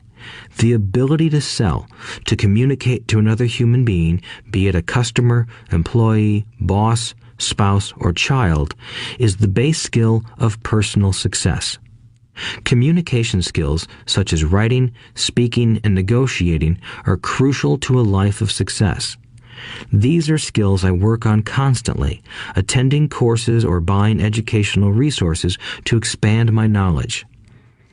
As I have mentioned, my educated dad worked harder and harder the more competent he became. He also became more trapped the more specialized he got. Although his salary went up, his choices diminished. Soon after he was locked out of government work, he found out how vulnerable he really was professionally. It is like professional athletes who suddenly are injured or are too old to play. Their once high-paying position is gone, and they have limited skills to fall back on. I think that is why my educated dad sided so much with the unions after that. He realized how much a union would have benefited him. Rich Dad encouraged Mike and me to know a little about a lot. He encouraged us to work with people smarter than we were and to bring smart people together to work as a team. Today, it would be called a synergy of professional specialties. Today, I meet ex-school teachers earning hundreds of thousands of dollars a year. They earn that much because they have specialized skills in their field as well as other skills. They can teach as well as sell and market. I know of no other skills to be more important than selling and marketing. The skills of selling and marketing are difficult for most people, primarily due to their fear of rejection. The better you are at communicating, negotiating, and handling your fear of rejection, the easier life is. Just as I advised that newspaper writer who wanted to become a best-selling author, I advise anyone else today. Being technically specialized has its strengths as well as its weaknesses. I have friends who are geniuses, but they cannot communicate effectively with other human beings, and, as a result, their earnings are pitiful. I advise them to just spend a year learning to sell. Even if they earn nothing, their communication skills will improve, and that is priceless. In addition to being good learners, sellers, and marketers, we need to be good teachers as well as good students. To be truly rich, we need to be able to give as well as to receive. In cases of financial or professional struggle, there is often a lack of giving and receiving. I know many people who are poor because they are neither good students nor good teachers. Both of my dads were generous men. Both made it a practice to give first. Teaching was one of their ways of giving. The more they gave, the more they received. One glaring difference was in the giving of money. My rich dad gave lots of money away. He gave to his church, to charities, and to his foundation. He knew that to receive money, you had to give money. Giving money is the secret to most great wealthy families. That is why there are organizations like the Rockefeller Foundation and the Ford Foundation. These are organizations designed to take their wealth and increase it, as well as give it away in perpetuity. My educated dad always said, "When I have some extra money, I'll give it." The problem was that there was never any extra.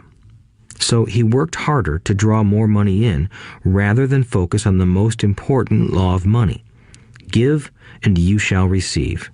Instead, he believed in receive and then you give. In conclusion, I became both dads. One part of me is a hardcore capitalist who loves the game of money making money.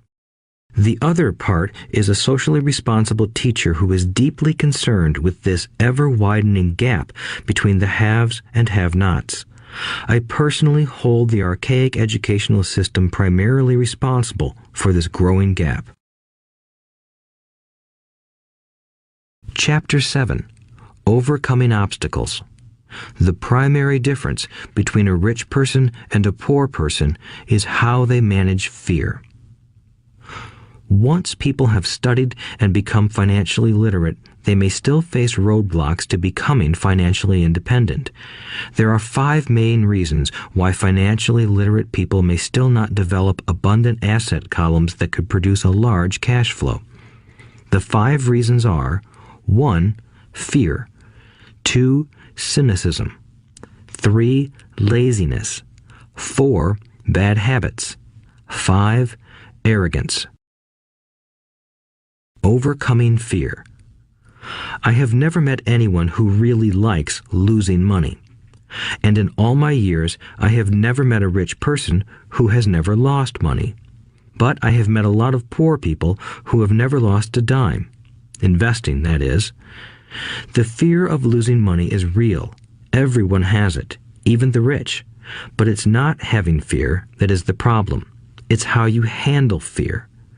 It's how you handle losing. It's how you handle failure that makes the difference in one's life. The primary difference between a rich person and a poor person is how they manage that fear. It's okay to be fearful. It's okay to be a coward when it comes to money.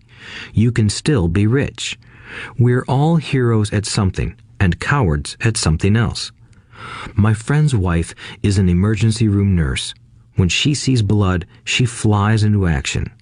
When I mention investing, she runs away. When I see blood, I don't run. I pass out. My rich dad understood phobias about money. Some people are terrified of snakes. Some people are terrified about losing money. Both are phobias, he would say. So his solution to the phobia of losing money was this little rhyme: if you hate risk and worry, start early. If you start young, it's easier to be rich. I won't go into it here, but there is a staggering difference between a person who starts investing at age 20 versus age 30. The purchase of Manhattan Island is said to be one of the greatest bargains of all time. New York was purchased for $24 in trinkets and beads. Yet, if that $24 had been invested at 8% annually, that $24 would have been worth more than $28 trillion by 1995. Manhattan could be repurchased with money left over to buy much of Los Angeles. But what if you don't have much time left or would like to retire early? How do you handle the fear of losing money? My poor dad did nothing. He simply avoided the issue, refusing to discuss the subject. My rich dad, on the other hand, recommended that I think like a Texan. I like Texas and Texans, he used to say. In Texas, everything is bigger. When Texans win, they win big. And when they lose, it's spectacular. They like losing? I asked. That's not what I'm saying. Nobody likes losing. Show me a happy loser, and I'll show you a loser, said Rich Dad. It's a Texan's attitude toward risk, reward, and failure I'm talking about. It's how they handle life. They live it big. Not like most of the people around here, living like roaches when it comes to money, terrified that someone will shine a light on them and whimpering when the grocery clerk shortchanges them a quarter. Rich Dad went on, "What I like best is the Texas attitude. They're proud when they win, and they brag when they lose. Texans have a saying, if you're going to go broke, go big. You don't want to admit you went broke over a duplex." He constantly told Mike and me that the greatest reason for lack of financial success was because most people played it too safe. People are so afraid of losing that they lose, were his words. Fran Tarkenton, a one-time great NFL quarterback, says it still another way. Winning means being unafraid to lose. In my own life, I've noticed that winning usually follows losing. Before I finally learned to ride a bike, I first fell down many times. I've never met a golfer who has never lost a golf ball. I've never met people who have fallen in love who have never had their heart broken. And I've never met someone rich who has never lost money. So for most people, the reason they don't win financially is because the pain of losing money is far greater than the joy of being rich. Another saying in Texas is, everyone wants to go to heaven, but no one wants to die. Most people dream of being rich, but are terrified of losing money, so they never get to heaven. Rich Dad used to tell Mike and me stories about his trips to Texas. If you really want to learn the attitude of how to handle risk, losing, and failure, go to San Antonio and visit the Alamo. The Alamo is a great story of brave people who chose to fight, knowing there was no hope of success. They chose to die instead of surrendering. It's an inspiring story worthy of study. Nonetheless, it's still a tragic military defeat. They got their butts kicked. So, how do Texans handle failure? They still shout, "Remember the Alamo." Mike and I heard this story a lot. He always told us this story when he was about to go into a big deal and he was nervous. After he had done all his due diligence and it was time to put up or shut up, he told us this story. Every time he was afraid of making a mistake or losing money, he told us this story. It gave him strength, for it reminded him that he could always turn a financial loss into a financial win. Rich Dad knew that failure would only make him stronger and smarter. It's not that he wanted to lose. He just knew who he was and how he would take a loss. He would take a loss and make it a win. That's what made him a winner and others losers. It gave him the courage to cross the line when others backed out. That's why I like Texans so much, he would say. They took a great failure and turned it into inspiration, as well as a tourist destination that makes them millions. But probably his words that mean the most to me today are these. Texans don't bury their failures. They get inspired by them. They take their failures and turn them into rallying cries. Failure inspires Texans to become winners. But that formula is not just the formula for Texans. It is the formula for all winners. I've said that falling off my bike was part of learning to ride. I remember falling off only made me more determined to learn to ride, not less. I also said that I have never met a golfer who has never lost a ball. For top professional golfers, losing a ball or a tournament provides the inspiration to be better, to practice harder, to study more. That's what makes them better. For winners, losing inspires them. For losers, losing defeats them. I like to quote John D. Rockefeller, who said, "I always tried to turn every disaster into an opportunity." And being Japanese American, I can say this. Many people say that Pearl Harbor was an American mistake. I say it was a Japanese mistake. From the movie Tora, Tora, Tora, a somber Japanese admiral says to his cheering subordinates, "I am afraid we have awakened a sleeping giant." Remember Pearl Harbor became a rallying cry. It turned one of America's greatest losses into the reason to win. This great defeat gave America strength, and America soon emerged as a world power. Failure inspires winners, and failure defeats losers. It is the biggest secret of winners. It's the secret that losers do not know. The greatest secret of winners is that failure inspires winning. Thus, they're not afraid of losing. Repeating Fran Tarkenton's quote, "Winning means being unafraid to lose." People like Fran Tarkenton are not afraid of losing because they know who they are. They hate losing, so they know that losing will only inspire them to become better. There is a big difference between hating losing and being afraid to lose. Most people are so afraid of losing money that they lose. They go broke over a duplex. Financially, they play life too safe and too small. They buy big houses and big cars, but not big investments. The main reason that over 90% of the American public struggles financially is because they play not to lose. They don't play to win. They go to their financial planners or accountants or stockbrokers and buy a balanced portfolio. Most have lots of cash in CDs, low-yield bonds, mutual funds that can be traded within a mutual fund family, and a few individual stocks. It is a safe and sensible portfolio, but it is not a winning portfolio. It is a portfolio of someone playing not to lose. Don't get me wrong, it's probably a better portfolio than more than 70% of the population has, and that's frightening. It's a great portfolio for someone who loves safety. But playing it safe and balanced on your investment portfolio is not the way successful investors play the game. If you have little money and you want to be rich, you must first be focused, not balanced. If you look at any successful person, at the start, they were not balanced. Balanced people go nowhere. They stay in one spot. To make progress, you must first go unbalanced. Just look at how you make progress walking. Thomas Edison was not balanced. He was focused. Bill Gates was not balanced. He was focused. Donald Trump is focused. George Soros is focused. George Patton did not take his tanks wide. He focused them and blew through the weak spots in the German line. The French went wide with the Maginot Line, and you know what happened to them. If you have any desire to be rich, you must focus.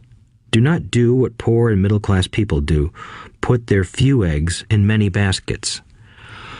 Put a lot of your eggs in a few baskets and focus. Follow one course until successful. If you hate losing, play it safe. If losing makes you weak, play it safe. Go with balanced investments. If you're over 25 years old and are terrified of taking risks, don't change. Play it safe, but start early. Start accumulating your nest egg early because it will take time. But if you have dreams of freedom, of getting out of the rat race, the first question to ask yourself is, how do I respond to failure? If failure inspires you to win, maybe you should go for it, but only maybe. If failure makes you weak or causes you to throw temper tantrums, like spoiled brats who call attorneys to file lawsuits every time something doesn't go their way, then play it safe. Keep your daytime job, or buy bonds or mutual funds. But remember, there is risk in those financial instruments also, even though they may appear safe. I say all this, mentioning Texas and Fran Tarkenton, because stacking the asset column is easy. It's really a low-aptitude game. It doesn't take much education. 5th grade math will do. But building your asset column is a game in which attitude plays a major role. It takes guts, patience, and a great attitude toward failure. Losers avoid failing, and failure turns losers into winners. Just remember the Alamo. Overcoming cynicism. The sky is falling. The sky is falling. Most of us know the story of Chicken Little, who ran around warning the barnyard of impending doom. We all know people who are that way. There's a Chicken Little inside each of us. As I stated earlier, the cynic is really a little chicken. We all get a little chicken when fear and doubt cloud our thoughts. All of us have doubts. I'm not smart. I'm not good enough. So-and-so is better than me. Our doubts often paralyze us. We play the what-if game. What if the economy crashes right after I invest? What if I lose control and I can't pay the money back? What if things don't go as I planned? Or we have friends or loved ones who will remind us of our shortcomings. They often say, "What makes you think you can do that? If it's such a good idea, how come someone else hasn't done it? That will never work. You don't know what you're talking about." These words of doubt often get so loud that we fail to act. A horrible feeling builds in our stomach. Sometimes we can't sleep. We fail to move forward. So we stay with what is safe, and opportunities pass us by. We watch life passing by as we sit immobilized with a cold knot in our body.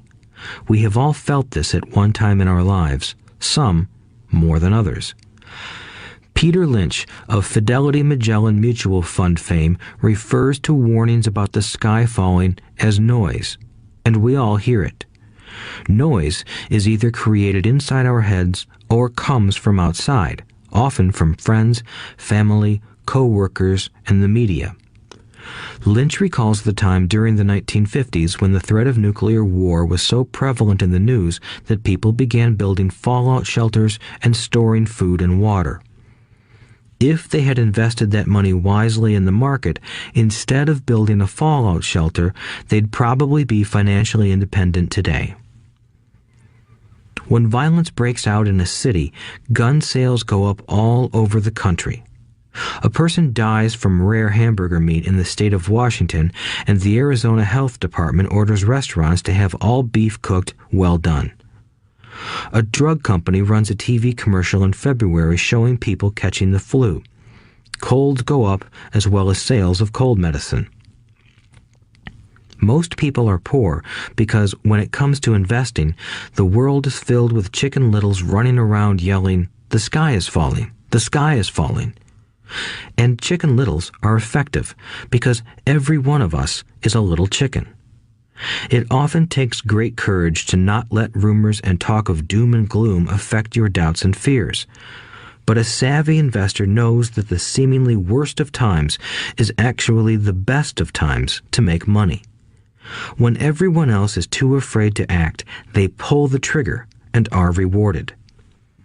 Some time ago, a friend named Richard came from Boston to visit Kim and me in Phoenix. He was impressed with what we had done through stocks and real estate. The Phoenix real estate prices were depressed. We spent 2 days showing him what we thought were excellent opportunities for cash flow and capital appreciation. Kim and I are not real estate agents. We are strictly investors. After identifying a unit in a resort community, we called an agent who sold it to him that afternoon. The price was a mere $42,000 for a 2-bedroom townhome. Similar units were going for $65,000. He had found a bargain. Excited, he bought it and returned to Boston. 2 weeks later, the agent called to say that our friend had backed out. I called immediately to find out why.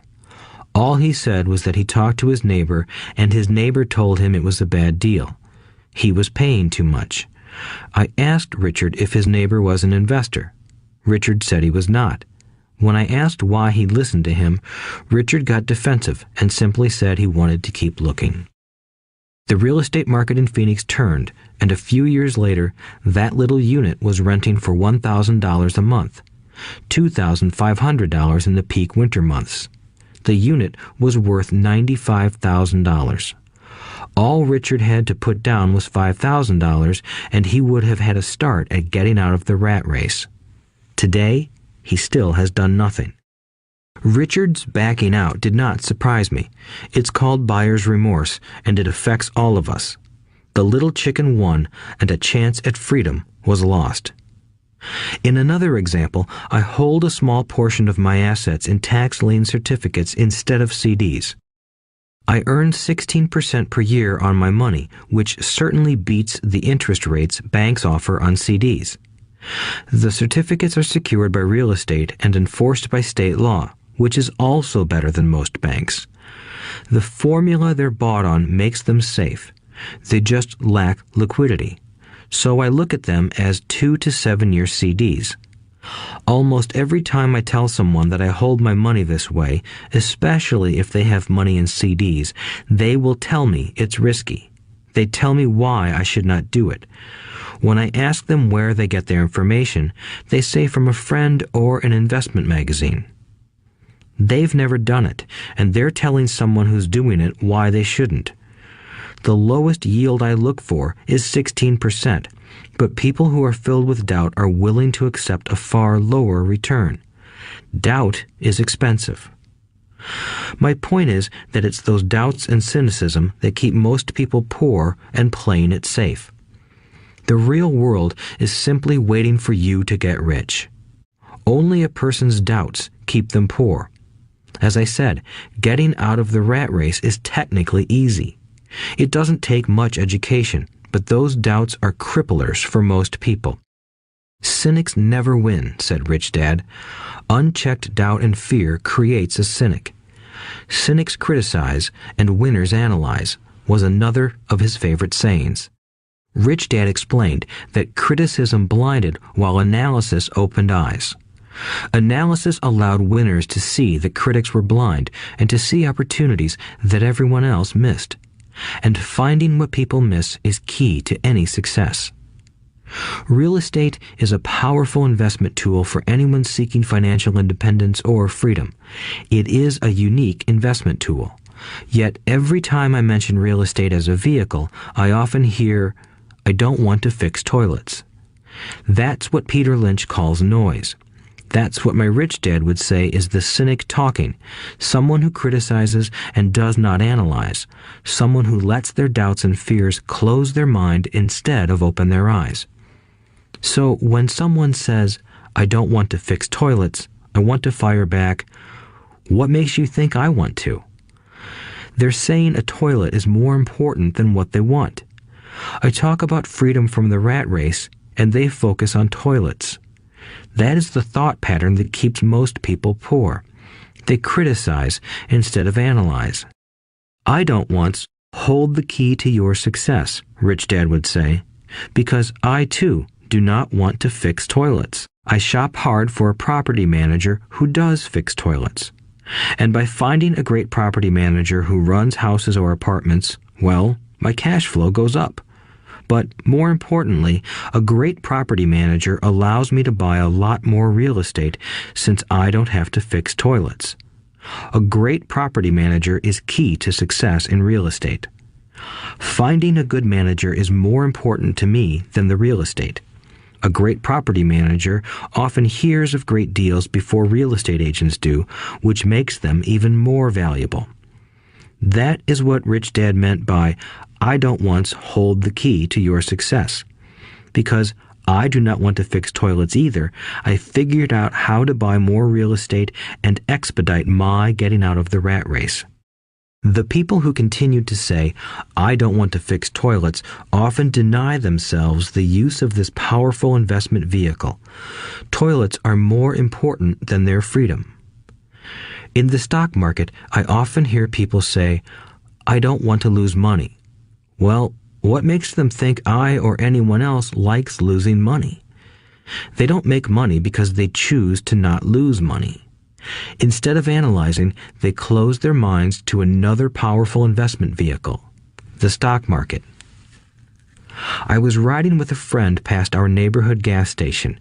He looked up and saw that the price of gas was going up and thus the price of oil. My friend is a worrywart or a Chicken Little. To him, the sky is always going to fall, and it usually does, on him.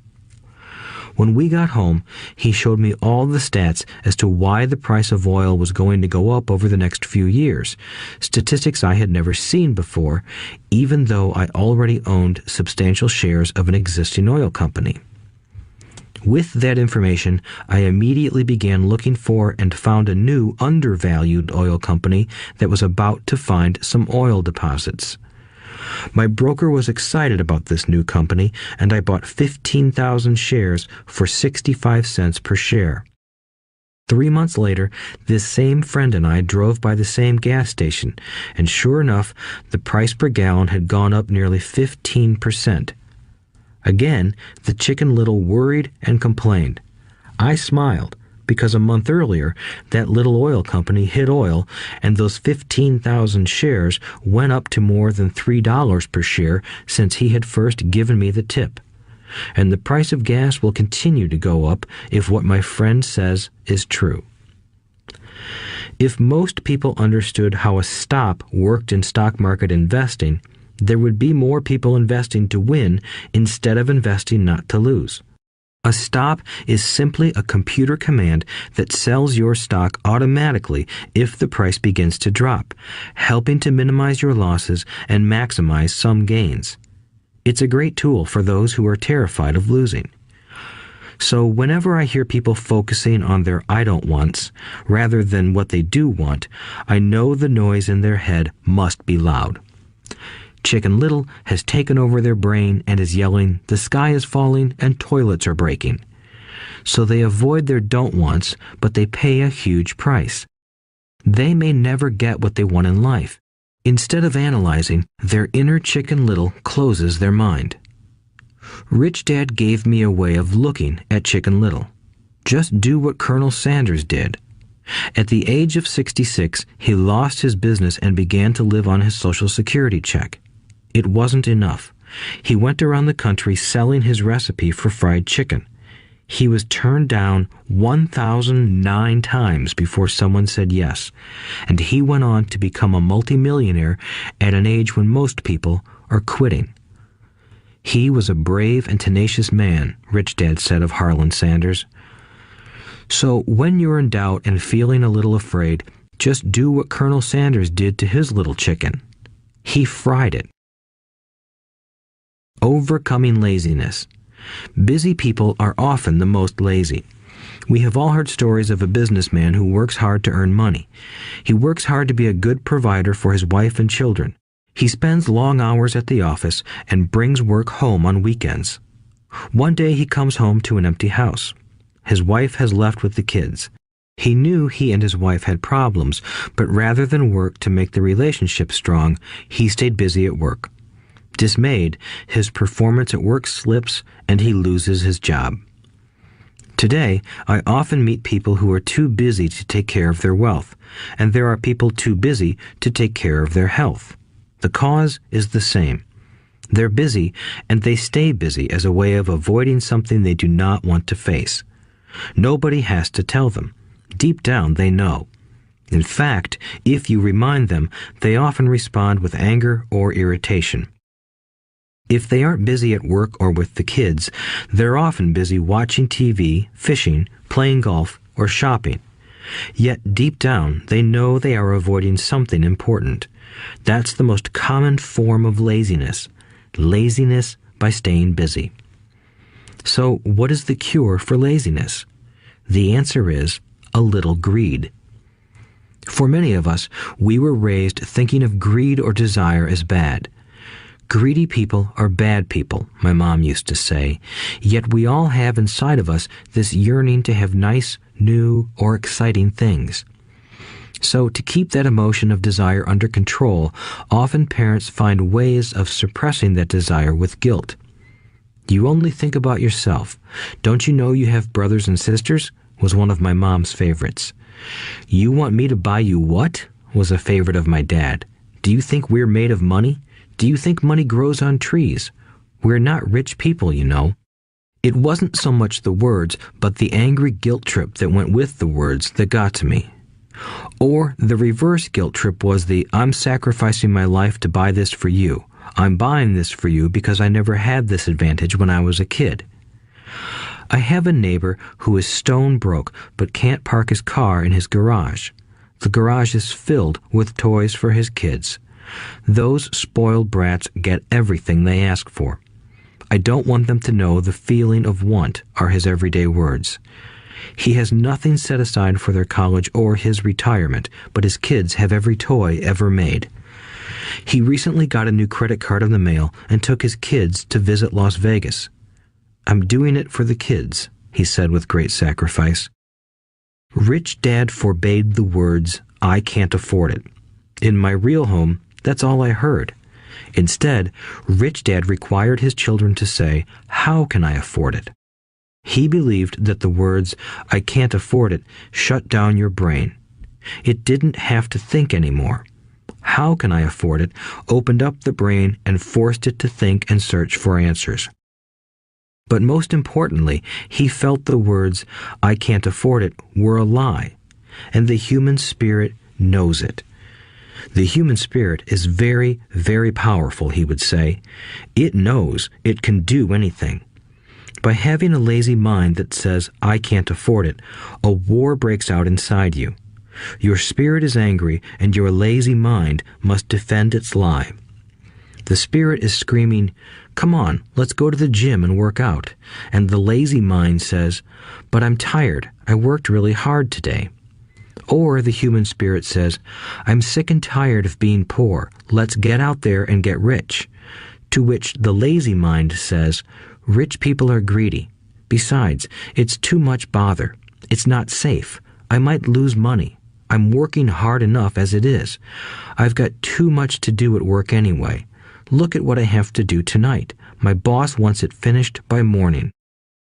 I can't afford it also causes sadness, a helplessness that leads to despondency and often depression. How can I afford it opens up possibilities, excitement, and dreams. So Rich Dad was not so concerned about what we wanted to buy as long as we understood that how can I afford it creates a stronger mind and a dynamic spirit. Thus, he rarely gave Mike or me anything. He would instead ask, how can you afford it? And that included college, which we paid for ourselves. It was not the goal, but the process of attaining the goal that he wanted us to learn. The problem I see today is that there are millions of people who feel guilty about their desire or their greed. It's old conditioning from their childhood.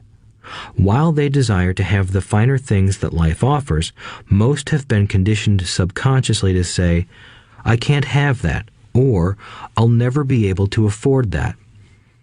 When I decided to exit the rat race, it was simply a question of how can I afford to never work again? And my mind began to kick out answers and solutions. The hardest part was fighting my real parents' dogma. We can't afford that. Stop thinking only about yourself. Why don't you think about others? And other similar sentiments designed to instill guilt to suppress my greed. So, how do you beat laziness? Once again, the answer is a little greed. It's that radio station WIIFM, which stands for What's in it for me? A person needs to sit down and ask, what would my life be like if I never had to work again? What would I do if I had all the money I needed? Without that little greed, the desire to have something better, progress is not made. Our world progresses because we all desire a better life. New inventions are made because we desire something better. We go to school and study hard because we want something better. So whenever you find yourself avoiding something you know you should be doing, then the only thing to ask yourself is, what's in it for me? Be a little greedy. It's the best cure for laziness. Too much greed, however, as anything in excess can be, is not good. But just remember what Michael Douglas said in the movie Wall Street. Greed is good. Rich Dad said it differently. Guilt is worse than greed, for guilt robs the body of its soul. I think Eleanor Roosevelt said it best. Do what you feel in your heart to be right, for you'll be criticized anyway. You'll be damned if you do, and damned if you don't.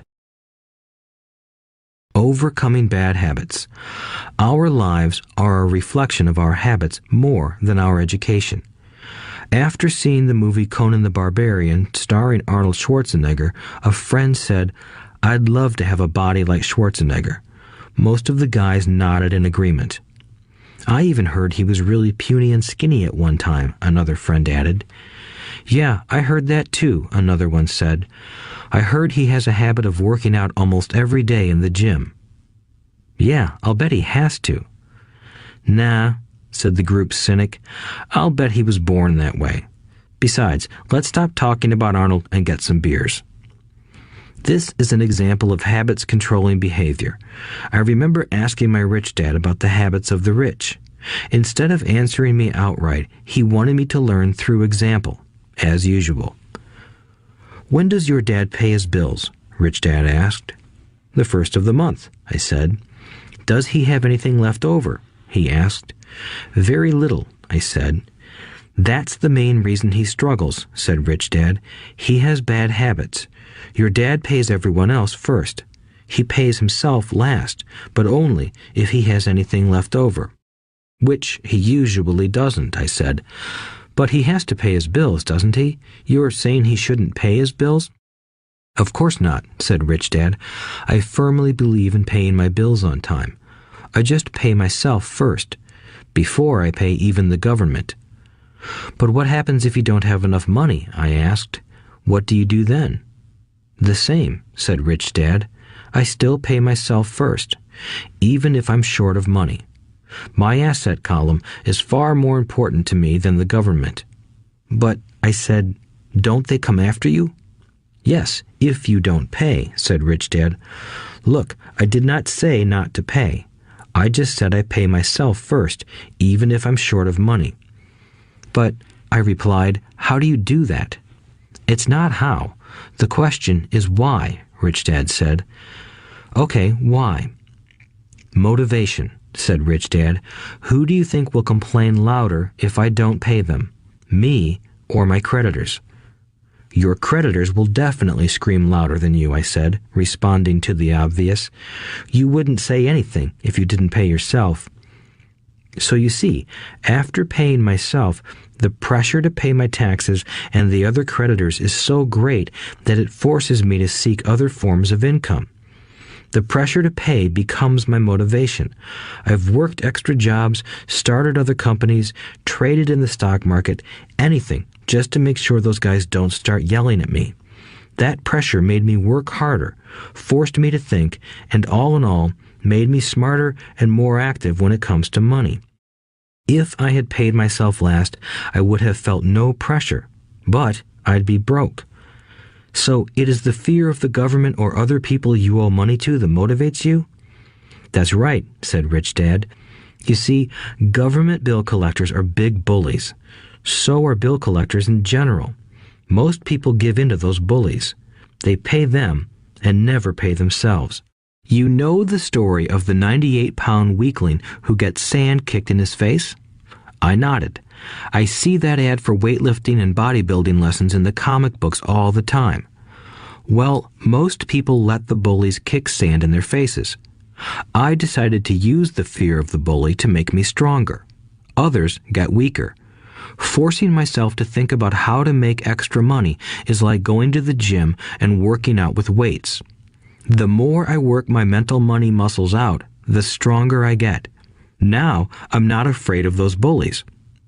I liked what Rich Dad was saying, so if I pay myself first, I get financially stronger mentally and fiscally. Rich Dad nodded. And if I pay myself last, or not at all, I get weaker. So, people like bosses, managers, tax collectors, bill collectors, and landlords push me around all my life just because I don't have good money habits. Rich Dad nodded, just like the 98-pound weakling. Overcoming arrogance. What I know makes me money. What I don't know loses me money. Every time I have been arrogant, I have lost money. Because when I'm arrogant, I truly believe that what I don't know is not important, Rich Dad would often tell me. I have found that many people use arrogance to try to hide their own ignorance. It often happens when I am discussing financial statements with accountants or even other investors. They try to bluster their way through the discussion. It is clear to me that they don't know what they're talking about. They're not lying, but they are not telling the truth. There are many people in the world of money, finances, and investments who have absolutely no idea what they're talking about. Most people in the money industry are just spouting off sales pitches like used car salesmen. When you know you are ignorant in a subject, start educating yourself by finding an expert in the field or a book on the subject. Chapter 8. Getting Started. There is gold everywhere. Most people are not trained to see it. I wish I could say acquiring wealth was easy for me, but it wasn't. So in response to the question, how do I start, I offer the thought process I go through on a day-to-day basis. It really is easy to find great deals. I promise you that. It's just like riding a bike. After a little wobbling, it's a piece of cake. But when it comes to money, it takes determination to get through the wobbling. That's a personal thing. To find million-dollar deals of a lifetime requires us to call on our financial genius. I believe that each of us has a financial genius within us. The problem is that our financial genius lies asleep, waiting to be called upon. It lies asleep because our culture has educated us into believing that the love of money is the root of all evil. It has encouraged us to learn a profession so we can work for money, but failed to teach us how to have money work for us. It taught us not to worry about our financial future because our company or the government would take care of us when our working days are over. However, it is our children, educated in the same school system, who will end up paying for this absence of financial education. The message is still to work hard, earn money, and spend it. And when we run short, we can always borrow more. Unfortunately, 90% of the Western world subscribes to the above dogma, simply because it's easier to find a job and work for money. If you are not one of the masses, I offer you the following 10 steps to awaken your financial genius. I simply offer you the steps I have personally followed. If you want to follow some of them, great. If you don't, make up your own. Your financial genius is smart enough to develop its own list. While in Peru, I asked a gold miner of 45 years how he was so confident about finding a gold mine. He replied, "There is gold everywhere. Most people are not trained to see it." And I would say that is true. In real estate, I can go out and in a day come up with 4 or 5 great potential deals, while the average person will go out and find nothing, even looking in the same neighborhood. The reason is that they have not taken the time to develop their financial genius. I offer you the following 10 steps as a process to develop your God-given powers, powers over which only you have control. 1. Find a reason greater than reality, the power of spirit. If you ask most people if they would like to be rich or financially free, they would say yes. But then reality sets in. The road seems too long with too many hills to climb. It's easier to just work for money and hand the excess over to your broker. I once met a young woman who had dreams of swimming for the U.S. Olympic team. The reality was that she had to get up every morning at 4 o'clock to swim for 3 hours before going to school. She did not party with her friends on Saturday night. She had to study and keep her grades up, just like everyone else. When I asked her what fueled her superhuman ambition and sacrifice, she simply said, "I do it for myself and the people I love. It's love that gets me over the hurdles and sacrifices." A reason or a purpose is a combination of wants and don't wants. When people ask me what my reason for wanting to be rich is, I tell them that it is a combination of deep emotional wants and don't wants. I will list a few. First, the don't wants, for they create the wants. I don't want to work all my life. I don't want what my parents aspired for, which was job security and a house in the suburbs. I don't like being an employee. I hated that my dad always missed my football games because he was so busy working on his career. I hated it when my dad worked hard all his life and the government took most of what he worked for at his death. He could not even pass on what he worked so hard for when he died. The rich don't do that. They work hard and pass it on to their children. Now, the wants.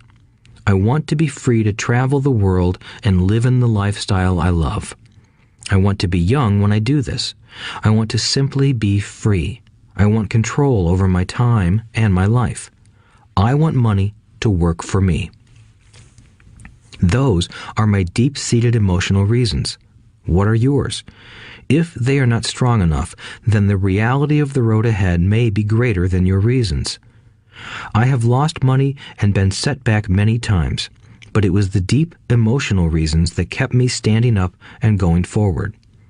I wanted to be free by age 40, but it took me until I was 47, with many learning experiences along the way. As I said, I wish I could say it was easy. It wasn't, but it wasn't that hard either. I've learned that without a strong reason or purpose, anything in life is hard. If you do not have a strong reason, there is no sense listening further. It will sound like too much work. 2. Make daily choices. The power of choice. Choice is the main reason people want to live in a free country. We want the power to choose. Financially, with every dollar we get in our hands, we hold the power to choose our future, to be rich, poor, or middle class. Our spending habits reflect who we are. Poor people simply have poor spending habits. The benefit I had as a boy was that I loved playing Monopoly constantly. Nobody told me Monopoly was only for kids, so I just kept playing the game as an adult. I also had a rich dad who pointed out to me the difference between an asset and a liability. So a long time ago, as a little boy, I chose to be rich, and I knew that all I had to do was learn to acquire assets, real assets. My best friend, Mike, had an asset column handed to him, but he still had to choose to learn to keep it. Many rich families lose their assets in the next generation simply because there was no one trained to be a good steward over their assets. Most people choose not to be rich. For 90% of the population, being rich is too much of a hassle. So they invent sayings that go, "I'm not interested in money. I'll never be rich. I don't have to worry. I'm still young. When I make some money, then I'll think about my future. My husband or wife handles the finances." The problem with those statements is that they rob the person who chooses to think such thoughts of two things. One is time, which is your most precious asset. The second is learning. Having no money should not be an excuse to not learn, but that is a choice we all make daily. The choice of what we do with our time, our money, and what we put in our heads. That is the power of choice. All of us have choice. I just choose to be rich, and I make that choice every day. Invest first in education. In reality, the only real asset you have is your mind, the most powerful tool we have dominion over. Each of us has the choice of what we put in our brain once we're old enough. You can watch TV, read golf magazines, or go to ceramics class or a class on financial planning. You choose. Most people simply buy investments rather than first investing in learning about investing. A friend of mine recently had her apartment burglarized. The thieves took her electronics and left all the books. And we all have that same choice. 90% of the population buys TV sets, and only about 10% buy business books. So what do? I go to seminars. I like it when they are at least 2 days long because I like to immerse myself in a subject. In 1973, I was watching this guy on TV who was advertising a 3-day seminar on how to buy real estate for nothing down. I spent $385, and that course has made me at least $2 million, if not more.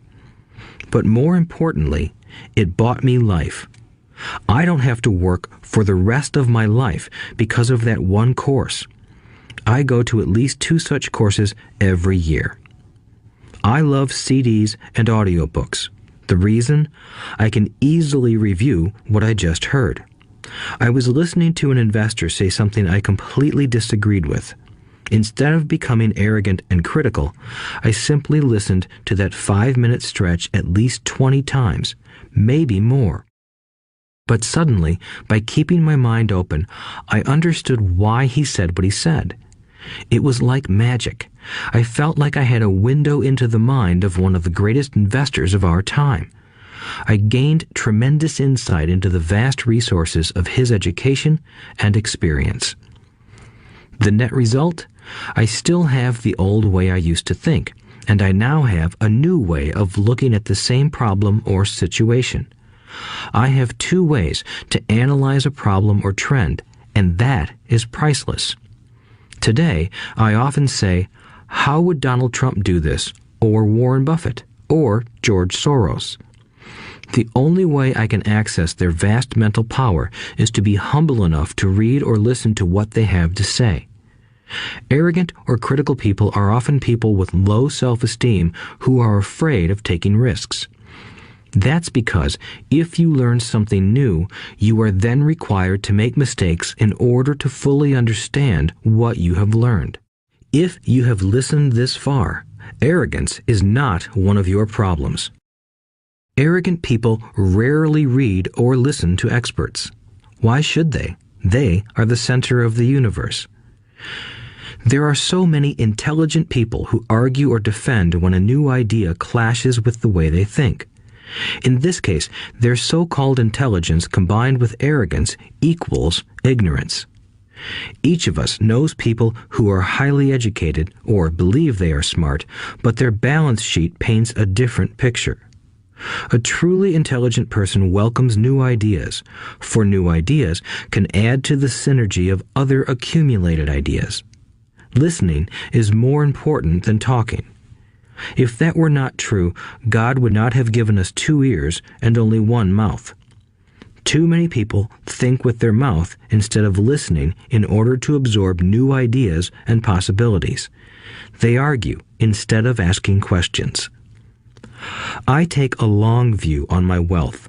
I do not subscribe to the get-rich-quick mentality most lottery players or casino gamblers have. I may go in and out of stocks, but I am long on education. If you want to fly an airplane, I advise taking lessons first. I am always shocked at people who buy stocks or real estate but never invest in their greatest asset, their mind. Just because you bought a house or 2 does not make you an expert at real estate. 3. Choose friends carefully. The power of association. First of all, I do not choose my friends by their financial statements. I have friends who have actually taken a vow of poverty, as well as friends who earn millions every year. The point is that I learn from all of them. Now, I will admit that there are people I have actually sought out because they had money. But I was not after their money. I was seeking their knowledge. In some cases, these people who had money have become dear friends. I've noticed that my friends with money talk about money. They don't do it to brag. They're interested in the subject. So I learn from them, and they learn from me. My friends who are in dire financial straits do not like talking about money, business, or investing. They often think it rude or unintellectual.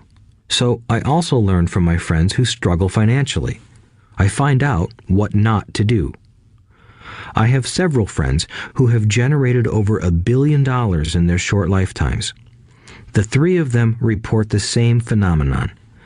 Their friends who have no money have never come to them to ask them how they did it, but they do come asking for one of two things, or both, a loan or a job. Warning: don't listen to poor or frightened people. I have such friends, and while I love them dearly, they are the Chicken Littles of life.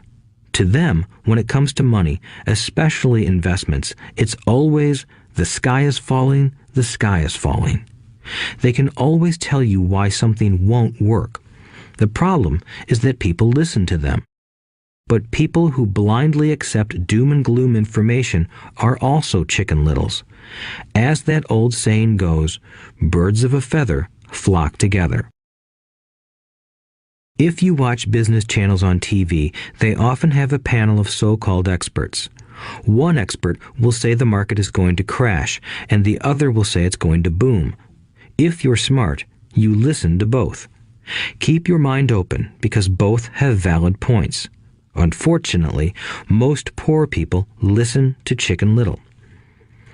I have had many close friends try to talk me out of a deal or an investment. Not long ago, a friend told me he was excited because he found a 6% certificate of deposit. I told him I earned 16% from the state government. The next day, he sent me an article about why my investment was dangerous. I have received 16% for years now, and he still receives 6%. I would say that one of the hardest things about wealth building is to be true to yourself and to be willing to not go along with the crowd. This is because, in the market, it is usually the crowd that shows up late that is slaughtered. If a great deal is on the front page, it's too late in most instances. Look for a new deal. As we used to say as surfers, there is always another wave. People who hurry and catch a wave late usually are the ones who wipe out. Smart investors don't time the markets. If they miss a wave, they search for the next one and get themselves in position. This is hard for most investors because buying what is not popular is frightening. Timid investors are like sheep going along with the crowd. Or their greed gets them in when wise investors have already taken their profits and moved on. Wise investors buy an investment when it's not popular. They know their profits are made when they buy, not when they sell. They wait patiently. As I said, they do not time the market. Just like a surfer, they get in position for the next big swell. It's all insider trading.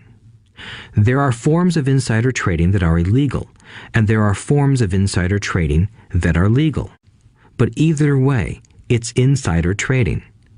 The only distinction is, how far away from the inside are you? The reason you want to have rich friends is because that is where the money is made. It's made on information. You want to hear about the next boom, get in and get out before the next bust. I'm not saying do it illegally, but the sooner you know, the better your chances are for profits with minimal risk. That is what friends are for, and that is financial intelligence. 4. Master a formula and then learn a new one. The power of learning quickly. In order to make bread, every baker follows a recipe, even if it's only held in their head. The same is true for making money. Most of us have heard the saying, "You are what you eat." I have a different slant. I say, you become what you study. In other words, be careful what you learn, because your mind is so powerful that you become what you put in your head. For example, if you study cooking, you then tend to cook. If you don't want to be a cook anymore, then you need to study something else. When it comes to money, the masses generally have one basic formula they learned in school, and it's this: work for money. The predominant formula I see in the world is that every day millions of people get up, go to work, earn money, pay bills, balance checkbooks, buy some mutual funds, and go back to work. That is the basic formula, or recipe. If you're tired of what you're doing, or you're not making enough. It's simply a case of changing the formula via which you make money. Years ago, when I was 26, I took a weekend class called How to Buy Real Estate Foreclosures. I learned a formula. The next trick was to have the discipline to actually put into action what I had learned. That is where most people stop. For 3 years, while working for Xerox, I spent my spare time learning to master the art of buying foreclosures. I've made several $million using that formula. So after I mastered that formula, I went in search of other formulas. For many of the classes, I did not directly use the information I learned, but I always learned something new. I have attended classes designed for derivative traders, commodity option traders, and chaologists. I was way out of my league, being in a room full of people with doctorates in nuclear physics and space science. Yet, I learned a lot that made my stock and real estate investing more meaningful and lucrative. Most junior colleges and community colleges have classes on financial planning and buying traditional investments. They are good places to start, but I always search for a faster formula. That is why, on a fairly regular basis, I make more in a day than many people will make in their lifetime. Another side note, in today's fast-changing world, it's not so much what you know anymore that counts, because often what you know is old. It is how fast you learn.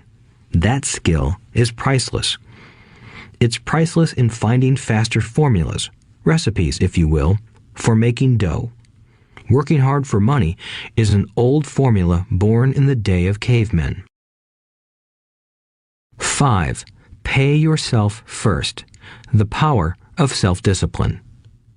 If you cannot get control of yourself, do not try to get rich. It makes no sense to invest, make money, and blow it. It is the lack of self-discipline that causes most lottery winners to go broke soon after winning millions. It is the lack of self-discipline that causes people who get a raise to immediately go out and buy a new car or take a cruise. It is difficult to say which of the 10 steps is the most important, but of all the steps, this step is probably the most difficult to master if it is not already a part of your makeup.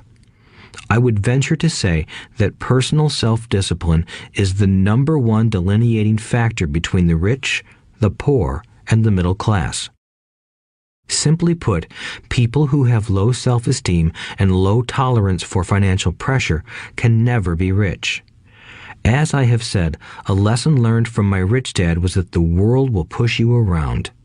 The world pushes people around, not because other people are bullies, but because the individual lacks internal control and discipline. People who lack internal fortitude often become victims of those who have self-discipline. In the entrepreneur classes I teach, I constantly remind people to not focus on their product, service, or widget, but to focus on developing management skills. The 3 most important management skills necessary to start your own business are management of 1. Cash flow, 2.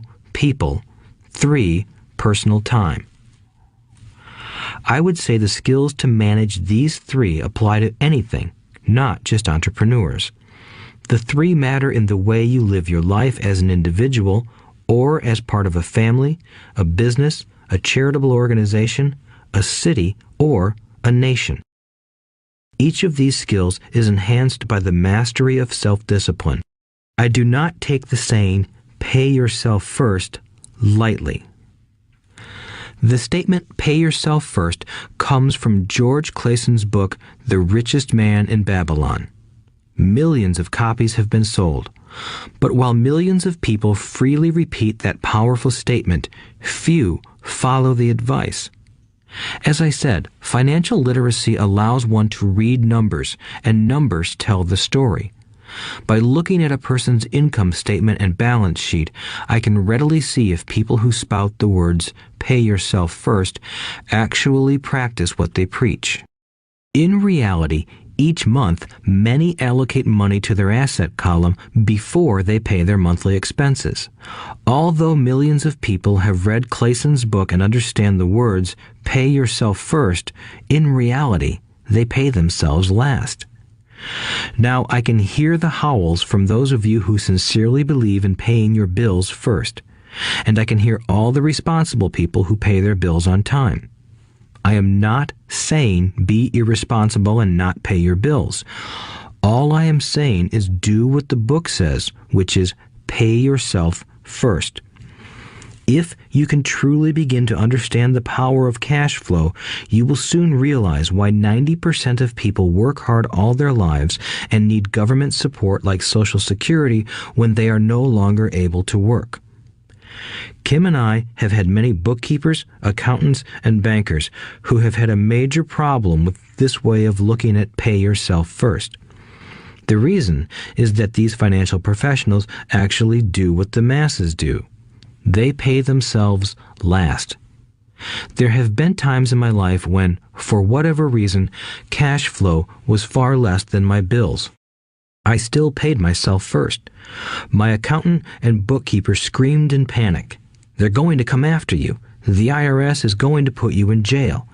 You're going to ruin your credit rating. They'll cut off the electricity." I still paid myself first. Why, you ask? Because that's what the story, The Richest Man in Babylon, was all about. The power of self-discipline and the power of internal fortitude. As my rich dad taught me the first month I worked for him, most people allow the world to push them around. A bill collector calls and you pay or else. A sales clerk says, "Oh, just put it on your charge card." Your real estate agent tells you, "Go ahead. The government allows you a tax deduction on your home." That is what the book is really about. Having the guts to go against the tide and get rich. You may not be weak, but when it comes to money, many people get wimpy. I am not saying be irresponsible. The reason I don't have high credit card debt and doodad debt is because I pay myself first. The reason I minimize my income is because I don't want to pay it to the government. That is why my income comes from my asset column through a Nevada corporation. If I work for money, the government takes it. Although I pay my bills last, I am financially astute enough to not get into a tough financial situation. I don't like consumer debt. I actually have liabilities that are higher than 99% of the population, but I don't pay for them. Other people pay for my liabilities. They're called tenants. So rule number 1 in paying yourself first is don't get into debt in the first place. Although I pay my bills last, I set it up to have only small, unimportant bills that are due. When I occasionally come up short, I still pay myself first. I let the creditors and even the government scream. I like it when they get tough. Why? Because those guys do me a favor. They inspire me to go out and create more money. So I pay myself first, invest the money, and let the creditors yell. I generally pay them right away anyway. Kim and I have excellent credit. We just don't cave into pressure and spend our savings or liquidate stocks to pay for consumer debt. That is not too financially intelligent. To successfully pay yourself first, keep the following in mind. 1. Don't get into large debt positions that you have to pay for. Keep your expenses low. Build up assets first. Then buy the big house or nice car.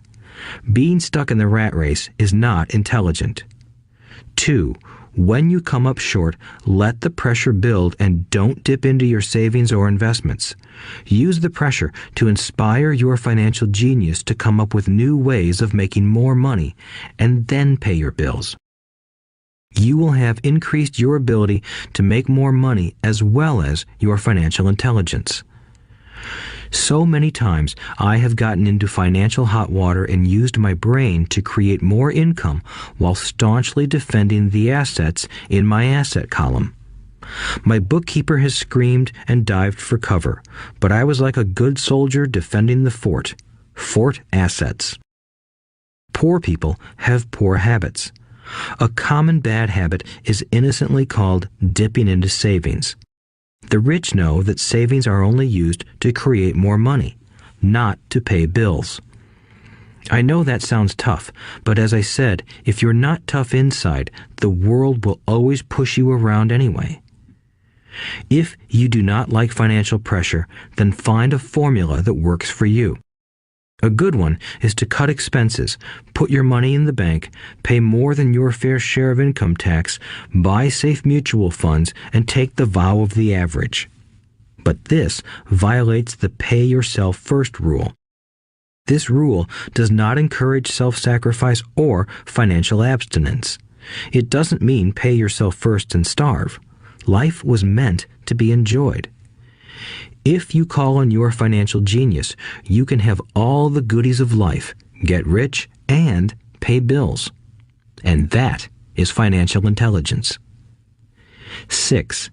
Pay your brokers well. The power of good advice. Sometimes I see people posting a sign in front of their house that says, "For sale by owner." Or I see people on TV claiming to be discount brokers. My rich dad taught me to take the opposite approach. He believed in paying professionals well, and I have adopted that policy also. Today, I have expensive attorneys, accountants, real estate brokers, and stockbrokers. Why?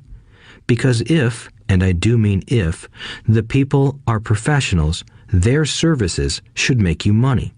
And the more money they make, the more money I make. We live in the information age. Information is priceless. A good broker should provide you with information as well as take the time to educate you. I have several brokers who do that for me. Some taught me when I had little or no money, and I am still with them today. What I pay a broker is tiny in comparison with what kind of money I can make because of the information they provide. I love it when my real estate broker or stockbroker makes a lot of money because that usually means I made a lot of money. A good broker saves me time in addition to making me money. Like when I bought the vacant land for $9,000 and sold it immediately for over $25,000 so I could buy my Porsche quicker. A broker is my eyes and ears in the market. They're there every day, so I do not have to be. I'd rather play golf. People who sell their house on their own must not value their time much.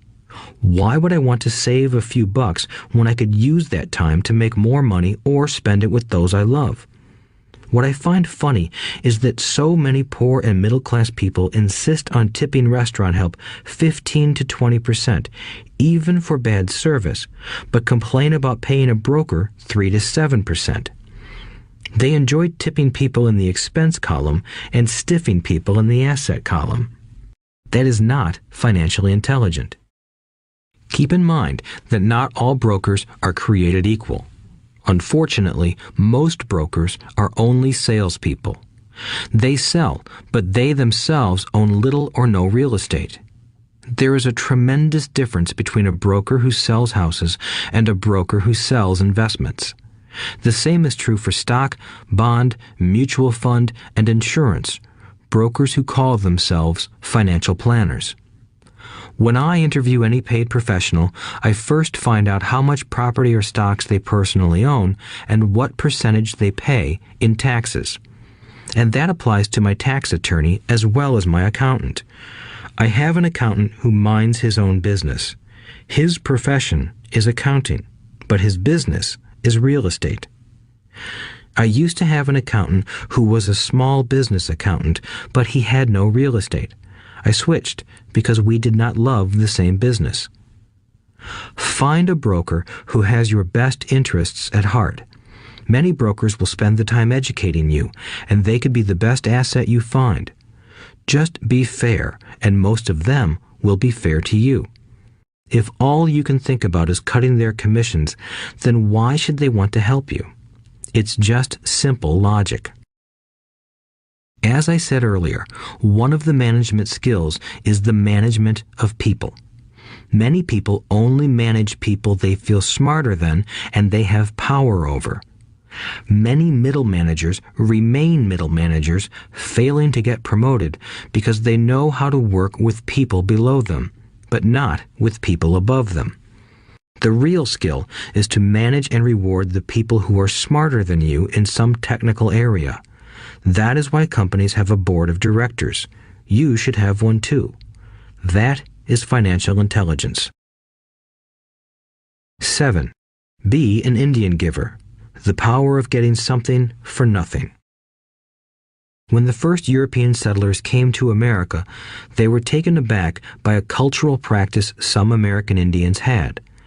For example, if a settler was cold, the Indian would give the person a blanket.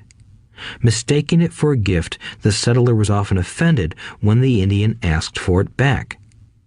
The Indians also got upset when they realized that settlers did not want to give it back. That is where the term Indian giver came from, a simple cultural misunderstanding. In the world of the asset column, being an Indian giver is vital to wealth. The sophisticated investor's first question is, how fast do I get my money back? They also want to know what they get for free, also called a piece of the action. That is why the ROI, or return on investment, is so important. For example, I found a small condominium that was in foreclosure a few blocks from where I lived.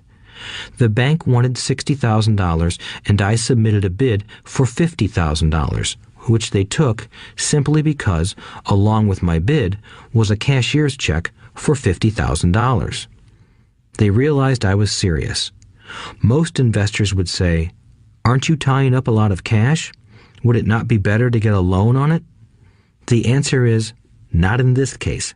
My investment company uses this condominium as a vacation rental in the winter months when the snowbirds come to Arizona. It rents for $2,500 a month for 4 months out of the year. For rental during the off-season, it rents for only $1,000 a month. I had my money back in about 3 years. Now I own this asset, which pumps money out for me, month in and month out. The same is done with stocks. Frequently, my broker calls and recommends I move a sizable amount of money into the stock of a company that he feels is just about to make a move that will add value to the stock, like announcing a new product. I will move my money in for a week to a month while the stock moves up. Then I pull my initial dollar amount out and stop worrying about the fluctuations of the market because my initial money is back and ready to work on another asset. So my money goes in, and then it comes out, and I own an asset that was technically free. True, I have lost money on many occasions, but I only play with money I can afford to lose. I would say, on an average 10 investments, I hit home runs on 2 or 3, while 5 or 6 do nothing, and I lose on 2 or 3. But I limit my losses to only the money I have in at that time. People who hate risk put their money in the bank. In the long run, safe savings are better than no savings. But it takes a long time to get your money back, and, in most instances, you don't get anything for free with it. On every one of my investments, there must be an upside, something for free, like a condominium, a mini storage, a piece of free land, a house, stock shares, or an office building. And there must be limited risk, or a low-risk idea. There are books devoted entirely to this subject, so I will not talk about it here. Ray Kroc of McDonald's fame sold hamburger franchises, not because he loved hamburgers, but because he wanted the real estate under the franchise for free. So wise investors must look at more than ROI. They look at the assets they get for free once they get their money back. That is financial intelligence. 8. Use assets to buy luxuries. The power of focus. A friend's child has been developing a nasty habit of burning a hole in his pocket. Just 16, he wanted his own car. The excuse? All his friends' parents gave their kids cars. The child wanted to go into his savings and use it for a down payment. That was when his father called me and then came to see me.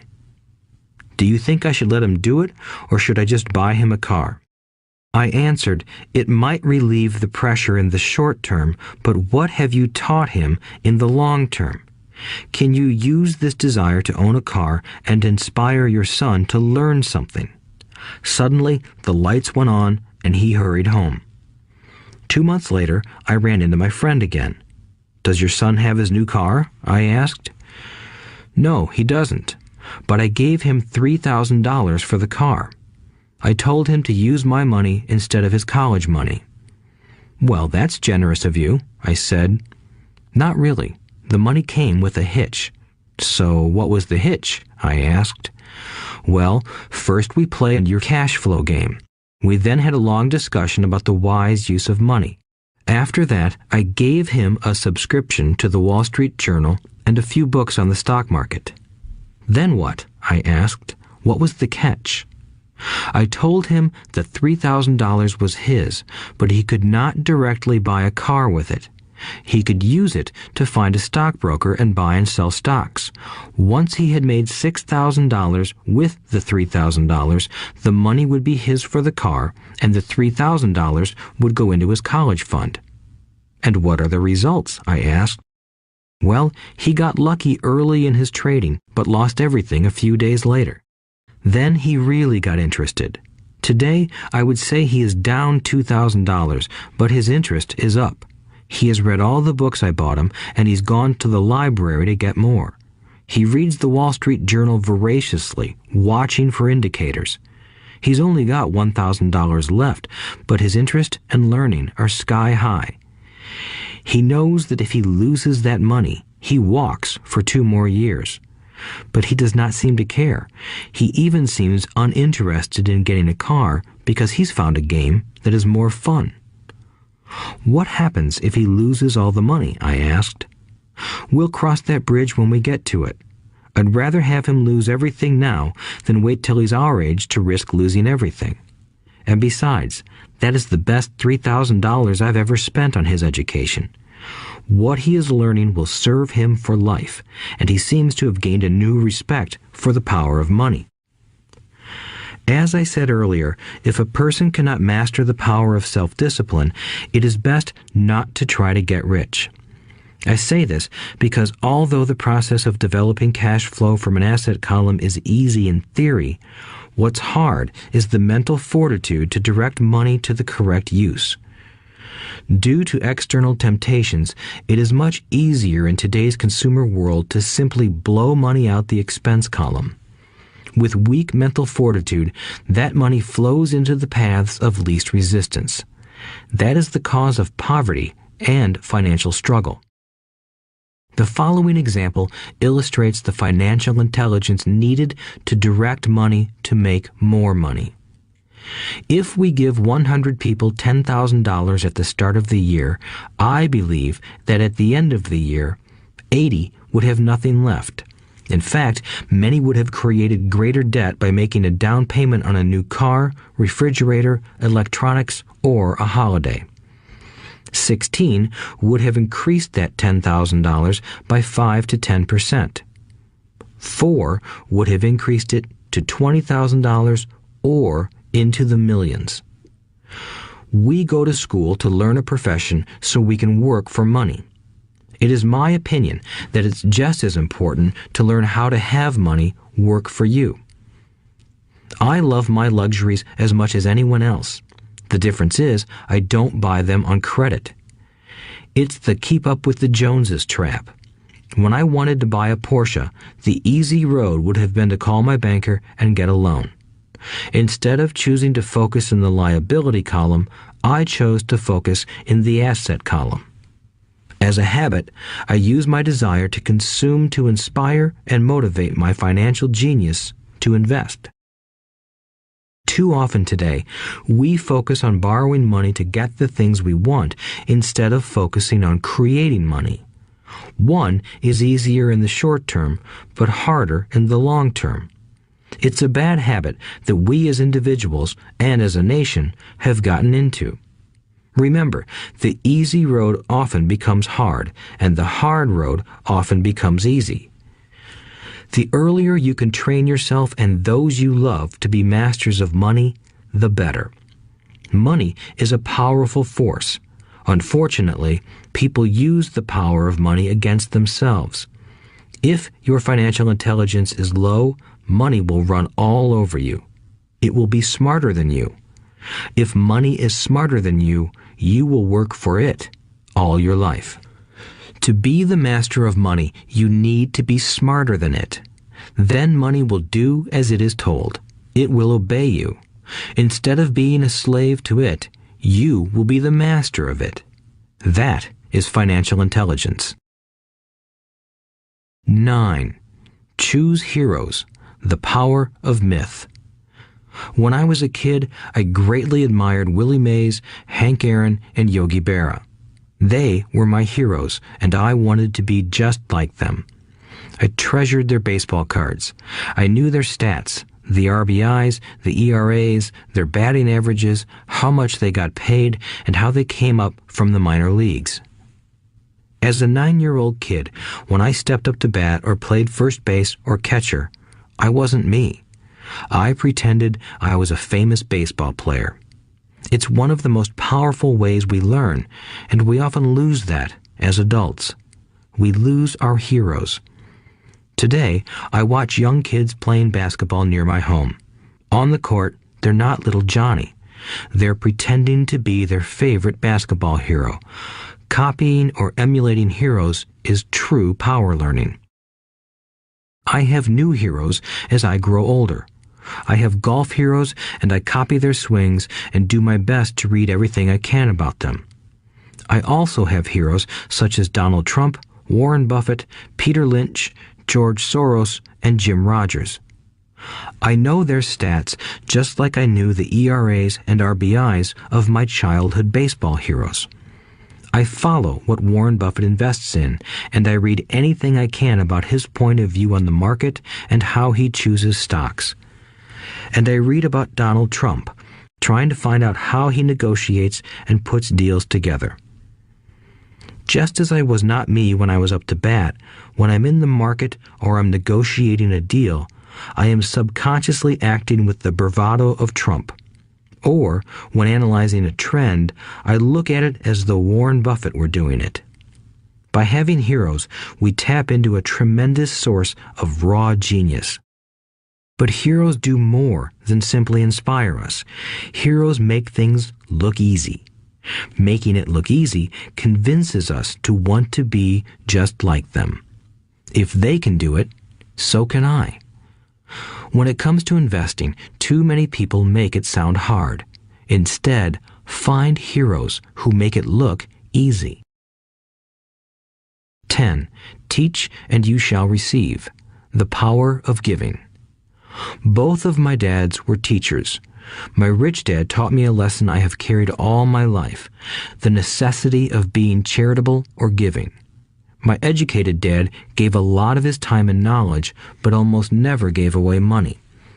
He usually said that he would give when he had some extra money, but of course, there was rarely any extra. My rich dad gave money as well as education. He believed firmly in tithing. If you want something, you first need to give, he would always say.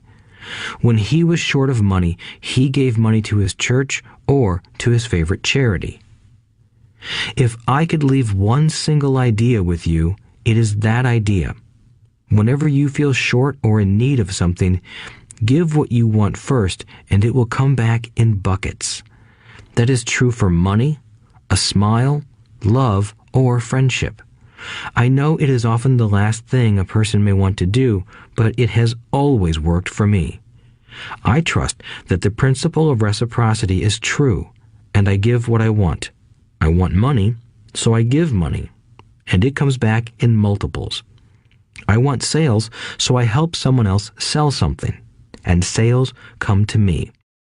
I want contacts, and I help someone else get contacts.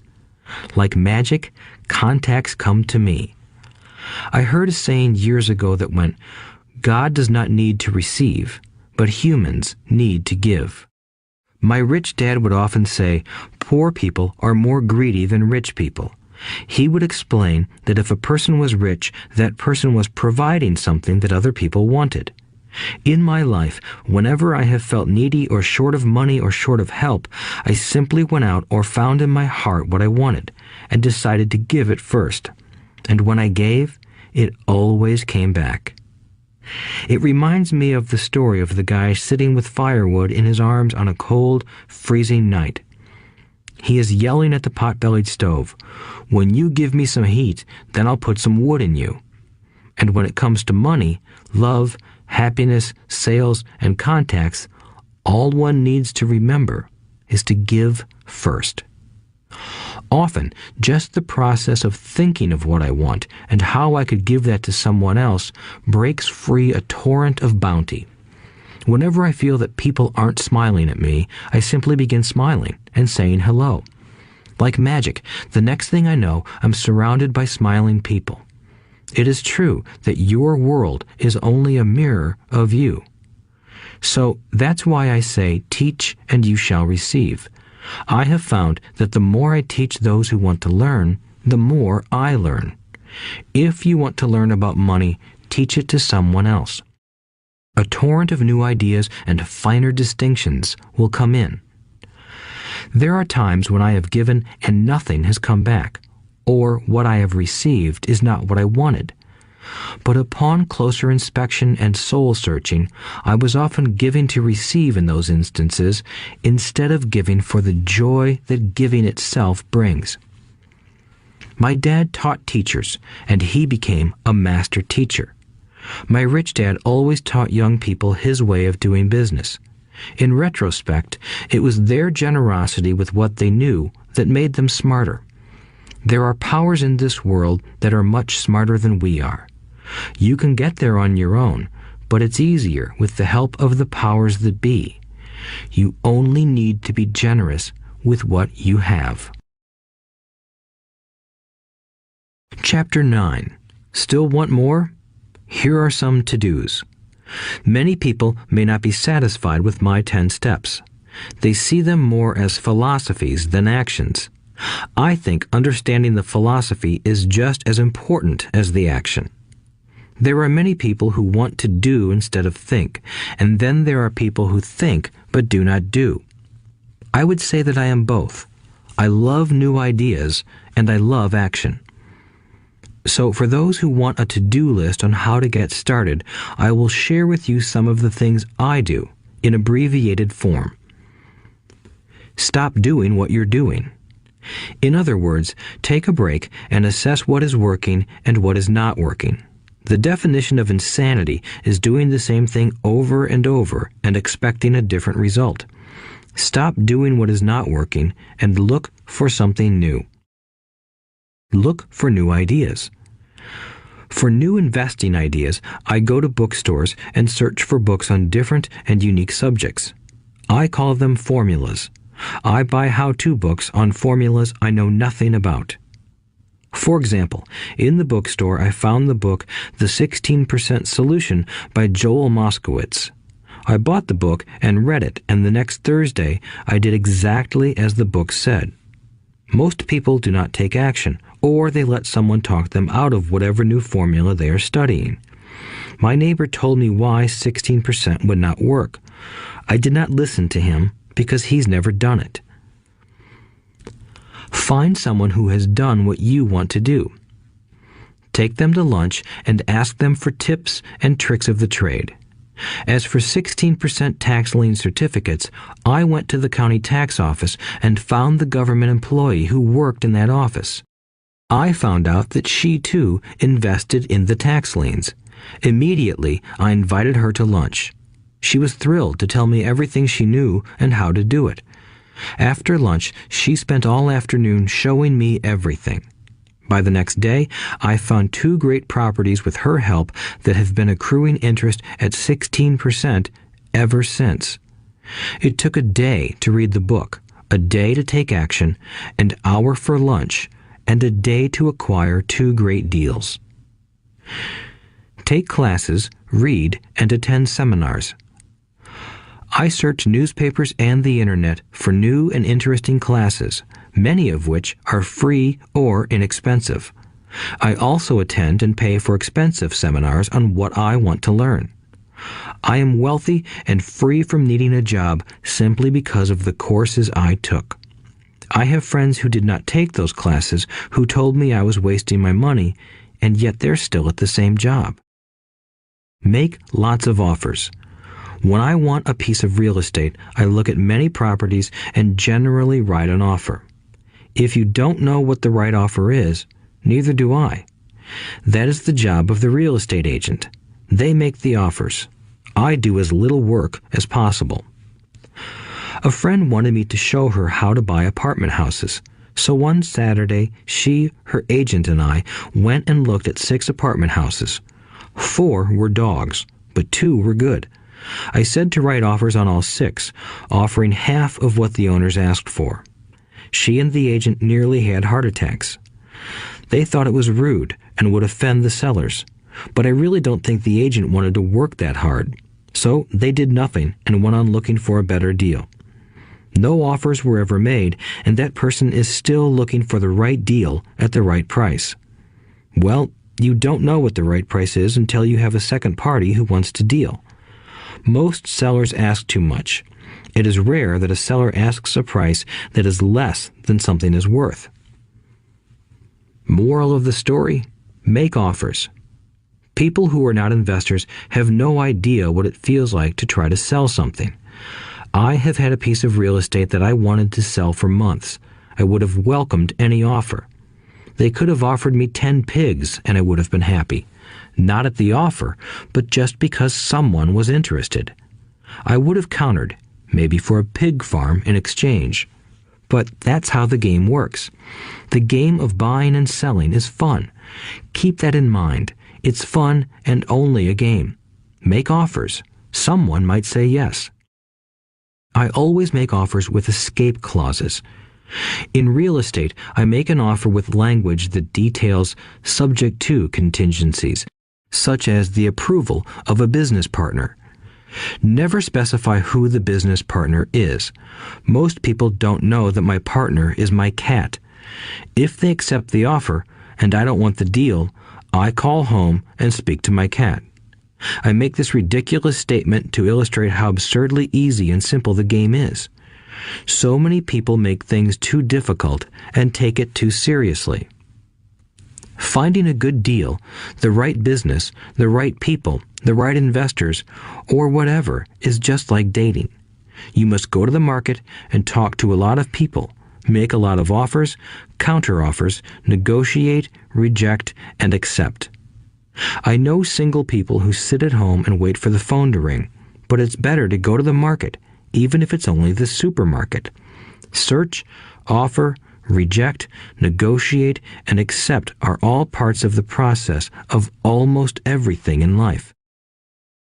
Jog, walk, or drive a certain area once a month for 10 minutes.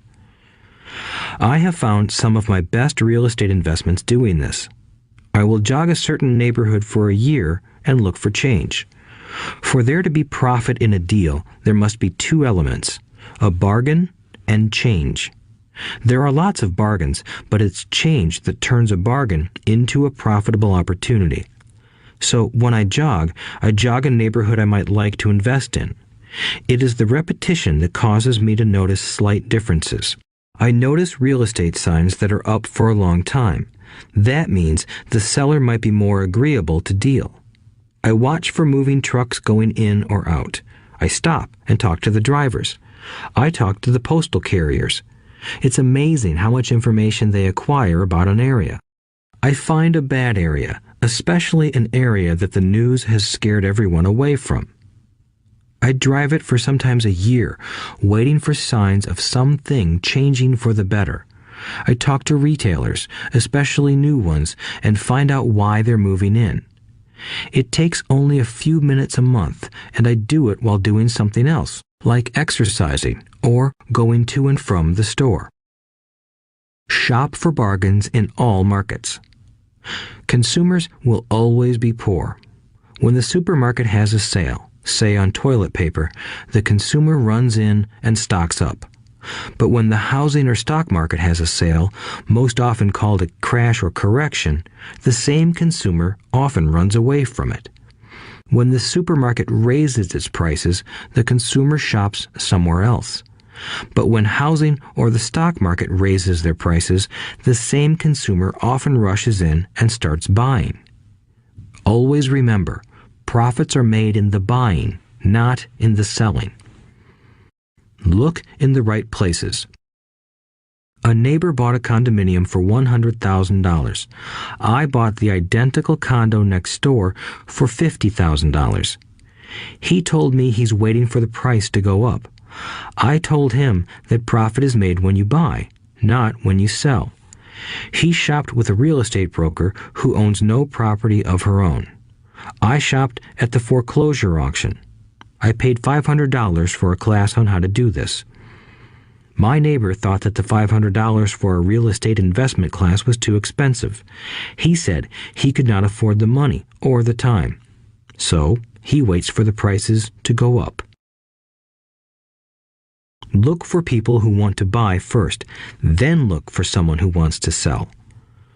A friend was looking for a certain piece of land. He had the money, but did not have the time. I found a large piece of land, larger than what my friend wanted to buy, tied it up with an option, called my friend, and he said he wanted a piece of it. So I sold the piece to him and then bought the land. I kept the remaining land as mine for free. Moral of the story: buy the pie and cut it in pieces.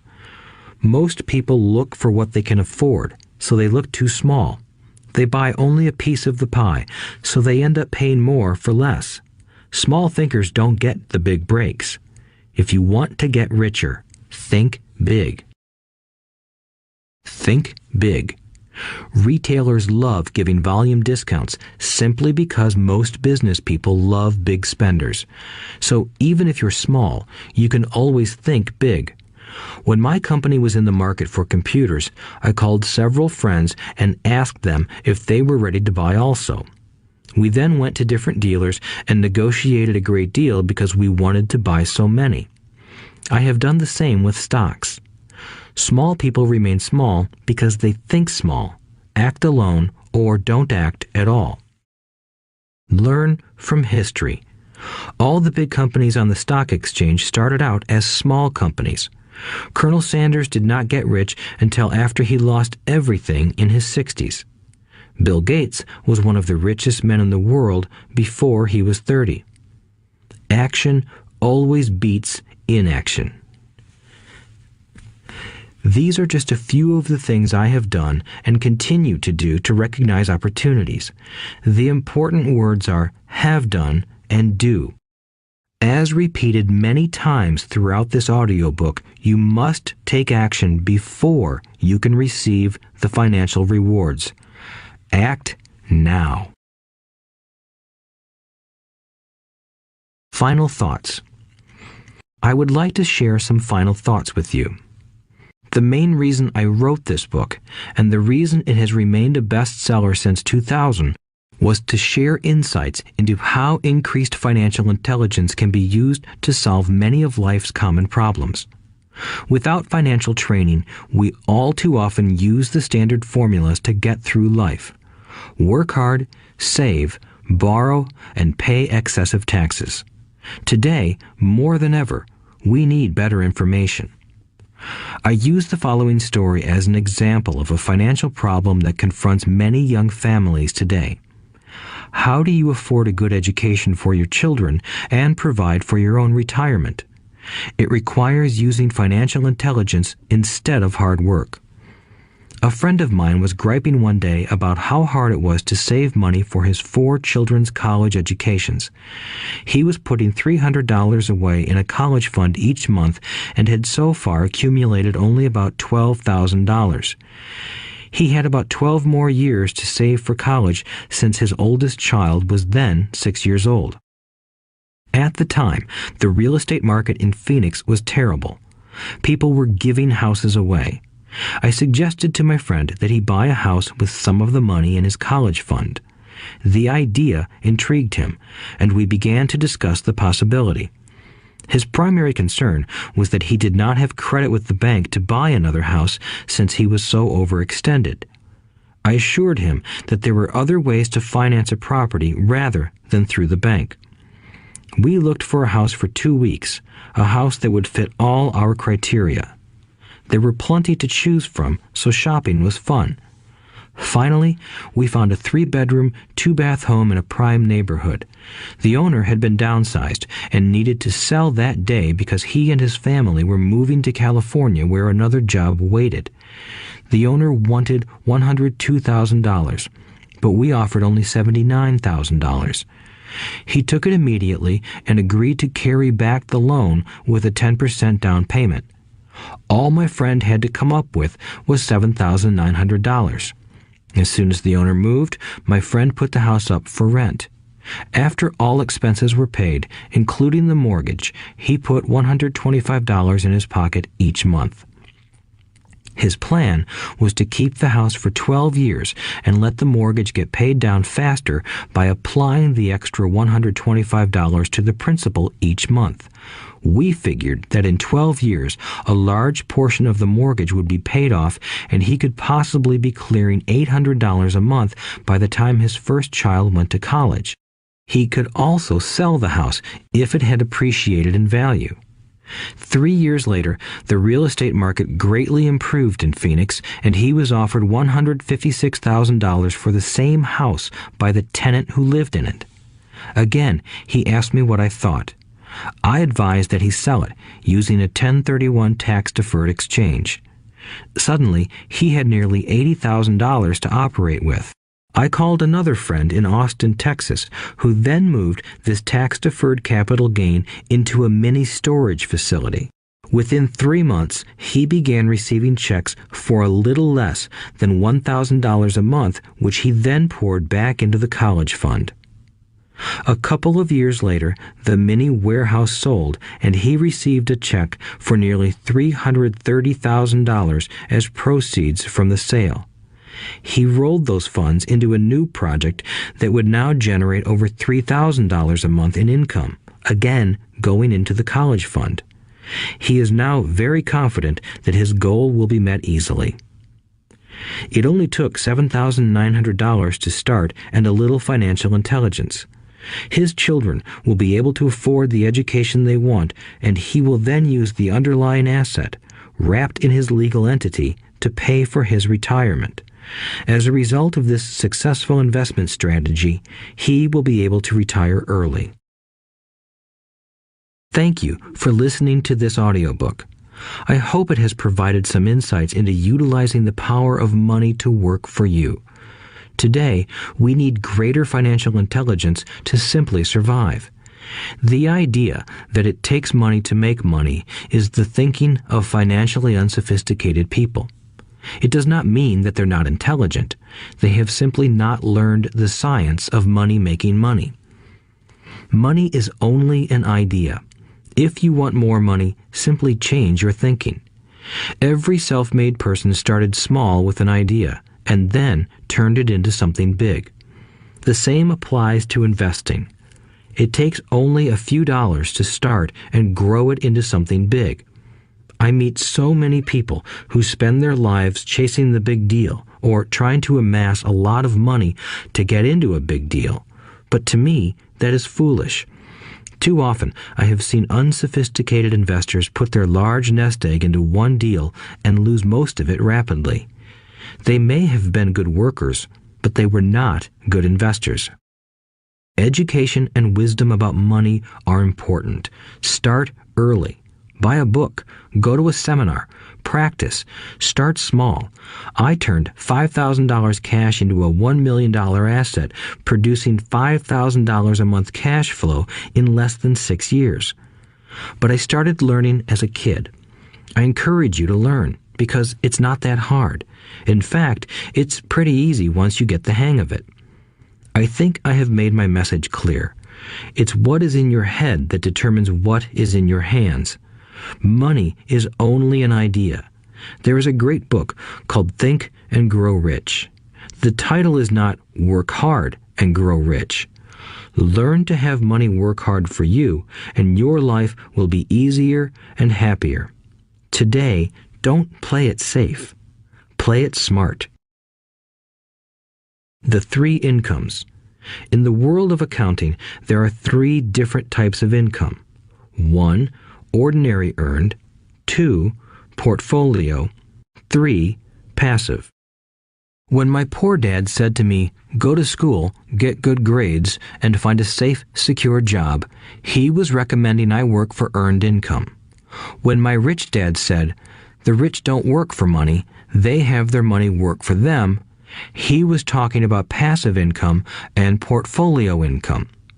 Passive income, in most cases, is income derived from real estate investments. Portfolio income is income derived from paper assets such as stocks and bonds. Portfolio income is the income that makes Bill Gates the richest man in the world, not earned income. Rich Dad used to say, the key to becoming wealthy is the ability to convert earned income into passive income or portfolio income as quickly as possible. He would say, taxes are highest on earned income. The least taxed income is passive income.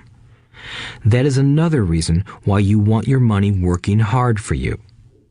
The government taxes the income you work hard for more than the income your money works hard for. In my second book, Rich Dad's Cash Flow Quadrant, I explain the 4 different types of people who make up the world of business. They are E, employee, S, self-employed, B, business owner, and I, investor. Most people go to school to learn to be an E or an S. The cash flow quadrant is written about the core differences of these 4 types and how people can change their quadrant. In fact, most of our products are created for people in the B and I quadrants. In Rich Dad's Guide to Investing, book number 3 in the Rich Dad series, I go into more detail on the importance of converting earned income into passive and portfolio income. Rich Dad used to say, all a real investor does is convert earned income into passive and portfolio income. If you know what you're doing, investing is not risky. It's just common sense. The key to financial freedom. The key to financial freedom and great wealth is a person's ability to convert earned income into passive and/or portfolio income. My rich dad spent a lot of time teaching Mike and me this skill. Having this ability is the reason my wife Kim and I are financially free, never needing to work again. We continue to work because we choose to. Today, we own a real estate investment company for passive income and participate in private placements and initial public offerings of stock for portfolio income. We also went back to work to build a financial education company so that we can continue to create and publish books and games. All of our educational products are created to teach the same skills my rich dad taught me, the skills of converting earned income into passive and portfolio income. The games we create are important because they teach what books cannot teach. For example, you would never learn to ride a bicycle by only reading a book. Our cash flow games for adults and cash flow for kids game are designed to teach players the basic investment skills of converting earned income into passive and portfolio income. They also teach the principles of accounting and financial literacy. These games are the only educational products in the world that teach people all of these skills simultaneously. Cash Flow 202 is the advanced version of Cash Flow 101 and requires the game board from 101 as well as a full understanding of 101 before it can be played.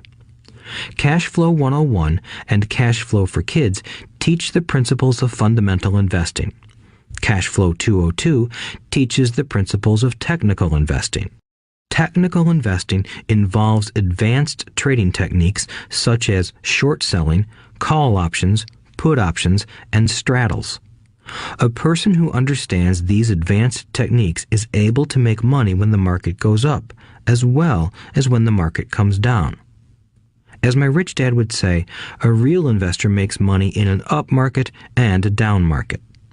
That is why they make so much money. One of the reasons they make more money is simply because they have more self-confidence. Rich dad would say they have more self-confidence because they are less afraid of losing. In other words, the average investor does not make as much money because they are so afraid of losing money.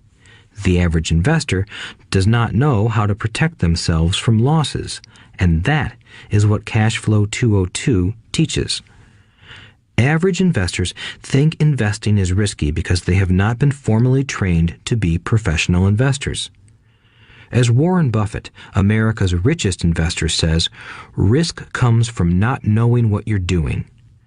My board games teach the simple basics of fundamental investing and technical investing while people are having fun. I occasionally hear someone say, your educational games are expensive, which poses the question of ROI, the return on investment, or the value returned for the price paid. I nod my head and reply, yes, they may be expensive, especially when compared to entertainment board games. But my games are not as expensive as a college education, working hard all your life for earned income, paying excessive taxes, and then living in terror of losing all of your money in the investment markets.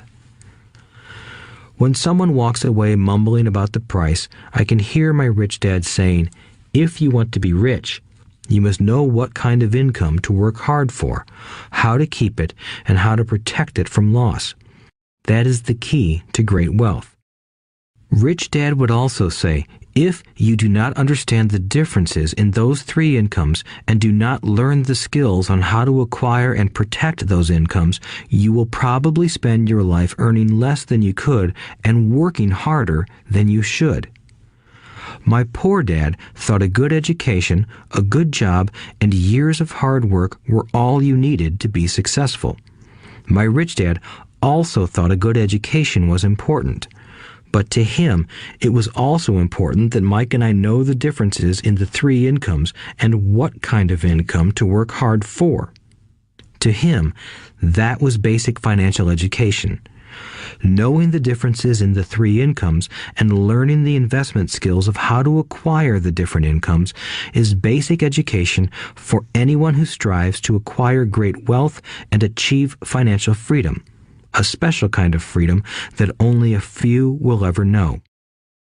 As Rich Dad states in lesson number 1, the rich do not work for money. They know how to have money work hard for them. Rich Dad said, earned income is money you work for, and passive and portfolio income is money working for you. Knowing that little difference has been significant in my life. Or, as Robert Frost ends his poem, and that has made all the difference. Take action. All of you were given two great gifts, your mind and your time. It is up to you to do what you please with both. With each dollar bill that enters your hand, you and only you have the power to determine your destiny. Spend it foolishly, and you choose to be poor. Spend it on liabilities, and you join the middle class. Invest it in your mind and learn how to acquire assets, and you will be choosing wealth as your goal and your future. The choice is yours and only yours. Every day, with every dollar, you decide to be rich, poor, or middle class. Choose to share this knowledge with your children, and you choose to prepare them for the world that awaits. No one else will. You and your children's future will be determined by choices you make today, not tomorrow. I wish you great wealth and much happiness with this fabulous gift called life. Robert Kiyosaki.